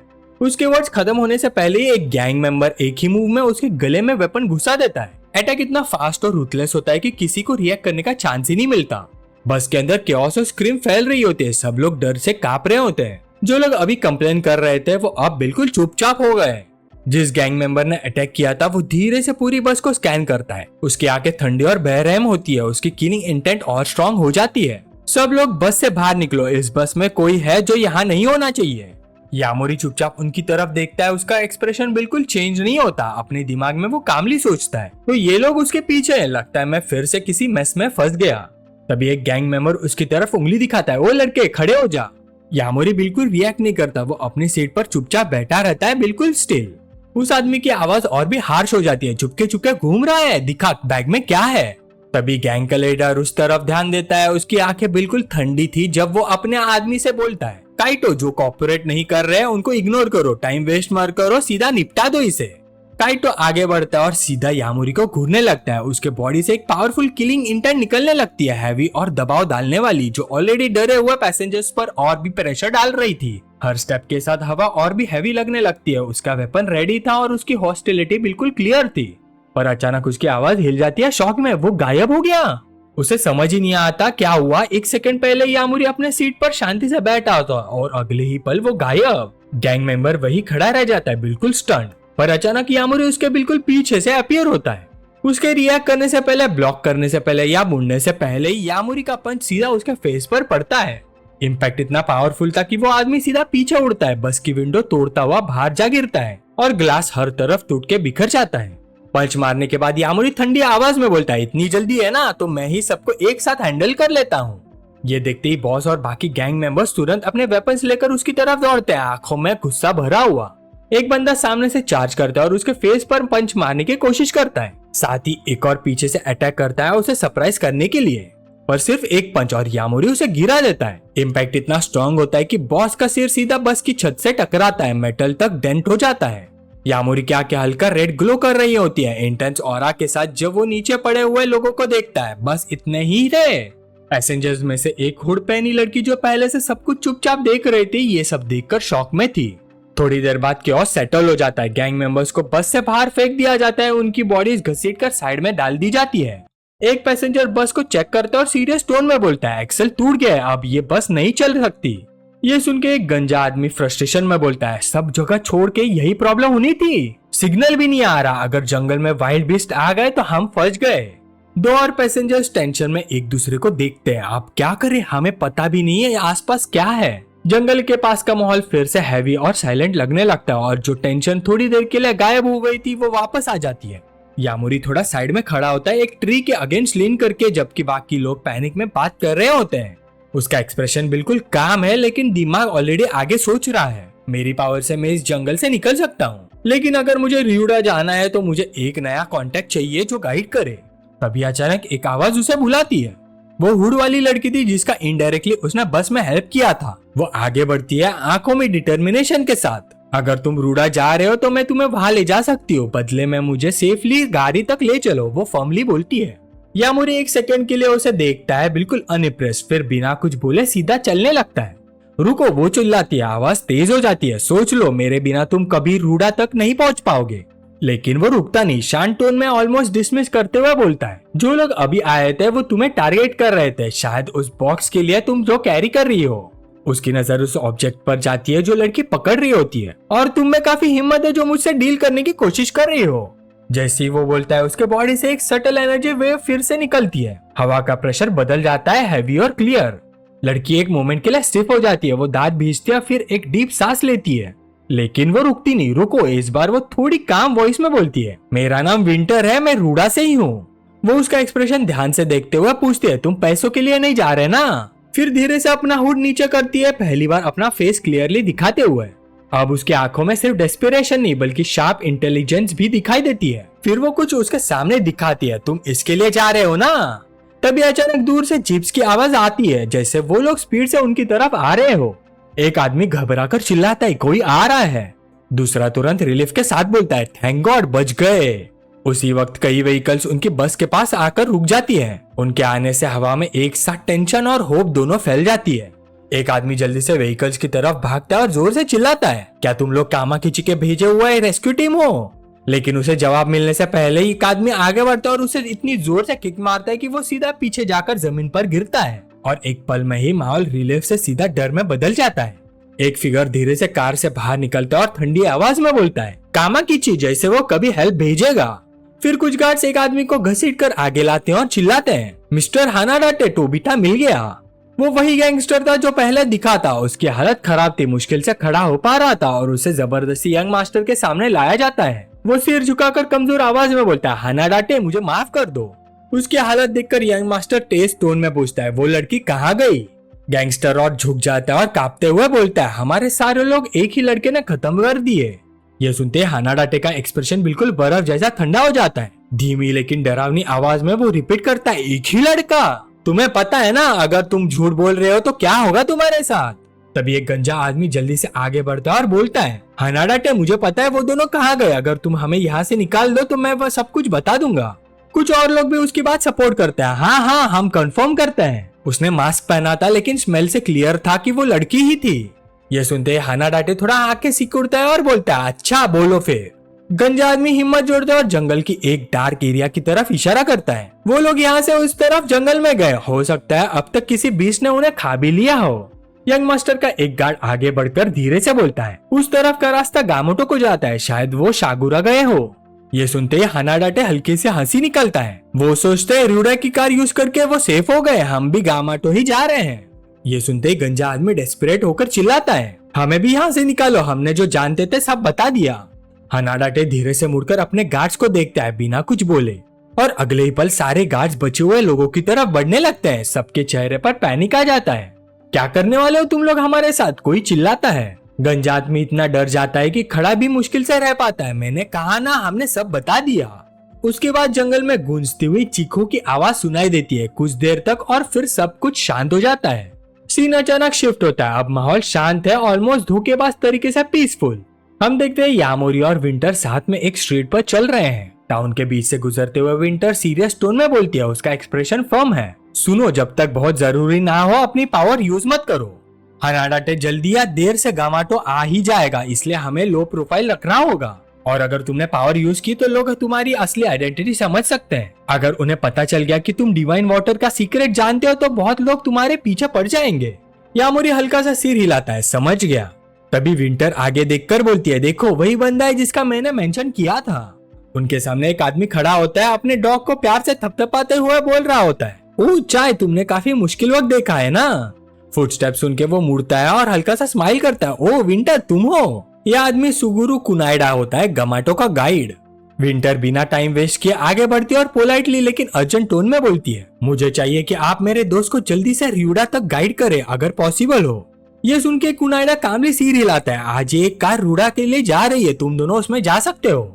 विंटर यामोरी की तरफ देखकर समझाती है, मिस्टर कुनाइडा का रूडा में काफी स्ट्रॉन्ग कनेक्शन है, सेफ राउट जानते हैं। ये और मिस्टर काय पहले रूडा से लोगों को रेस्क्यू भी कर चुके हैं, इनकी रेपुटेशन स्ट्रॉन्ग है। फिर उसका एक्सप्रेशन थोड़ा डार्क हो जाता है और धीमी उदास आवाज में बोलती है, लेकिन मिस्टर काय पिछले कुछ सालों से हॉस्पिटल में है। मिस्टर कुनाइडा हल्का सा टोन चेंज करके वह बोलता है, चलो अभी के लिए शॉप के अंदर वेट करो। लेकिन तभी पीछे से एक लाउड आवाज आती है, यो कुनाइडा, बिजनेस तो बढ़िया चल रहा है हाँ ना।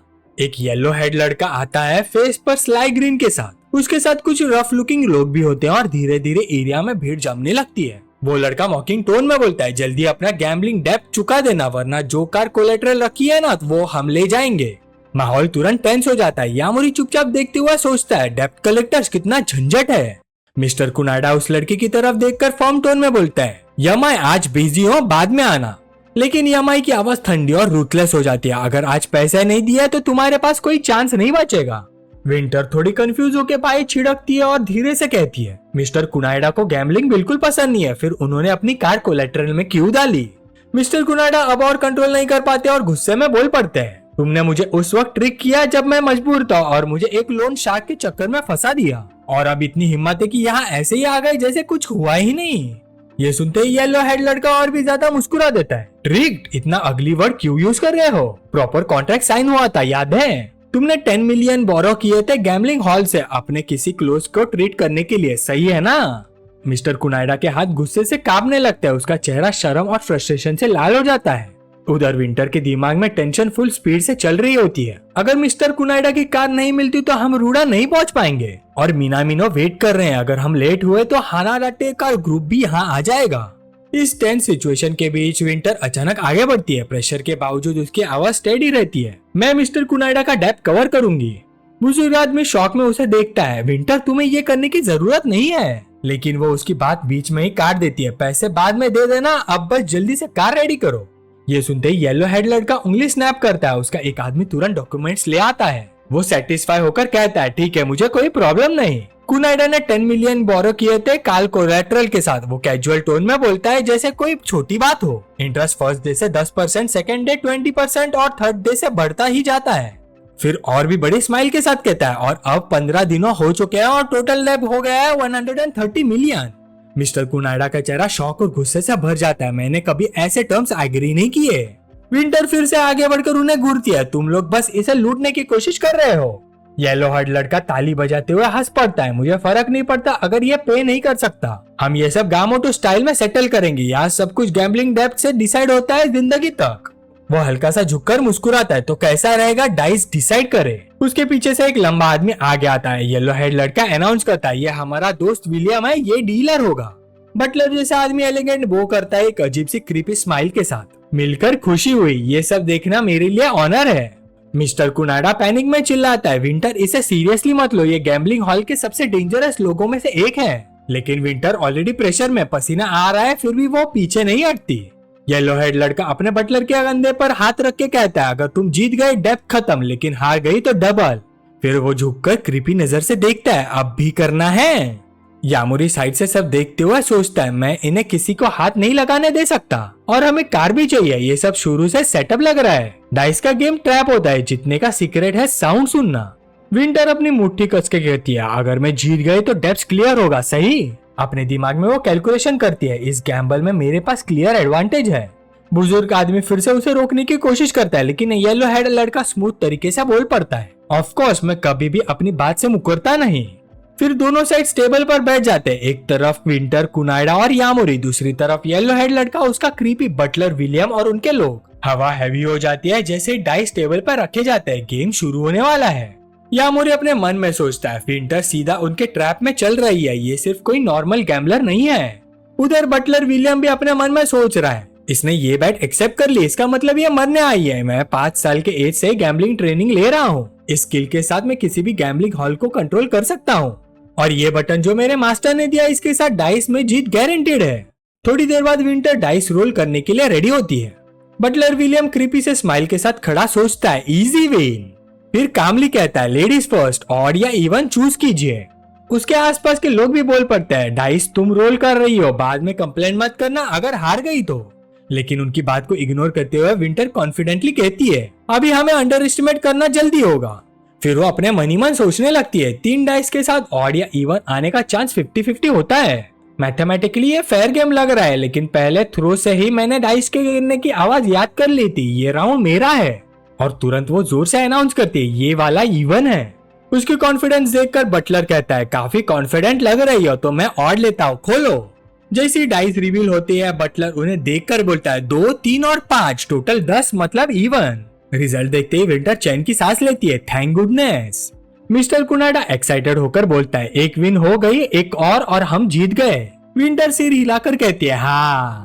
लेकिन बटलर के पीछे खड़े 2 आदमी ठंडी नजर से बोल पड़ते हैं, ज्यादा खुश मत हो, गेम अभी खत्म नहीं हुआ। बटलर फिर शांत आवाज में विंटर की तरफ देखकर कहता है, चलिए फिर से डाइस रोल कीजिए। विंटर दोबारा डाइस शेक करने लगती है। अगले राउंड के लिए रेडी होते हुए वो उन्हें देखकर कहती है, अपनी बात पे टिकना, वरना मैं तुम्हें छोड़ूंगी नहीं। फिर कॉन्फिडेंस के साथ बोलती है, इस बार मैं और चूज करती हूँ। बटलर विलियम्स कामली रिप्लाई करता है, अगर ऐसा है तो मैं। उसी वक्त सीन थोड़ी देर के लिए यामुरी पर शिफ्ट होता है, जो सब देखते हुए सोचता है अब शुरू होता है। उधर बटलर विलियम्स हल्की सी स्माइल के साथ अपनी बात कंप्लीट करता है, क्यों ना ट्रिपल्स हो जाए। ये सुनते ही मिस्टर कुनाडा शॉक हो जाते हैं, ट्रिपल्स, तीनों डाइस सेम आने का चांस सिर्फ 1 in 36 होता है। विंटर तुरंत कहती है, ठीक है, और डाइस रिवील करने ही वाली होती है, पूरी तरह कॉन्फिडेंस की ये राउंड भी उनका है। लेकिन बटलर विलियम्स वही क्रीपी सी स्माइल के साथ खड़ा रहता है। जैसे डाइस दिखती है वो कामली रिजल्ट अनाउंस करता है, 3-6 परफेक्ट ट्रिपल। ये देखकर मिस्टर कुनाडा आंखों पर विश्वास नहीं कर पाता, ये कैसे पॉसिबल है। विंटर भी बिल्कुल स्टन रह जाती है, नो वे, क्या मैंने आवाज गलत सुन ली। यामुरी सब समझ रहा होता है, लेकिन चुपचाप ऑब्जर्व करता रहता है। बटलर विलियम कैजुअली बोलता है, चलिए कंटिन्यू करते हैं, बस एक लास्ट राउंड। विंटर तुरंत डिटर्मिनेशन के साथ कहती है, इस बार मैं गलती नहीं करूंगी। वो फिर से डाइस शेक करती है, ध्यान से आवाज सुनते हुए सोचती है, इस बार ऑड ही होना चाहिए। बटलर के पीछे खड़े आदमी धीरे से बात करते हैं, अब ये हिल चुके हैं, ये राउंड तो पक्का हार है, विलियम कभी डाइस में नहीं हारता। बटलर विलियम्स अंदर ही अंदर मुस्कुराता है, ये लोग समझते नहीं, गैम्बलिंग मेरा डोमेन है। फिर वो जोर से बोलता है, तो मैं इवन चूज करता हूँ। ये सुन के विंटर घबरा जाती है, इवन, क्या मैंने फिर से गलत सुना। थोड़ी देर हेजिटेट करने के बाद वो कहती है, मैं खोलती हूँ। लेकिन जैसे ही वो डाइस रिवील करने वाली होती है, वो कोई उसे रोक देता है। वो कोई और नहीं, यामुरी होता है। उसे आगे आते देख एक आदमी तुरंत चिल्लाता है, तू कौन है बे? बटलर विलियम भी क्यूरियस होकर पूछता है, और तुम? यामुरी शांत कदम से आगे बढ़कर कहता है, लास्ट राउंड मैं खेलूंगा। ये सुन के बटलर विलियम हैरान होता है, तुम? विंटर तुरंत रिएक्ट करती है, ये नॉर्मल इंसान नहीं है। यामुरी कामली बटलर की तरफ देखकर कहता है, नहीं, ये मेरे जैसा ही है। कंफ्यूज होकर विंटर पूछती है, तुम्हारे जैसा? और उसके दिमाग में एक थॉट आता है, कहीं ये। उधर बटलर विलियम्स के बॉडी से एक हैवी और डेंजरस ऑरा निकलने लगता है। हवा का प्रेशर और भी हैवी हो जाता है। वो अंदर ही अंदर सोचती है, कल्टीवेटर तो नहीं। तभी एक आदमी जोर से टेबल पर हाथ मारकर चिल्लाता है, क्या तुम बीच में घुसने वाले हो? ये येलो हर्ड लड़का होता है जो गुस्से में बोलता है तुम सिर्फ उस लड़की के साथ बैट करना है। लेकिन यामोरी बिना हिचकिचाहट के एक कार्ड निकलता है, उसे आगे फ्लिक करता है और टेबल पर गिराता है। फिर वो शांत आवाज में कहता है इस कार्ड में 24 मिलियन है, किसी भी बैंक से निकाल सकते हो। और फिर फॉर्मली बोलता है पैसा चाहिए ना, जीतो और ले जाओ। ये देखकर येलो हेड लड़का सिनिस्टर हंसी हंसने लगता है। स्टेक्स बढ़ा रहे हैं, इंटरेस्टिंग। वो वापस कुर्सी पर बैठ जाता है, क्लियरली मजा ले रहा होता है। ग्रीडी स्माइल के साथ कहता है ठीक है, मैं इतना बेवकूफ नहीं हूँ कि पैसे मना कर दूं।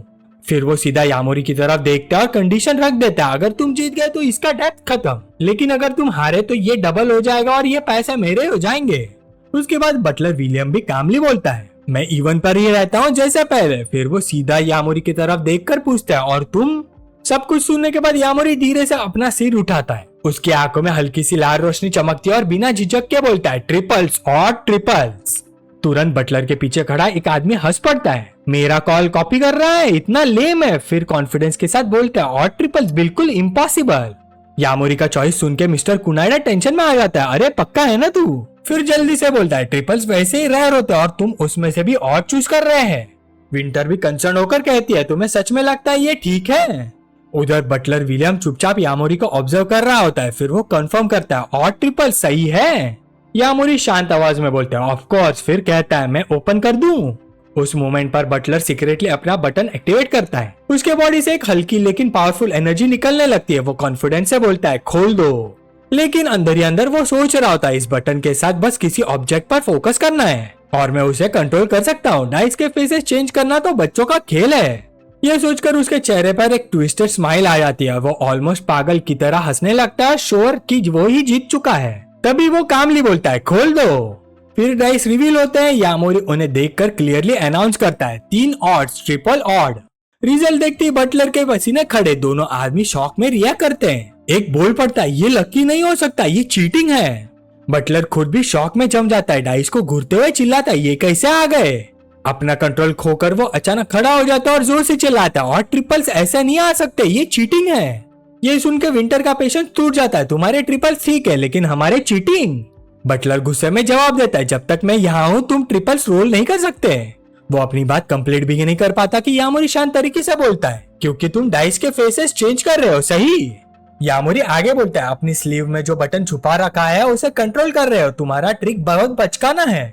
ये सुनते ही बटलर झट से खड़ा हो जाता है, पूरा हिल चुका होता है, तुम्हें कैसे पता? उधर येलो हेड लड़का गुस्से में चिल्लाता है विलियम तुम तो अनबीटेबल थे ना। विंटर भी उनकी तरफ उंगली दिखा के चिल्लाते हैं चीटिंग तुम लोग कर रहे थे।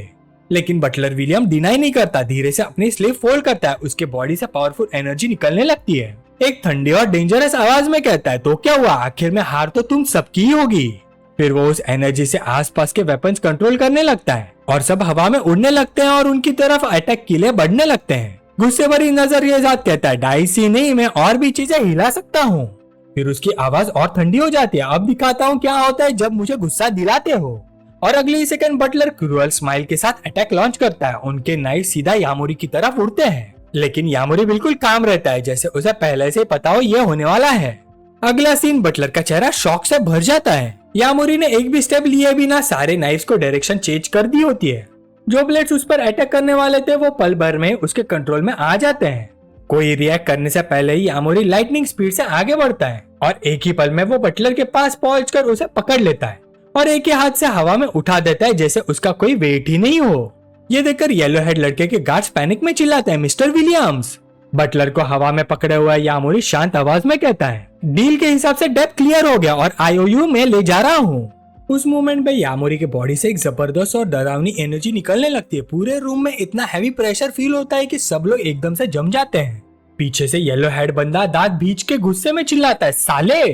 दूसरी तरफ बटलर विलियम कमजोर सी आवाज में जूझते हुए बोलता है अभी दे दो, मैंने बोला ना दे दो।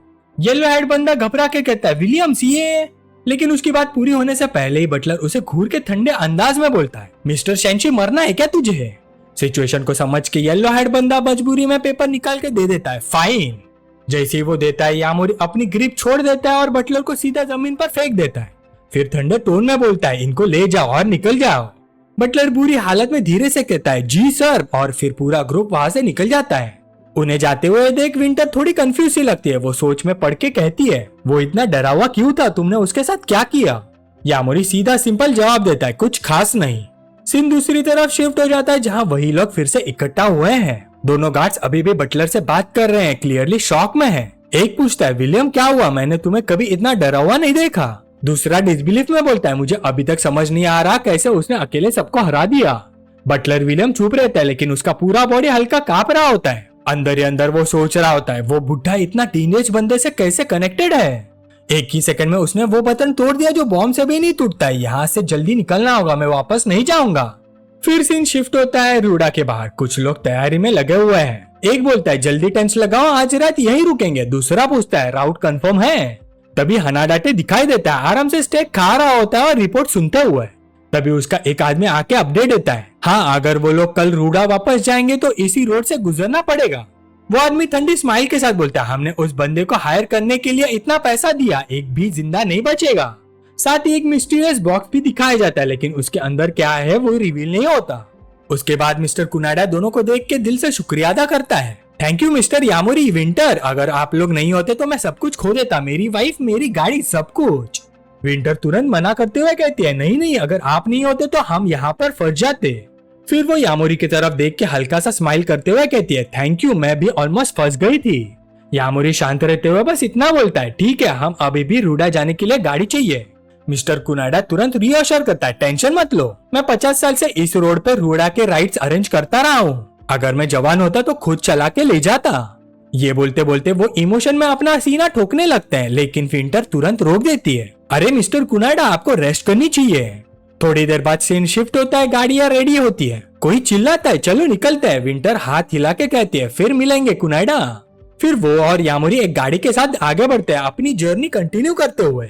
सफर के दौरान यामोरी उसे पूछता है, तुम रूडा से हो ना, फिर वहाँ से भाग क्यों रही हो।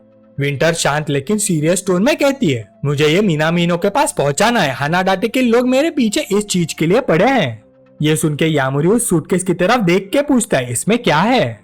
विंटर धीरे से कहती है, कौन जाने, मुझे बस इतना पता है कि ये मुझे एक कल्टीवेटर ने दिया था। गाड़ी तेज रफ्तार से आगे बढ़ती रहती है, उन्हें और गहरी जर्नी में ले जाते हुए। इसी बीच एक आवाज सुनाई देती है, मिस्टर राय संभाल के रहना, यहाँ हर तरफ के लोग मिलते हैं। रायन हल्का सा क्यूरियस होकर पूछती है, अच्छा तुम्हें कैसे पता। उसके साथ खड़ा हुडेड बंदा कॉन्फिडेंटली कहता है, ऑफ कोर्स मैं गामाटो के कुशिन स्टाइल का सोल सक्सेसर हूँ। लोगों को और एनवायरनमेंट को पढ़ना मेरे लिए कुछ भी नहीं। ये बंदा होता है Kohai Chino, successor of Kushina Ryu. वो आदमी बात करते हुए आसपास के लोगों की तरफ हल्का सा इशारा करता है। उस आदमी को देखो, बाहर से सीधा साधा लग रहा है लेकिन अंदर से बिल्कुल काला है। और वो बुढ़ी सिंपल गांव वाली लग रही है, पर असली में दूसरों से पैसे निकलवाने वाली टाइप की है। और वो जोर जोर से बोलने वाली औरत है ना, पूरा प्रॉब्लम है, ना टैलेंट ना तमीज, चलती फिरती डिजास्टर। ये सुन के राय थोड़ी अनश्योर हो जाती है और कहती है, मिस्टर चिनो क्या यह सच में सही है, मुझे तो सब नॉर्मल ही लग रहे हैं। वो आदमी तुरंत जवाब देता है, अपनी अथॉरिटी जमाने की कोशिश में, अगर तुम्हें किसी लेजेंडरी कल्टीवेटर को ढूंढना है तो मुझ पर ट्रस्ट करो। आखिर कुनाई का फाउंडर भी रूडा का कल्टीवेटर था और मैंने ही हाँ बोला तुम्हें इंट्रोड्यूस करने के लिए। वो मुस्कुराता है, ऊपर से बिल्कुल रिलायबल लग रहा होता है, लेकिन अंदर ही अंदर उसके थॉट्स कुछ और ही चल रहे होते हैं। आरटीओ ग्रुप देश के टॉप फाउंडेशन में से एक है, परफेक्ट बैकिंग मिल जाएगी मुझे। जैसे सच में कल्टीवेटर एग्जिस्ट करते हो। रूडा फैमिली की वो 3 सिस्टर सब बेवकूफ है, थोड़ी सी मीठी बात करो और चिपक जाएंगे, फिर पैसा खुद आ जाएगा। उसके हिडन इंटेंशन से बिल्कुल अनजान राय उसकी तरफ एडमिरेशन देख के कहती है, वाह मिस्टर चिनो। लेकिन चिनो के दिमाग में फिर एक नया थॉट आता है, थोड़ी बेचैनी के साथ, बस एक प्रॉब्लम हो सकती है, वो लड़का तब से आंखें बंद करके बैठा है, क्या वो कुनाइटा के साथ है, मुझे वो पसंद नहीं। वो क्लियरली यामोरी की बात कर रहा होता है, फिर अंदर ही अंदर स्मक करता है, हाँ कुछ लोग कितने लकी होते हैं, अगर मुझे चांस नहीं मिला दिखाने का तो ये ट्रिप बोरिंग हो जाएगी।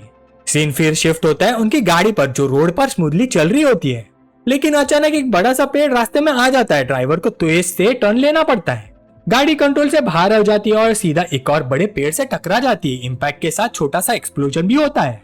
गाड़ी के अंदर सब लोग हिल जाते हैं, पैनिक में चिल्लाने लगते हैं, समझ ही नहीं आता क्या हो रहा है। इसी वक्त दूसरी साइड से आम लोगों का ग्रुप आगे बढ़ता है, हाथ में वेपन्स लेके चिल्लाते हुए, सब लोग गाड़ी से बाहर निकलो जल्दी। उनका लीडर आगे आता है और वो कोई और नहीं हनाडाटे ही होता है। उसके साथ वही बैंडेज वाला आदमी भी खड़ा होता है जो कॉन्फिडेंट टोन में कहता है, ये डेफिनेटली मिस्टर कुनाइडा की अरेंज गाड़ियां हैं। हनाडाटे आसपास देख के नफरत से बोलता है, यहाँ तो सिर्फ गवार लोग ही हैं। बैंडेज वाला आदमी तुरंत बोलता है, बिल्कुल सही, लेकिन अंदर ही अंदर वो फ्रस्ट्रेट होता है। साला उसने मुझे बेहोश कर दिया था उससे पहले कि मैं उसका फेस देख पाता, पता नहीं वो कौन है। तभी एक बूढ़ा आदमी धीरे से उनके पास आता है सिचुएशन को शांत करने की कोशिश में। कांपते हुए बोलता है, आराम से बात करते हैं, ये गाड़ी कुनाइडा सान ने अरेंज की है और मैं इंचार्ज हूँ। आप समझते हो ना, हम पर अटैक करने से आपको कोई फायदा नहीं होगा। लेकिन उसकी बात पूरी करने से पहले ही इंजर्ड आदमी उसके हाथ झटक देता है और गुस्से में चिल्लाता है, किसने बोला तुम्हें चमचागिरी करने को? हमें पैसेंजर चाहिए, सबको बाहर निकालो। और अगले ही पल सब कुछ डरावना हो जाता है। इतनी फास्ट अटैक होती है कि कोई रिएक्ट भी नहीं कर पाता। उस बुढ़े आदमी का कान काट दिया जाता है, वो दर्द से चीखता है और खून बहते हुए गिर जाता है। पीछे खड़ा आदमी पैनिक में चिल्लाता है, ये हमें मार देंगे। ये सब हनाडाटे ने किया होता है। वो बिल्कुल काम रहता है, अपनी नाइफ से खून साफ करता हुआ ठंडे टोन में बोलता है, चुप रहो, ज्यादा बकवास की तो गला काट दूंगा। उसकी आवाज में इतनी ठंडी किलिंग इंटेंट होती है कि सब एक पल के लिए बिल्कुल चुप हो जाते हैं। तभी पीछे से शोर मचता है। कुछ लोग एक लड़की को घसीट के ले जा रहे होते हैं। वो राय होती है, वो स्ट्रगल कर रही होती है उन्हें रोकने की कोशिश करते हुए, लेकिन एक आदमी ट्विस्टेड स्माइल के साथ बोलता है, अरे वाह क्या मिला है हमें, सब सच करो। डर के मारे राय जोर से चिल्लाती है, मिस्टर चिनो हेल्प करो, प्लीज हेल्प करो। ये सुन के हुडेड आदमी जम जाता है, अंदर से पैनिक हो जाता है। मैं क्या करूं, इन जैसे साइको लोगों से कैसे लड़ूं? उसका सारा कॉन्फिडेंस टूट जाता है।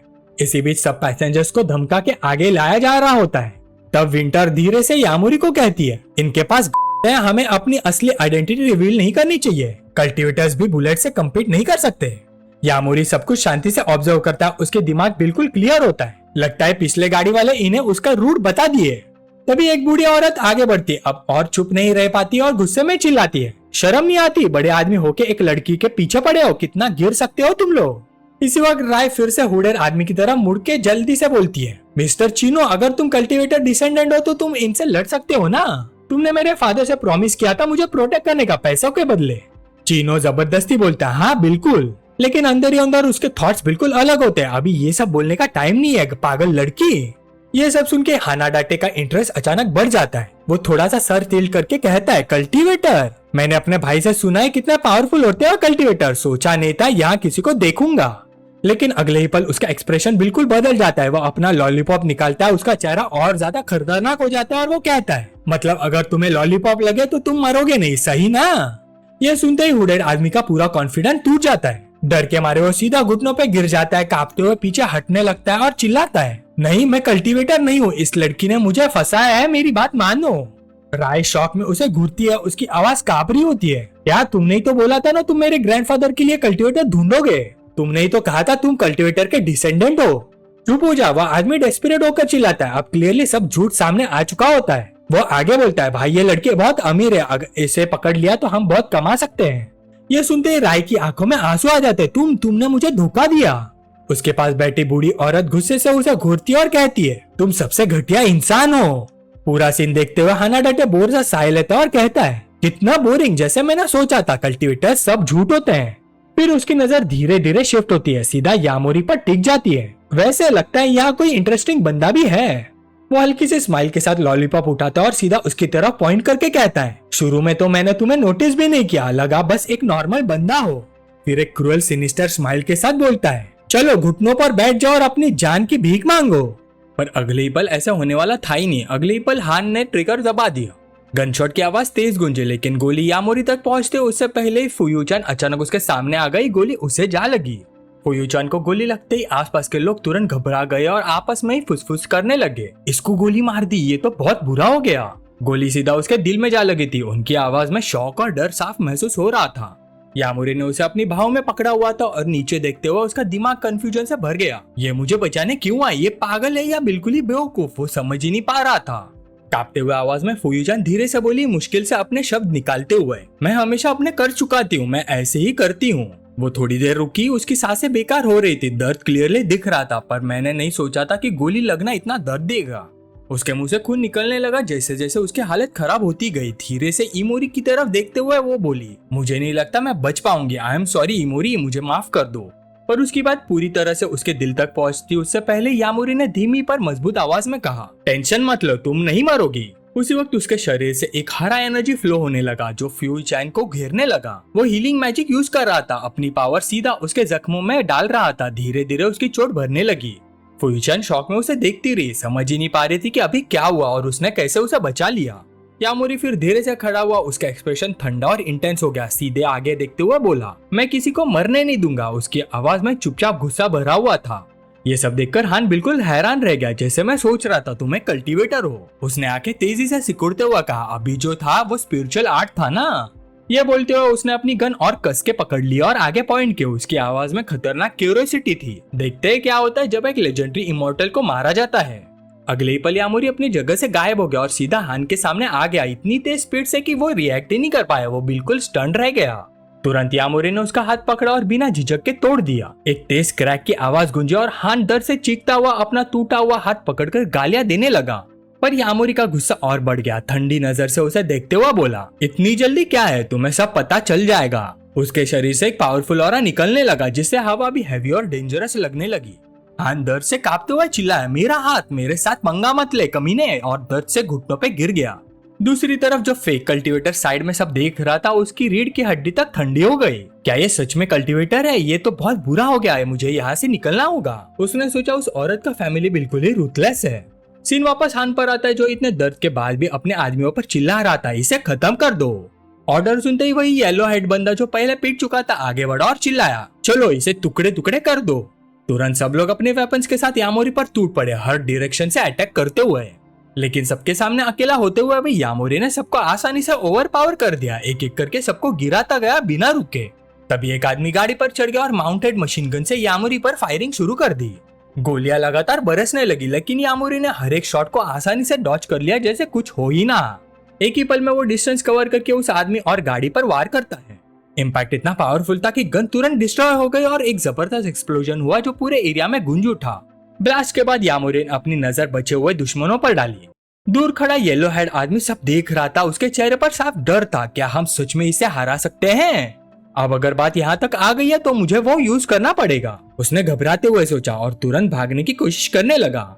पर यामोरी ने सब देख लिया। जैसे उसने उसे भागते हुए देखा, उसका गुस्सा और भड़क गया। एक ही पल में वो उसके पास पहुंच गया और ब्रूटल अटैक शुरू कर दिया। उसने उन्हें बिना किसी रहम के पीटना शुरू कर दिया। रेजिस्टेंस का कोई चांस ही नहीं छोड़ा। उसकी मूवमेंट्स तेज, प्रिसाइज और इतनी पावरफुल थी कि सामने वाला बस टूटता ही चला गया।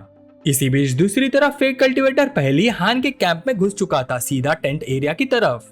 वो जल्दी जल्दी इधर उधर ढूंढने लगा, खुद से बोलते हुए, कार की कीज यहाँ कहीं होंगी। जब वो घबराहट में चीज उलट पुलट कर रहा था, उसका पैर अचानक से किसी चीज से टकरा गया और वो गिर पड़ा। उठकर देखा तो उसकी नजर एक बॉक्स पर पड़ी, वही बॉक्स जो पहले भी दिखा था। थोड़ा कंफ्यूज होते हुए बोला, ये क्या है? धीरे से उसने बॉक्स खोला और अंदर देखते उसकी आंखें शॉक से फैल गई। अंदर एक रॉकेट लॉन्चर था। एक सेकंड भी वेस्ट ना करते हुए उसने तुरंत बॉक्स बंद कर दिया और सिर हिलाया। नहीं कर सकता मैं, मुझे जल्दी से कीज ढूंढनी है और जल्दी से वापस जाना है, वो खुद को समझाते हुए बोला। बॉक्स को वही छोड़कर वो आगे बढ़ने लगा, बार बार बोलते हुए, इससे मेरा कोई लेना देना नहीं है। अगर मैं जल्दी से वापस नहीं गया तो वो मुझे पकड़ लेंगे। लेकिन जैसे वो आगे बढ़ा, एक ख्याल उसके दिमाग में आया, अगर अभी भागने की कोशिश की तो उस लड़की की फैमिली उसे पकड़ ही लेंगे और जब पकड़ेंगे तो छोड़ेंगे नहीं। ये सोचकर उसके कदम धीरे में पड़ गए। अब क्लियरली लग रहा था कि जो डिसीजन वो अब लेने वाला है वो सब कुछ बदल देगा। सीन वापस बैटलफील्ड पर शिफ्ट होता है। हान घुटनों पर था, कांप रहा था, जबकि यामोरी उसके सामने खड़ा था, शांत पर ठंडी नजर से उसे सर से पैर तक देख रहा था। डर के बावजूद हान चीख कर बोल पड़ा, क्या तुम्हें लगता है तुम मुझे मार सकते हो? मेरे पीछे बहुत पावरफुल लोग हैं। यामोरी ने उसे बिना किसी इमोशन के देखा और ठंडी आवाज में बोला, तुम सब लोग हमेशा से एक बात क्यों बोलते हो? अपनी पावर एक्टिवेट करते हुए उसके आसपास एक डेंजरस ऑरा फैल गया और वो आगे बोला, आखिर में तुम जैसे लोग सिर्फ कचरा ही होते हो। यह सुनते हान पूरी तरह से टूट गया। अब उसे रेजिस्ट करने की हिम्मत ही नहीं बची थी। साइड से फुयुचन उसकी तरफ चलती हुई आई और शांत आवाज में बोली, खत्म हो गया। उसके पीछे पिंक हेड लड़के सब कुछ देख रहे थे। उसके दिमाग में डिसबिलीफ भरा हुआ था। क्या यह आदमी सच में कल्टिवेटर है? ये तो एक नॉर्मल स्टूडेंट जैसा लगता है। तभी यामोरी ने फिर बोला, इस बार उसकी टोन थोड़ी काम थी, अच्छा है ड्राइवर सेफ है, जल्दी से कार में बैठते हैं। उसी वक्त फेक कल्टिवेटर अचानक पीछे से दौड़ता हुआ आया। हाथ में रॉकेट लॉन्चर था, चेहरे पर पागलपन और आवाज में बेचैनी। यहाँ जो भी हो रहा है किसी को कभी पता नहीं चलेगा, मैं तुम सबको यही खत्म कर दूंगा, वो जोर से चिल्लाया। फिर वो जोर जोर से हंसने लगा, जैसे कंट्रोल खो चुका हो। सबको मरना होगा, तुम सब यही मरोगे मेरे हाथों, और आज सबसे पहले जो मरेगा वो एक कल्टिवेटर होगा। बिना एक पल गवाए उसने रॉकेट फायर कर दिया। रॉकेट तेज रफ्तार से सीधा यामोरी की तरफ बढ़ा, अपने रास्ते में सब कुछ तबाह करने की ताकत के साथ। यामोरी ने वक्त पर मुड़कर उसे आते हुए देखा। एक पल के लिए लगा कि यह अटैक सब कुछ खत्म कर देगा। फुईचान घबराकर उसका नाम चिल्लाए। बाकी सब डर से जम गए, उनके दिल डूब गए जैसे वो आने वाली तबाही को देख रहे थे। फेक कल्टीवेटर अब भी मुस्कुराता रहा, पूरी तरह यकीन के साथ कि अब सब खत्म हो जाएगा। लेकिन अगले ही सेकंड उसका एक्सप्रेशन बदल गया, आंखें शॉक से फैल गई जब उसने कुछ इम्पॉसिबल होता देखा।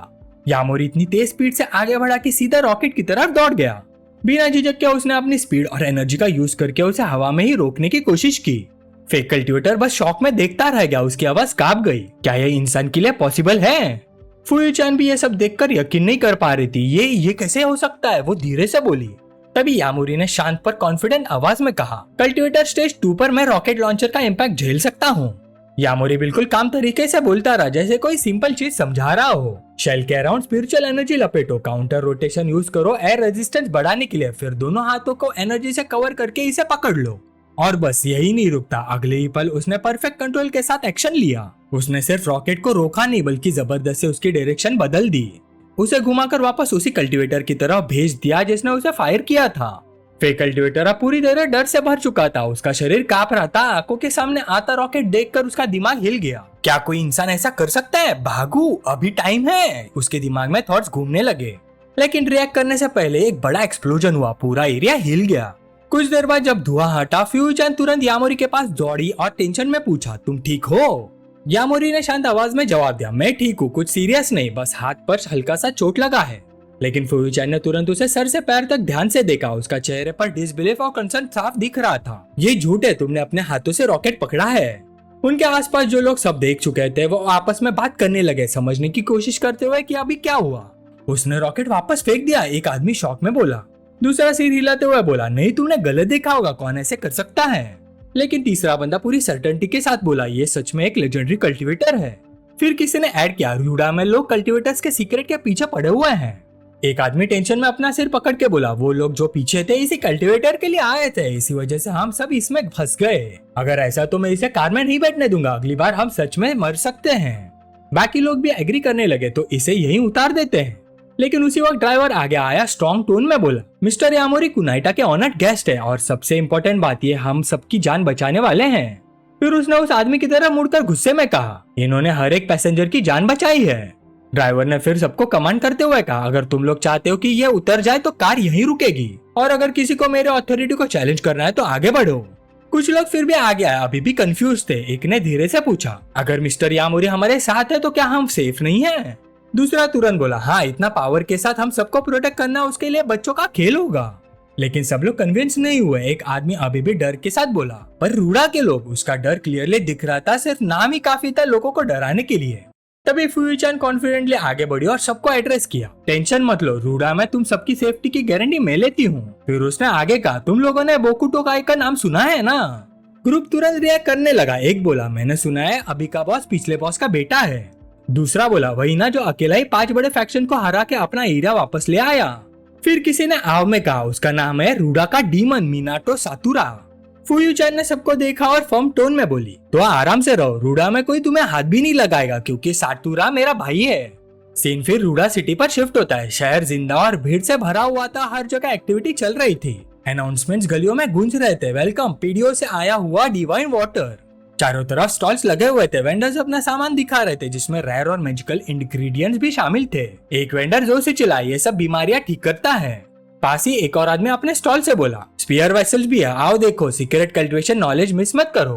लोग इधर उधर घूम रहे थे, खरीदारी और बार्गेनिंग में बिजी थे, पूरा मार्केट एनर्जी से भरा हुआ था। लेकिन अचानक दूसरी तरफ से माहौल बदल गया, एक तेज आवाज हुई और सबका ध्यान उधर चला गया। एक आदमी और उसके कुछ साथी जोर से जमीन पर गिरा दिए गए थे। उनके ऊपर खड़ा बंदा ठंडी नजर से बोला, तुम्हें लगा तुम मुझे हरा दोगे? उसके पास खड़ा दूसरा आदमी नीचे देखते हुए मजाक उड़ाते हुए बोला, हैरान हूँ कि तुम जैसे छोटे लोग अभी भी जिंदा हो। पहला आदमी टाकारा योसुके और दूसरा टाकारा कोया।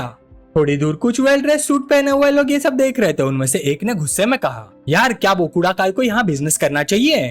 तभी योसुके गुस्से में आगे बढ़ा और चिल्लाए, तुम लोग होते कौन हो? लेकिन उसकी बात पूरी होती उससे पहले किसी ने उसके कंधे पर हाथ रख दिया। एक शांत पर पावरफुल आवाज आई, पीछे हट जाओ। ये सुनते ही टाकारा योसुके तुरंत रुक गया, बिना कुछ बोले पीछे हट गया। फिर जो आदमी बीच में आया था वो धीरे से आगे बढ़ा। उसकी प्रेजेंस इतनी पावरफुल थी कि पूरा एरिया शांत हो गया। शांत पर अथॉरिटी भरी आवाज में उसने कहा, बिल्कुल सही, सिर्फ बोकुड़ा काय की परमिशन वाले ही यहाँ बिजनेस कर सकते हैं।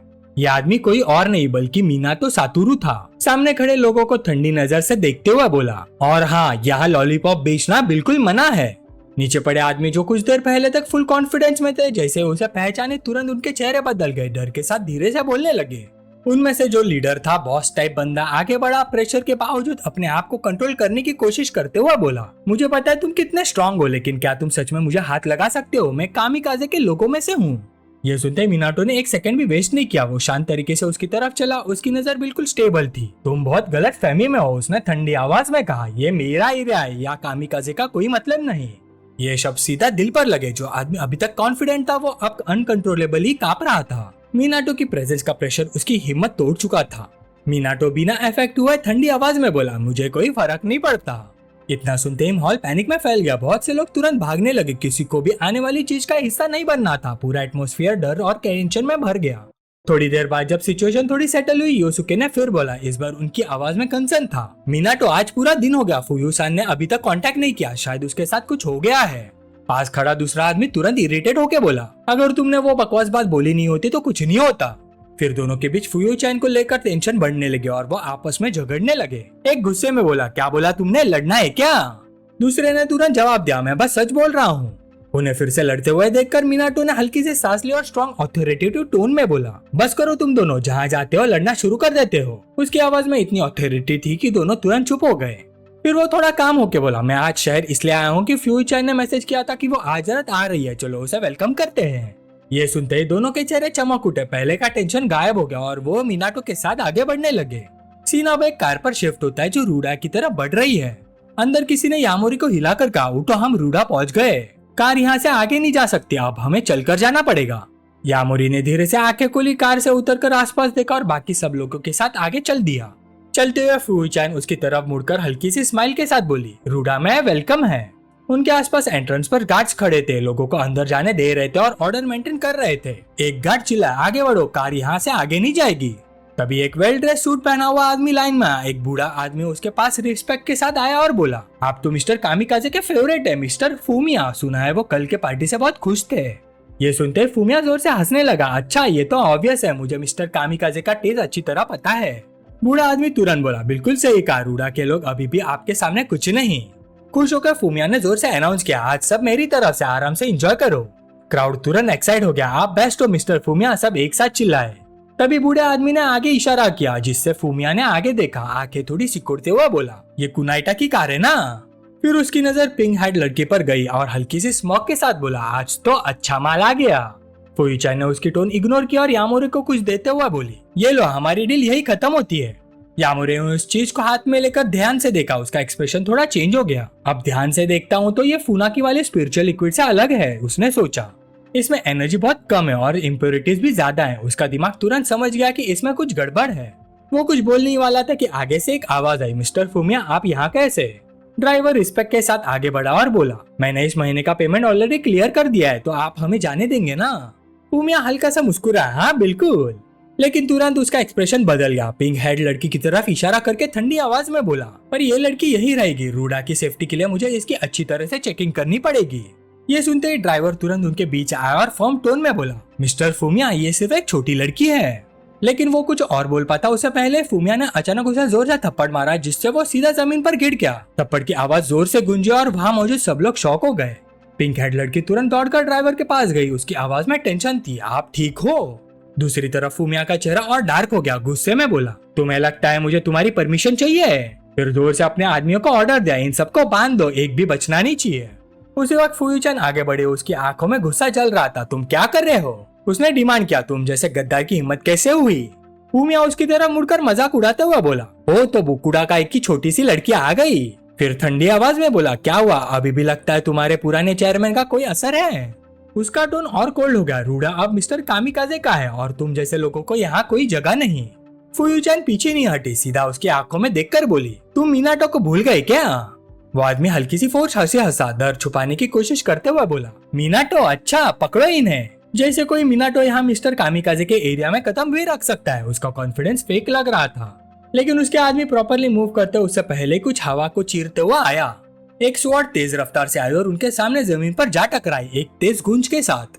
सब लोग तुरंत जम गए। जो आदमी अभी तक इतना बोल्ड बोल रहा था वो पीछे हट गया, उसका चेहरा सफेद पड़ गया। बाकी लोग भी पैनिक में आ गए, उनके शरीर टाइट हो गए जैसे डर ने पकड़ लिया हो।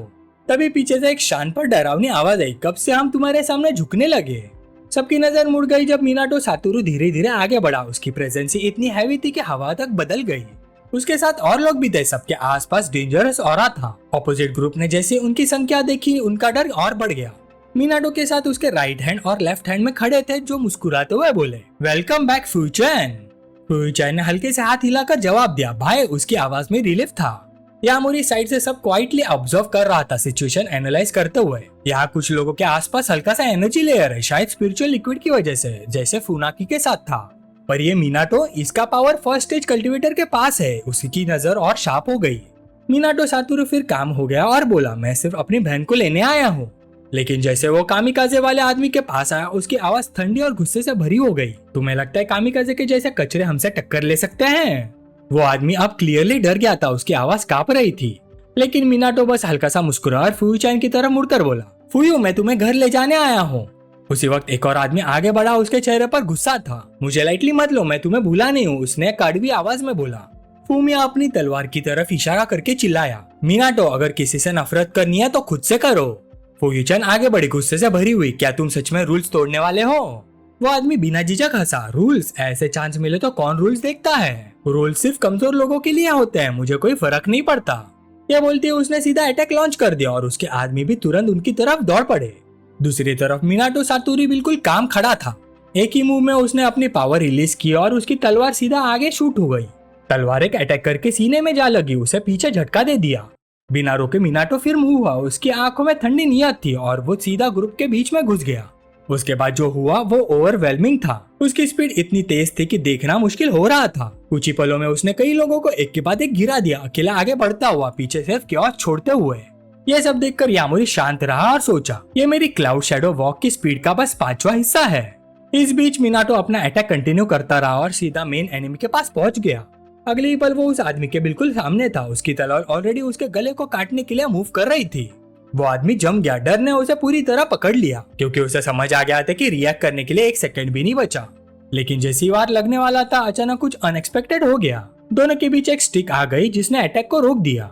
तलवार की आवाज गूंजी और मिनाटो वहीं रुक गया। पहली बार उसके चेहरे पर हल्की सी सरप्राइज दिखाई दी। तभी पास से धीमी तालियों की आवाज आई जिसने पूरा टेंशन तोड़ दिया। एक आदमी आगे बढ़ा, हल्की सी स्माइल के साथ ताली बजाते हुए बोला, मिनाटो से कम एक्सपेक्ट भी क्या कर सकते हैं? तुम सच में रूडा के डेविल के टाइटल पर खरे उतरते हो। वो आदमी आराम से ताली बजाता रहा। उसका एक्सप्रेशन शांत था, लेकिन उसकी प्रेजेंस में ऑथोरिटी भरी हुई थी। तुम्हारी प्रेजेंस बिल्कुल फॉर्मल चेयरमैन जैसी हो चुकी है, लगता है खून अपना रंग दिखाई देता है। उसके शब्दों में वेट था और तब पता चला यह आदमी कोई और नहीं बल्कि कामिकाजे फैक्शन का चेयरमैन नोइटो कामिकाजे है। उसकी प्रेजेंस इतनी हैवी थी कि रिस्पेक्ट और डर दोनों एक साथ महसूस हो रहे थे। जैसे उसका बॉस आता है, वाको एक्साइटमेंट से पागल हो जाता है। वो कामिकुची को बोलता है कि उसका टाइमिंग बिल्कुल परफेक्ट है और उसे मीनामिनो को मारकर फाइनली बोकाटो काय का खात्मा कर देना चाहिए। लेकिन सातोरू के आदमी टेंशन में आ जाते हैं। कोया वार्निंग देता है कि अगर यहाँ फाइट शुरू हुई तो दूसरा ग्रुप हनादते भी अलर्ट हो जाएगा और पूरे रियो में फुल स्केल गैंग वॉर फूट पड़ेगा। पर कामिकुची बिल्कुल भी परेशान नहीं लगता। एक हल्का सा प्लेजेंट स्माइल देते हुए वो कहता है कि वो सिर्फ चेयरमैन मीनामिनो को और उसके लोगों को घर वापस वेलकम करने आया है और वाकुई की टीम को साइड में हटने को बोलता है। योसुके और कोया डिसबिलीफ में उसकी तरफ देखते रह जाते हैं, कंप्लीटली कंफ्यूज कि कामिकुची इतना फ्रेंडली क्यों बिहेव कर रहा है। वाकुई का गुस्सा अब कंट्रोल से बाहर चला जाता है। वो चीखकर अपने बॉस से पूछता है कि वो मीनामिनो को जाने क्यों दे रहा है और वार्निंग देता है कि इससे बोकाटो का और ज्यादा फियरलेस हो जाएगा। लेकिन उसकी बात खत्म होने से पहले ही एक बुलेट उसके कान को सीधा चीरते हुए निकल जाती है। ठंडी नजरों से कामिकुची पूछता है कि कब से उसने उसे ऑर्डर देने की परमिशन दी। वो उस डरे हुए थक को याद दिलाता है कि वो सिर्फ एक डिस्पोजेबल पॉन है जिसे कभी भी फेंका जा सकता है। सातोरू कामली कामिकुची को ट्रबल बचाने के लिए थैंक्स बोलता है। इमीडिएट डेंजर खत्म होते ही सातोरू बस अपनी टीम को बोलता है कि अब घर चलने का वक्त हो गया है और बिना पीछे देखे वहां से चल देता है। लेकिन जैसे वो लोग दूर जाते हैं, कामिकुची के चेहरे पर बहते हुए पसीने की एक बूंद रिवील करती है कि उसका कूल एटीट्यूड सिर्फ एक्टिंग था। अंदर से वो जितना दिख रहा था उससे कहीं ज्यादा नर्वस था। स्टोरी फिर 2 मिनट पहले फ्लैशबैक में चली जाती है और कामिकुची के पीछे हटने की असली वजह सामने आ जाती है। अपनी कार में सबऑर्डिनेट टकाकी के साथ बैठा हुआ वो उसे ऑनेस्टली पूछता है कि अगर अभी पूरे बोकाटो काय से फाइट हुई तो उनके जीतने का चांसेस कितने हैं।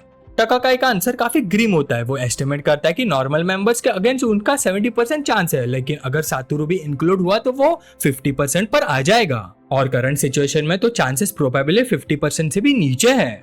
कामिकुची शॉक हो जाता है और पूछता है कि आखिर क्यों। टकाकाई, जिसके कल्टीवेटर इंस्टिंक्ट फुल्ली अलर्ट होते हैं, एक्सप्लेन करता है कि उसकी ट्रेनिंग ने उसके डेंजर सेंसेस को बहुत शार्पन कर दिया है। वेपन से डर लग सकता है, लेकिन सातोरू के पास खड़ा वो यंग मैन एक कम्प्लीटली अलग लेवल का थ्रेट है। टकाकाई के शरीर का हर सेल उसे सिर्फ एक प्राइमल वार्निंग दे रहा है, उसके पास मत जाना। और यही असली रीजन था कि कामिकुची पीछे हट गया। योसुके थककर काउच पर गिर पड़ता है, 10 सेंड ऑफ से कंप्लीटली एग्जॉस्टेड। वो ड्रामेटिक टोन में कोया से पानी लाने को बोलता है, जबकि कोया बस अपना ड्रिंक सिप करता रहता है, बिल्कुल अनबॉर्डर्ड। फुयू यामोरी को उनकी यूजुअल जगह तक ले जाती है और बताती कि उनका रूम बस ऊपर है। यामोरी उसका थैंक्स करता है और बाहर की तरफ चला जाता है, जहाँ सातोरू उसके लिए एक ड्रिंक के साथ वेट कर रहा होता है, चेहरे पर वार्म और जेन्युइन स्माइल के साथ। सातोरू यामोरी को थैंक्स बोलता है कि उसने जर्नी के दौरान उसके लिटिल सिस्टर को प्रोटेक्ट किया। यामोरी कहता है कि एक चीज है जो वो उसे पूछना चाहता है। वो अपनी जैकेट के अंदर हाथ डालता है और फेक स्पिरिट लिक्विड वाली वेल काउंटर पर रख देता है। फिर वो सातोरू से पूछता है कि ये कहाँ से आया, और कैजुअली ऐड करता है कि उसे पता है सातोरू एक कल्टीवेटर है। सातोरू की आंखें तुरंत वाइडन हो जाती है। वो इंस्टेंटली समझ जाता है कि ये वाइल कोई ऑर्डिनरी चीज नहीं है। कोया भी स्टर्न वॉइस में यामोरी से पूछता है कि उसके पास वो डिवाइन वाटर क्यों है जो उनके फादर ने स्पेशली फुयू के लिए छोड़ा था। फुयू कैजुअली बीच में बोल पड़ती है और अपने ब्रदर को कहती है कि इतना बड़ा बिग डील मत बनाओ। वो एक्सप्लेन करते क्योंकि वो खुद उस लिक्विड की एनर्जी एब्जॉर्ब नहीं कर पाए, इसलिए उसने प्रोटेक्शन के थैंक यू गिफ्ट के तौर पर यामोरी को दे दिया। सातोरू का सीरियस एक्सप्रेशन तुरंत सॉफ्टन हो जाता है और वो हंस पड़ता है और यामोरी को बोलता है कि अगर ऐसी बात है तो अब वो उसका ही है। वो एडमिट करता है कि उसे उस लिक्विड का ओरिजिन नहीं पता, बस इतना जानता है कि उसके फादर उसके डिसअपियर होने से पहले उसे छोड़ गए थे। यामोरी अंदर ही अंदर डिसअपॉइंटेड हो जाता है। डिवाइन वाटर की उसकी सर्च एक और डेड एंड पर आकर रुक गई थी, लेकिन सातोरू की क्यूरियोसिटी अब फुली इग्नाइट हो चुकी थी। यामोरी का वाइल में इतना इंटरेस्ट लेना सिर्फ एक ही बात प्रूव करता था। सातोरू सीधा पूछ लेता है क्या यामोरी भी एक कल्टीवेटर है।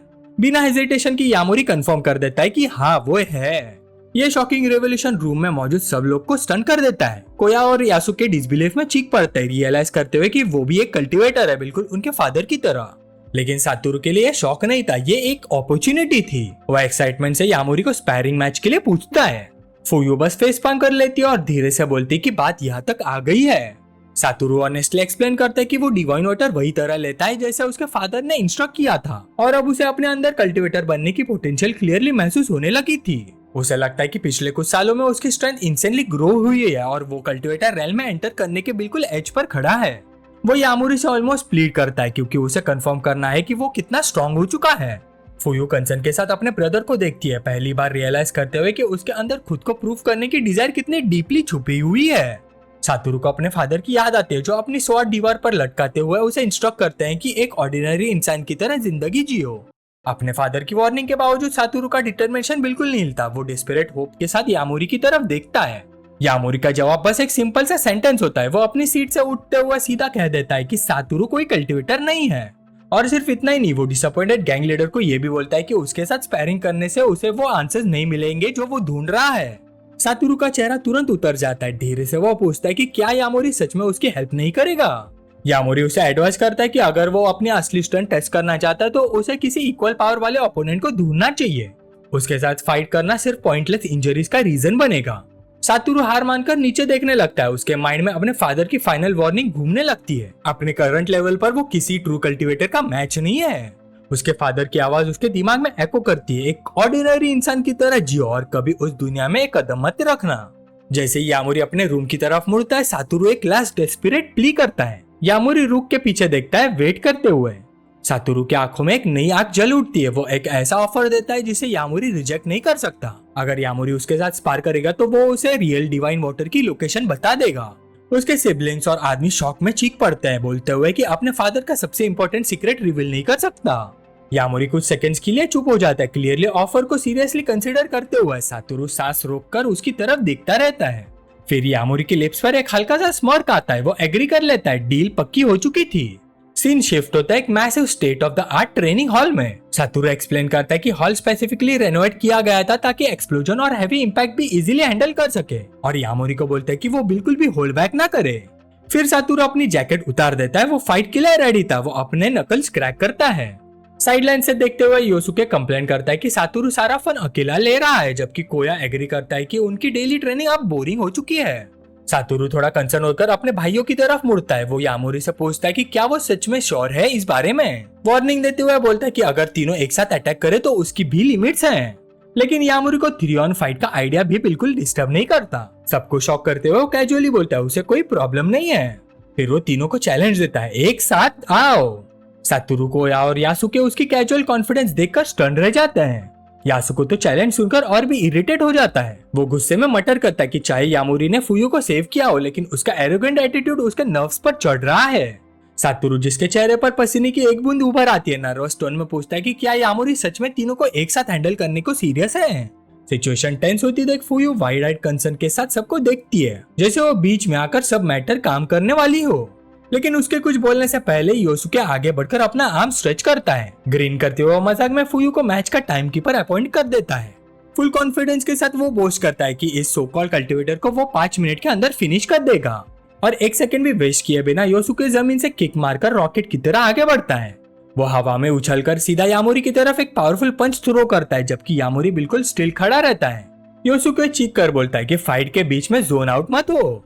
साइड से देख रही फुयू बस साई करती है और अपना फेस कवर कर लेती है, वार्निंग देते हुए कि जो भी अब होगा उसके लिए उसे ब्लेम मत करना। जैसे यासुके का फिस्ट कनेक्ट होने ही वाला होता है, यामोरी एफर्टलेसली उसकी रिस्ट पकड़ लेता है। उसका पावरफुल अटैक वही रोक देता है। योसुके रिएक्ट भी नहीं कर पाता कि यामोरी उसका आर्म ट्विस्ट कर देता है, उसकी ही मोमेंटम उसके अगेंस्ट यूज करते हुए।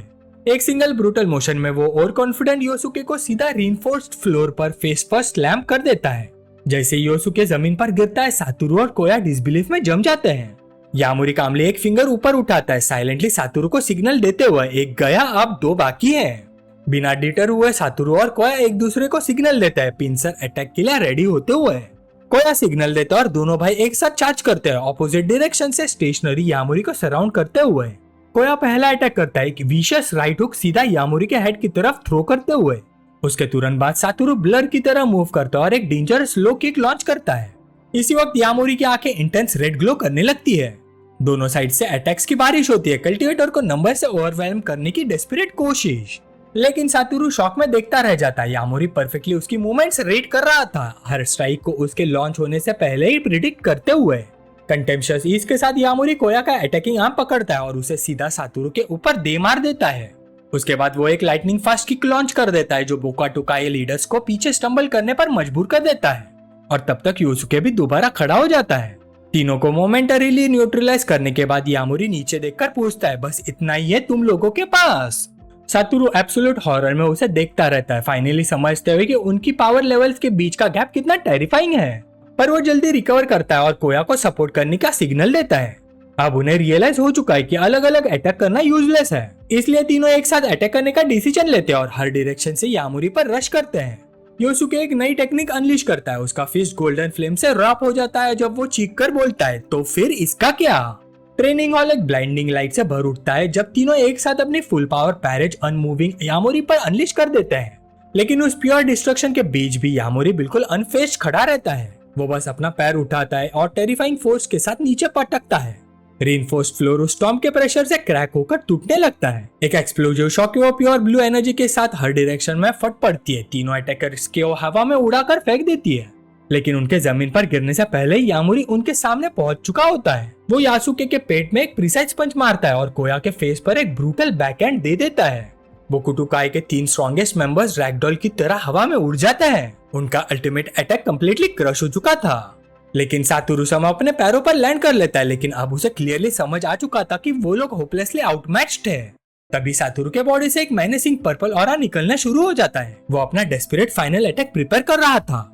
सातोरू लाइटनिंग स्पीड से डिस्टेंस क्लोज करता है। अपनी बची हुई सारी पावर एक सिंगल पॉइंट में गैदर करते हुए वो अपना ट्रम्प कार्ड अनलीश करने की तैयारी करता है। फिर वो पॉइंट ब्लैंक रेंज से एनर्जी ब्लास्ट फायर कर देता है। एक स्प्लिट सेकंड के लिए उसे लगता है कि शायद उसका अटैक फाइनली मॉन्स्टर्स कल्टिवेटर को हिट कर लेगा, लेकिन यामोरी बस कामली अपना पाम उठाता है और पूरी ब्लास्ट को एफर्टलेसली कैच कर लेता है। बिल्कुल शांत आवाज में वो बोलता है, आप बस करो वरना कोई सीरियसली हर्ट हो जाएगा। सातोरू म्यूट हॉरर में उसे देखता रह जाता है। एब्सोल्यूट पावर का ये डिस्प्ले उसकी स्पिरिट को कंप्लीटली तोड़ देता है। योसुके और कोया भी इक्वली शॉक्ड रह जाता है। फाइट क्लियरली खत्म हो चुकी थी। योसुके कामले अपनी टाइम कीपर की तरफ मुड़कर फुयू से टाइम पूछता है। फोन चेक करते हुए फुया अनाउंस करती कि अभी भी 2 मिनट बाकी है। पूरा बीट डाउन 3 मिनट से भी कम टाइम में खत्म हो गया था और तीनों कम्प्लीटली स्पीचलेस रह जाते हैं। सातोरु का शरीर हल्का सा कांपता है जब वो खुद से एडमिट करता है कि उनकी स्ट्रेंथ का डिफरेंस सिंपली इंसेन है। लेकिन उसके बाद सबसे ह्यूमिलेटिंग रियलाइजेशन आती है। क्रैक्ड फ्लोर की तरफ एक नजर डालते ही कंफर्म हो जाता है कि यामोरी ने अपनी ओरिजिनल पोजीशन से एक भी स्टेप नहीं लिया था। सातोरु कैजुअली यामोरी के पास आता है और उन पर इजी जाने के लिए थैंक्स बोलता है। यामोरी थोड़ा एनालिसिस देते हुए कहता है कि सातोरु कल्टिवेशन के फर्स्ट स्टेज से काफी क्लोज है, लेकिन उसका एनर्जी कंट्रोल बहुत पुअर है। कंप्लीटली डिफीटेड लगते हुए सातोरु पूछता है क्या वो यामोरी की फुल स्ट्रेंथ थी। यामोरी उसे कोई वर्बल आंसर नहीं देता, उसकी साइलेंट और अनइम्प्रेस्ड गेज ही सब कुछ कह देती है। फाइनली सातोरु को समझ आ जाता है। वो स्लम्प हो जाता है रियलाइज करते हुए कि उसके फादर ने कभी उसे कल्टिवेटर बनने के लिए एंकरेज इसलिए नहीं किया क्योंकि वो जानते थे कि उनके बेटे सिंपली बहुत वीक है। योसुके धीरे से कोया से पूछता है कि क्या उसे सच में लगता है कि यामोरी फुल पावर से फाइट कर रहा था। कोया उसे इडियट बोल देता है और कहता है कि ये पेनफुली ऑब्वियस था कि यामोरी तो प्रॉपर्ली ट्राई भी नहीं कर रहा था। डील का अपना पार्ट कंप्लीट करने के बाद यामोरी सीधा मेन टॉपिक पर आता है। वो डिमांड करता है कि अब सातोरु उसे डिवाइन वाटर के बारे में जो कुछ भी जानता है सब बताए। सातोरु धीरे से अपनी शर्ट के अंदर हाथ डालता है। वो एक नेकलेस बाहर निकालता है जो अब तक हिडन था। वो एक्सप्लेन करता है कि उसके फादर ने उसे बताया था कि डिवाइन वाटर का सीक्रेट उस स्टोन के अंदर हिडन है जो वो पहनता था। सातोरु नेकलेस यामोरी के सामने रखता है, रिवीलिंग एक छोटा सा ब्रिलियंटली ग्लोइंग ब्लू क्रिस्टल। लेकिन उसे खुद नहीं पता था कि उसका सीक्रेट क्या है। सातोरु बताता है कि उसने काउंटलेस टाइम्स उस स्टोन को एग्जामिन किया है, लेकिन उसके लिए वो बस एक ऑर्डिनरी स्टोन ही लगता है। सब लोग टेबल के अराउंड गैदर हो जाते हैं और मिस्टीरियस क्रिस्टल उनके अटेंशन का सेंटर बन जाता है। यामोरी उसे उठाता है। वो रियलाइज करता है कि इस दुनिया में भी मेमोरी स्टोन एग्जिस्ट करता है। कंफ्यूज सातोरु को वो बताता है कि वो इसे अनलॉक इसलिए नहीं कर पाए क्योंकि उसने इसे कभी कल्टिवेटर के पर्सपेक्टिव से नहीं देखा था। यामोरी डिक्लेयर करता है कि ये कोई ऑर्डिनरी स्टोन नहीं है। वो अपनी फॉर्मिडेबल एनर्जी क्रिस्टल के अंदर चैनल करना शुरू करता है। क्रिस्टल इंस्टेंटली रिएक्ट करता है और ब्रिलियंट ब्लू लाइट उसके हाथ में फैल जाती है। लाइट और ज्यादा इंटेंस हो जाती है और फिर एक ब्लाइंडिंग फ्लैश के साथ बाहर एक्सप्लोड कर पड़ती है जो पूरे ग्रुप को स्टार्टल कर देती है। यामोरी फाइनली आइटम का असली नाम रिवील करता है, मेमोरी स्टोन।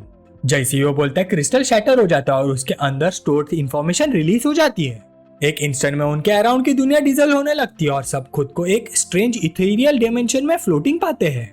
उनके सामने एक रेडियंट स्पेक्ट्रल फिगर मटेरियलाइज होती है, एक ओल्डर मैन की। वो कामली उन्हें ग्रीट करता है। पूरा ग्रुप स्टंट साइलेंस में जम जाता है। उनकी आंखें डिसबिलीफ में वाइडन हो जाती है जब वो रियलाइज करते हैं कि ये उनके लॉन्ग लॉस्ट फादर हैं। यामोरी कामली एक्सप्लेन करता है कि ये सिर्फ एक रिकॉर्डेड इमेज है, एक मैसेज जो किसी ऐसे इंसान ने छोड़ा था जो कम से कम 4 स्टेज कल्टिवेशन तक पहुंच चुका था।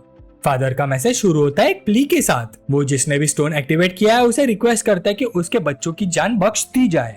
सातोरु और फुयो अपने फादर को इतने सालों बाद देखकर इमोशनल हो जाते हैं।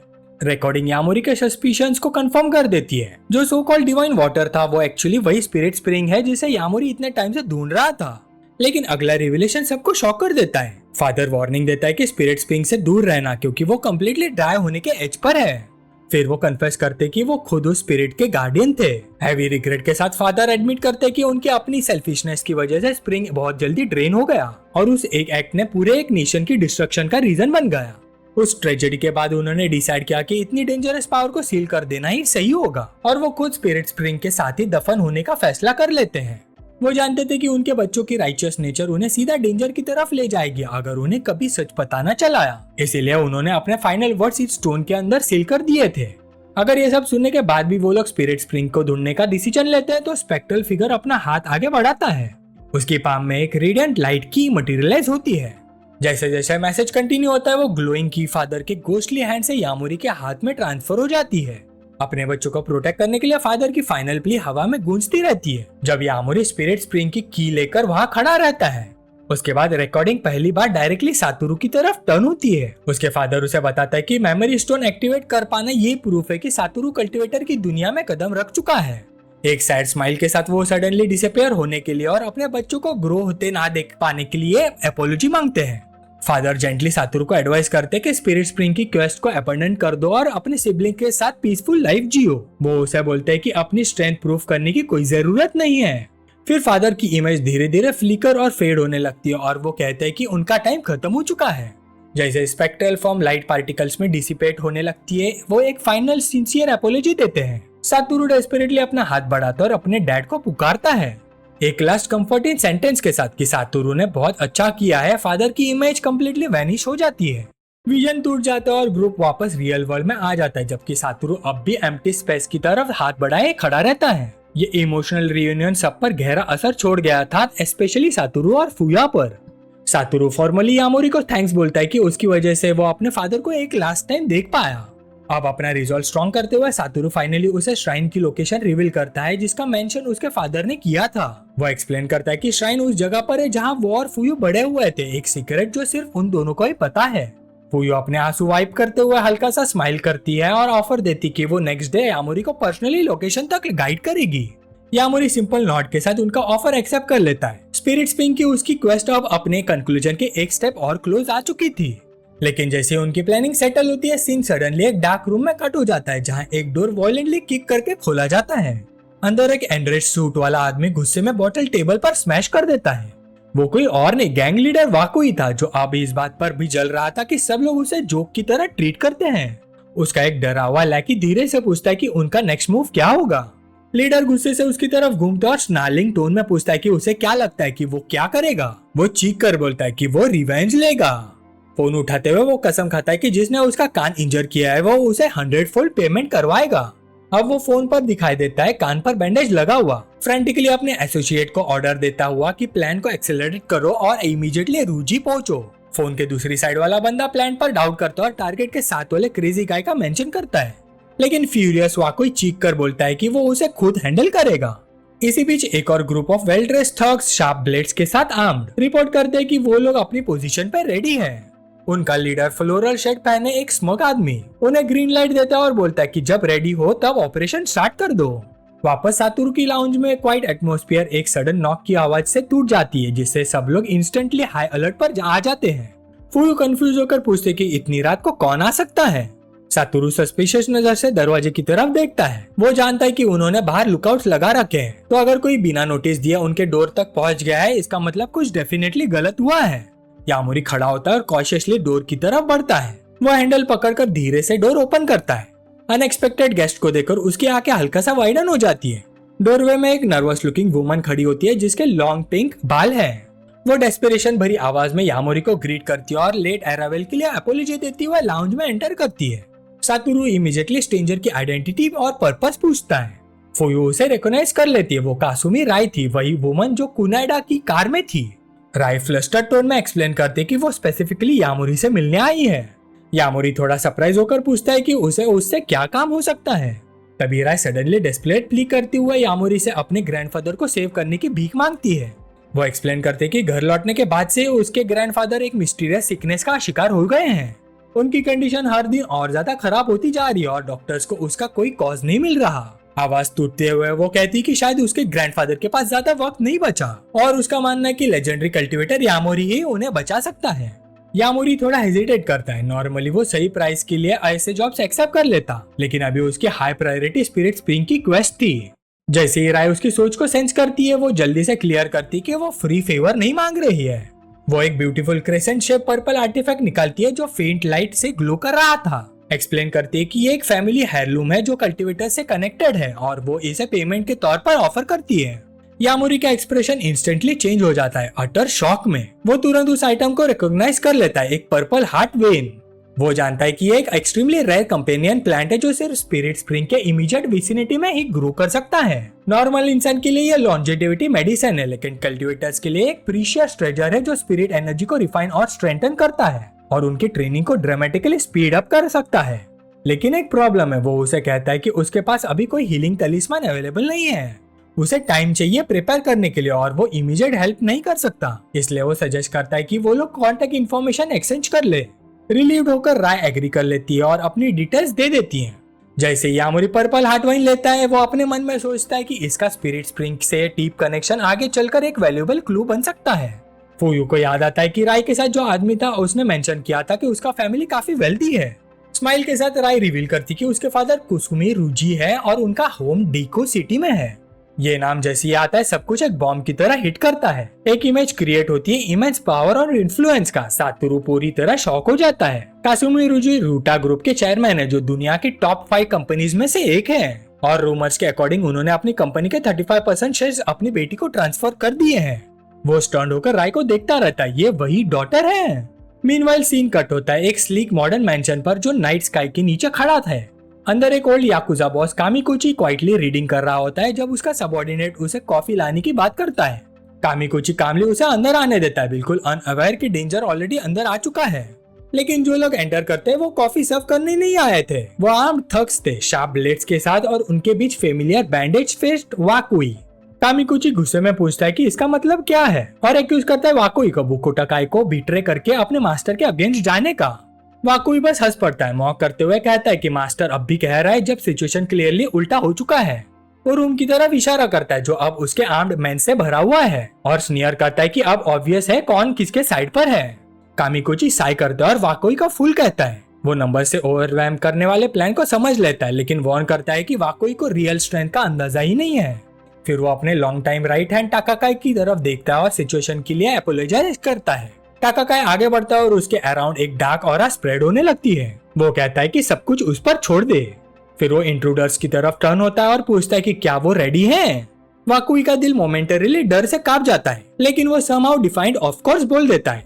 लेकिन नेक्स्ट सेकंड एक शॉकिंग टर्न होता है। टाकाकाई वाकुई के मैन पर नहीं अपने मास्टर पर अटैक कर देता है। उसका केन एक हिडन ब्लेड को रिवील करता है और कामिकुची के थ्रोट को एक फ्लैश में स्लाइस कर देता है। टाकाकाई कोल्ड स्मोक के साथ टॉन्ट करता है कि कामिकुची वीक हो गया था इसलिए अपने मोस्ट ट्रस्टेड अलाई को भी सस्पेक्ट नहीं कर पाया। वाकुई जोर से हंस पड़ता है, अल्टीमेट बिट्रियल देखकर सेलिब्रेट करता है। उसे कभी नहीं लगा था कि कामिकुची का राइट हैंड ही उसके अगेंस्ट हो जाएगा। कामिकुची अपना ब्लीडिंग नेक पकड़ता है और वीक वॉइस में पूछता है क्यों। वो विस्पर करता है कि उन्होंने इतना कुछ साथ झेला था, पर टाकाकाई कोई मर्सी नहीं दिखाता और एक ब्रूटल स्ट्राइक करता है। वो कहता है कि कामिकुची हमेशा उसका क्रेडिट चुरा लेता था और वो खुद बस मैसेकर करता रहता था।